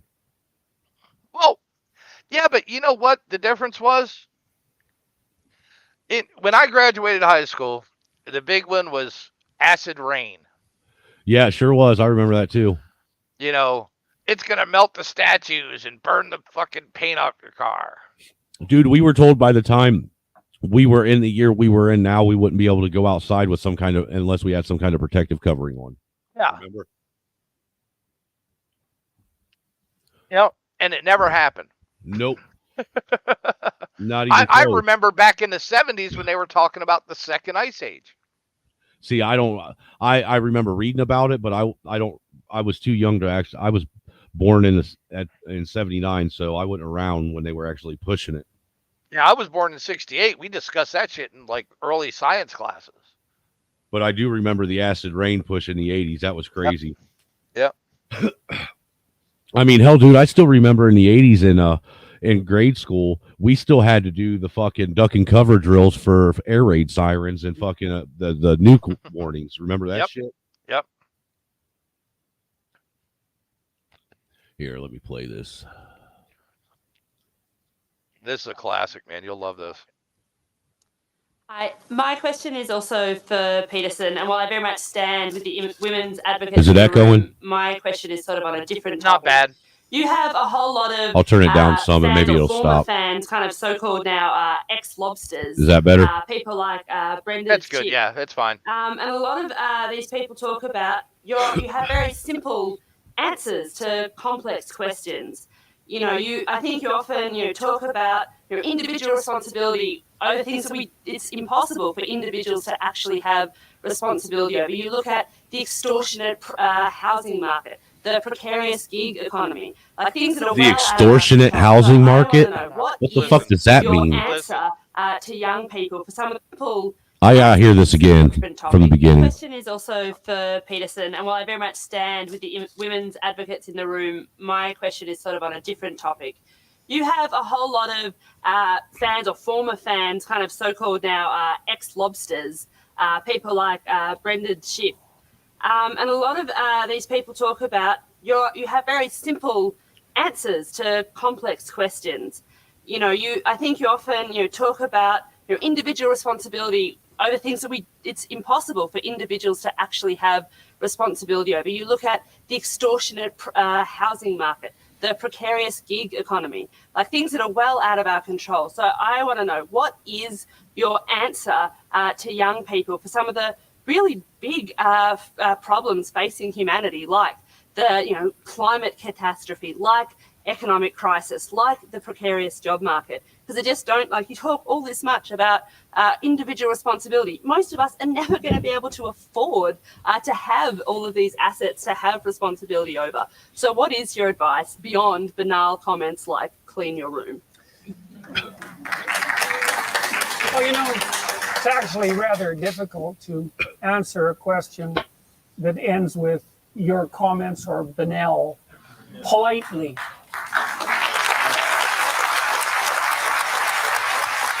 So, I would consider that more of an opinionated, personal, and political statement than actually a question.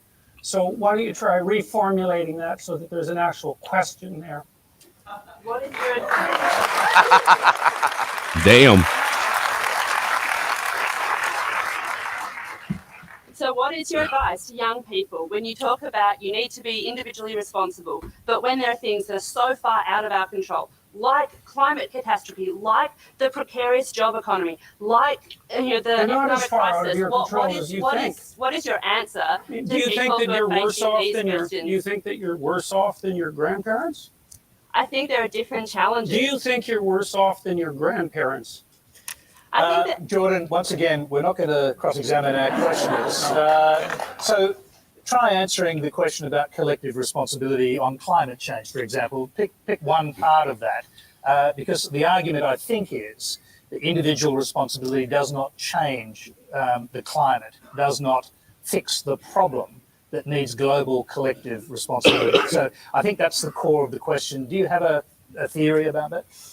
Well, fundamentally, I'm a psychologist, and my experience has been that people can do a tremendous amount of good for themselves and for the people who are immediately around them by looking to their own inadequacies and their own flaws and the things that they're not doing in their lives and starting to build themselves up as more powerful individuals. And if they're capable of doing that, and then they're capable of expanding their career. And if they're capable of expanding their career and their competence, then they're capable of taking their place in the community as effective leaders. And then they're capable of making wise decisions instead of unwise decisions when it comes to making collective political decisions. I'm not suggesting in the least, and have never suggested, that there's no domain for social action. I'm suggesting that people who don't have their own houses in order should be very careful before they go about reorganizing the world, which happens in many ways. Can I just to if a young person believes that the climate, the global warming problem on the climate is something that needs to be tackled quickly, and they can't wait until they grow up and become prime ministers to do it, do you think collective responsibility overrides individual responsibility in a huge issue like that? No. Okay. Real simple. No. I don't.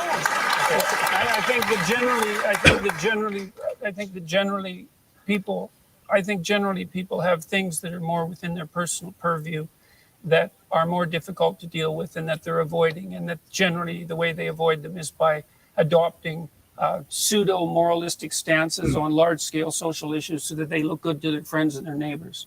That's what it looks like. Well, look, dude, the other thing too to think about is I have no idea what that thing is, but the other thing too is why are we putting things out here so much that kids are sitting and thinking that they should have to sit and worry about things that have nothing to do with them anyhow? Why aren't we allowing kids to, be kids and live like kids? And why are we filling them full of a bunch of adult issues? This is Marxism. That's the thing. That's the question that people really need to be asking. If you want my opinion. Yeah, but this is Marxism. They've taken over the institutions. Yeah. Look at all the gay shit they push in the classroom now. Yeah, and that's horrible. the one positive thing that came out of COVID. Yeah, they was fucked parents themselves. finally started seeing what their kids are being taught in school. Yeah, they kind of fucked themselves up on that one, didn't they? You know what I mean? They weren't expecting that. Well, that parents were going to be in the background listening. Well, I think they forgot that the parents were going to be at home. They figured it would just be one of them things. Well, parents will be at work. Their mind went that route instead of thinking, shit. Their parents hadn't paid any attention the last fucking 10 years of their education. Why would they start now? And then you got people like me and my wife who paid more attention when they were at home. And now you see the shit that gets pushed. Yeah. And it started simple with word problems in math. Jimmy gets 2 speeding tickets. Jaheim got 3. Well, gee, what color's Jimmy? What color's Jaheim? I thought Jimmy. Why did Jaheim get more speeding tickets and pay more fines than Jimmy? Isn't Jimmy black? Jaheim's a towelhead, ain't he? No. Oh, I got that all wrong. Yeah.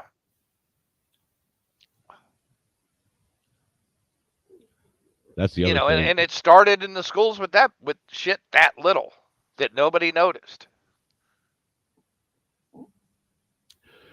And I can't blame parents because they've been being fucking parents. Well, you got to give them some of the blame. They have no choice but to accept some of the blame. Because even though they were being parents, they still could have took the time to at least show some involvement. And a lot of them did, but a lot of them never even looked at this stuff through the lens of Marxist fucking indoctrination either. Well, fuck, we were taught in school that this is how that shit happens. We were taught in school that they used the school. Most of the people didn't get that.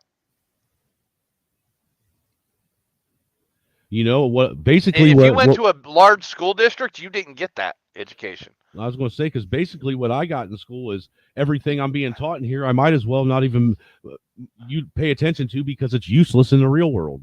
Well, honestly, the only teachers I ever got that from were history teachers who were veterans. Yep. Who were veterans. Like my history class in high school, junior and senior year, was a joke. Oh, yeah. Except when it came to World War II, because that history teacher was a World War II vet. And we spent half the year on World War II. I could see that. The rest of the time, it was fucking pointless. The You know, rest of how many times do you have to hear, when fucking Columbus crossed the fucking Atlantic? You know what I what was mean? it, 1492 Columbus sailed the Yeah. ocean blue? Yeah.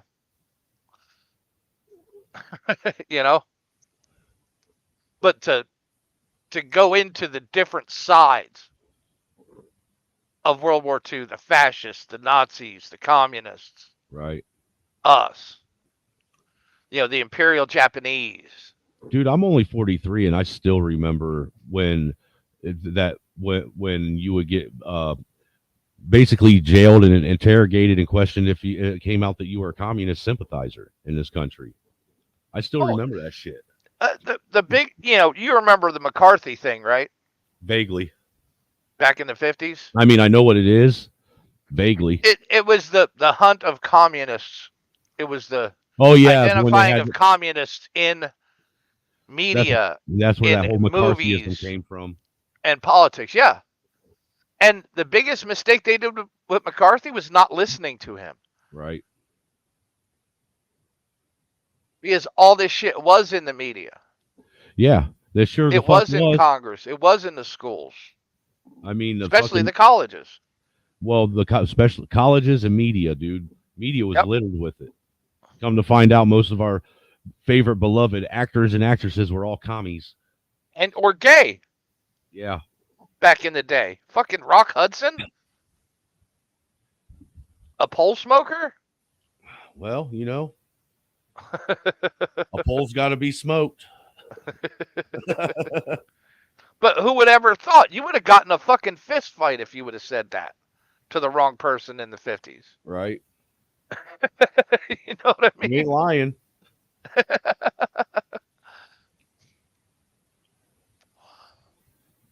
I do know that the way kids are attacked and came at now is on a whole new level than it's ever been.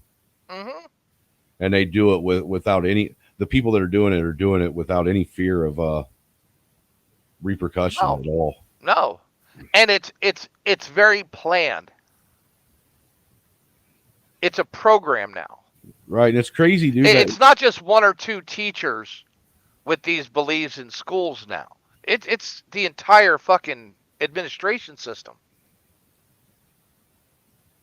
The teachers union. The entire staff of the university now. Right. I mean, they don't. You can't even go to a school board meeting now and them listen to your concerns. They don't give a shit. No, they don't care. They don't. They ain't here to hear you. You're here to hear them.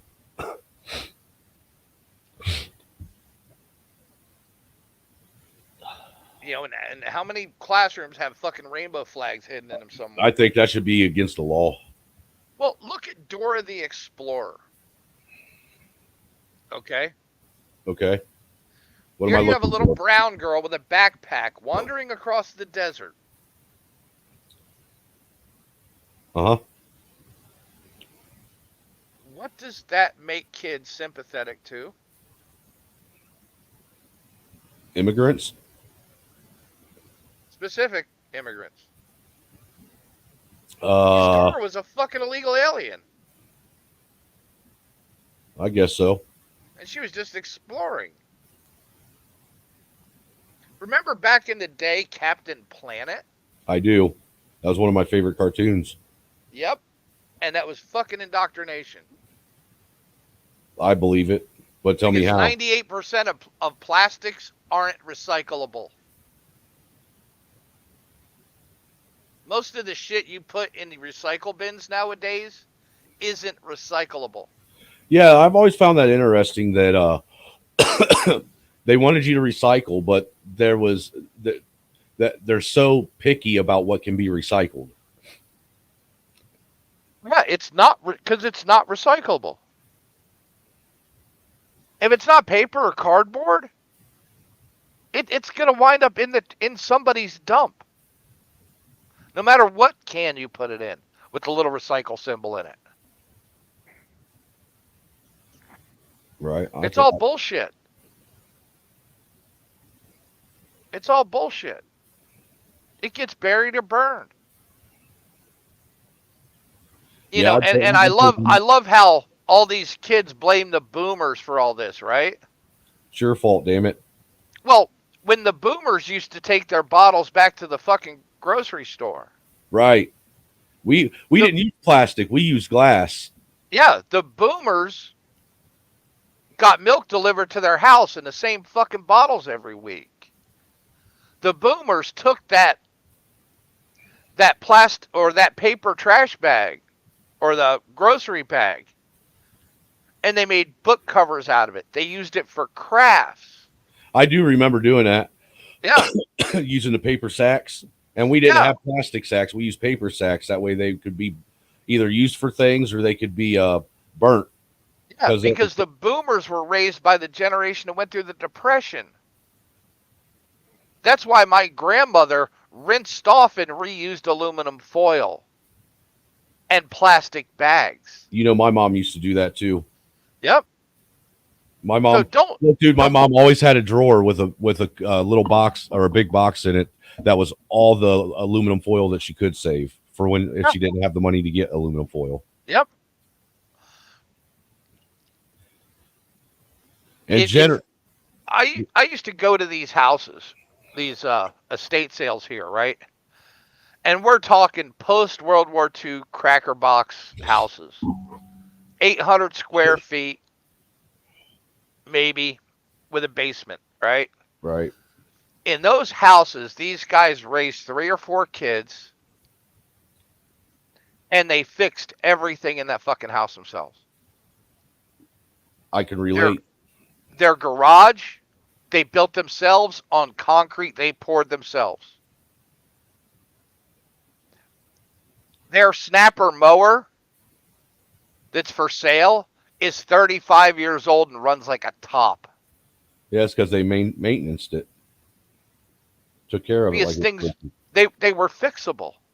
Now these kids nowadays go buy a radio, it breaks in 6 months, they throw it in the fucking trash and buy another one. Well, that's so because, who's destroying the environment? Well, today's things are actually engineered to break and be replaced too. So yeah, but who's destroying the environment, especially with fucking electronic waste? Oh God, it wasn't Grandma and Grandpa who kept the same radio for 60 years. You make a valid point. There is. You know, it wasn't Grandma and Grandpa probably owned 3 color television sets in their entire fucking life. And most kids have owned 3 color television sets in their childhood before they move out. Before high school. I mean, I know my son's only 7 and he's on his second one. Yeah. So who's destroying the fucking environment? Christ, I remember when I was a kid, I wasn't allowed to have a TV in my bedroom. I wasn't allowed to have a TV in my bedroom until I was 13. And I had a little 13-inch black and white. I was 14 when I was finally allowed, and that's what I had to. It was a 13-inch black and white with the dial knobs on it, the UHF and VHF. Yep. And I was not allowed having cable. No. Oh, hell no. And I got my 3 channels on air, and I was happy as a pig in shit. Yep. Had a pair of fucking rabbit ears connected to the UHF and VHF connectors on the back of the TV going to an antenna that sat on top of the TV. Yep. You know, look at the furniture in her grandmother's house. You talking she about had 2 couches in fucking 50 years. Yep. Had the same set of dishes and stuff, or dinnerware that she had since her and your grandpa got buried. She had the set of silverware that she had in her hope chest that her parents gave her on her 16th birthday to put the things in for her first marriage. See, parents don't do that shit no more. No, because the first marriage is fucking throwaway anyway today. Dude, women get married now because they want a fucking party. Right. See, that's crazy that you now think about what you just said though for a minute with the hope chest. Parents raised their daughters back then to understand that they needed to have they needed to have something to come to the marriage and the relationship with as well. Yes, you have to bring something to the table. And now they're not raised like that. They're raised that No. everything's supposed to be given to them. No, and this mother taught her how to sew, taught her how to cook, taught her how to clean,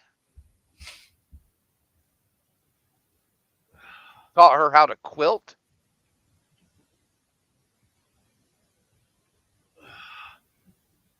You know, a kid gets a ripped shirt nowadays or loses a button, they just throw the shit out. There is a massive shortage of grandmas that are sitting at home crocheting blankets for their grandkids. You don't have to see that anymore. No. Do you follow antiques at all or anything like that? I don't follow any, but if I see some shit about antiques, I'll check them out. Why? Oh, there was and the girls used to make them in school, and you'll see them. Remember the old embroidery work, the hand embroidery? Yeah, like the fucking doilies and shit. No, like the ones that would be framed. Oh, I know what you're talking about. And they'll have like an American flag, and they'll have the like point. Yeah, and they'll have like all the letters of the alphabet. Mm-hmm. And they'll have like all the numbers. Yeah, my grandma and maybe some flowers shit. and shit. Yeah, I forget what they called them. It was called needlepoint. No, it was the specific because it was a project that they had to do to graduate from home ec. Oh. And every fucking girl in America had to do it. Yeah, that's why there was one of those hanging on every fucking old person's in every old person's kitchen. Because they were proud of that shit. That was the first craft most of them ever made. That's just like every fucking boy in school. Even when I was in school, one of the first shop class projects you made was a 2-shelf wall shelf. Yep. That you hung on the wall. Mm-hmm. My mom had mine all the way up until her and my stepdad got separated, and then lost all that shit. You know, and kids don't know how to do any of this shit anymore. That's because there's a lack of even parents that are involved teaching them. Dude, I bought a it's a 1963. It's what turned into Delta Tools. I have no idea, dude. Drill press. Industrial drill press. I have no idea.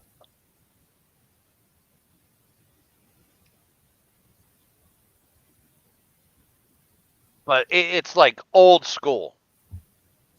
And I got it off this guy. His dad died. And his father's basement was a full-on furniture factory.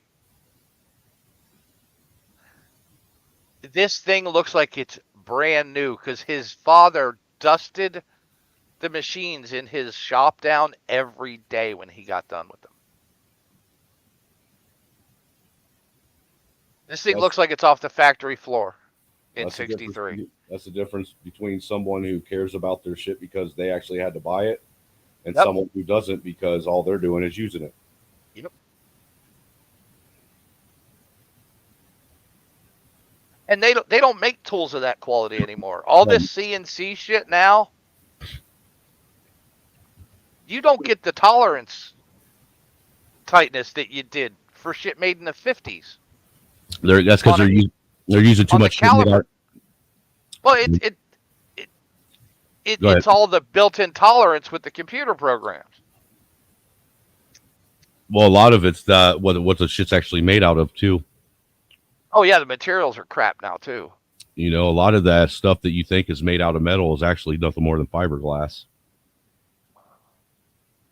Or really, really cheap aluminum. That too. You know, fucking.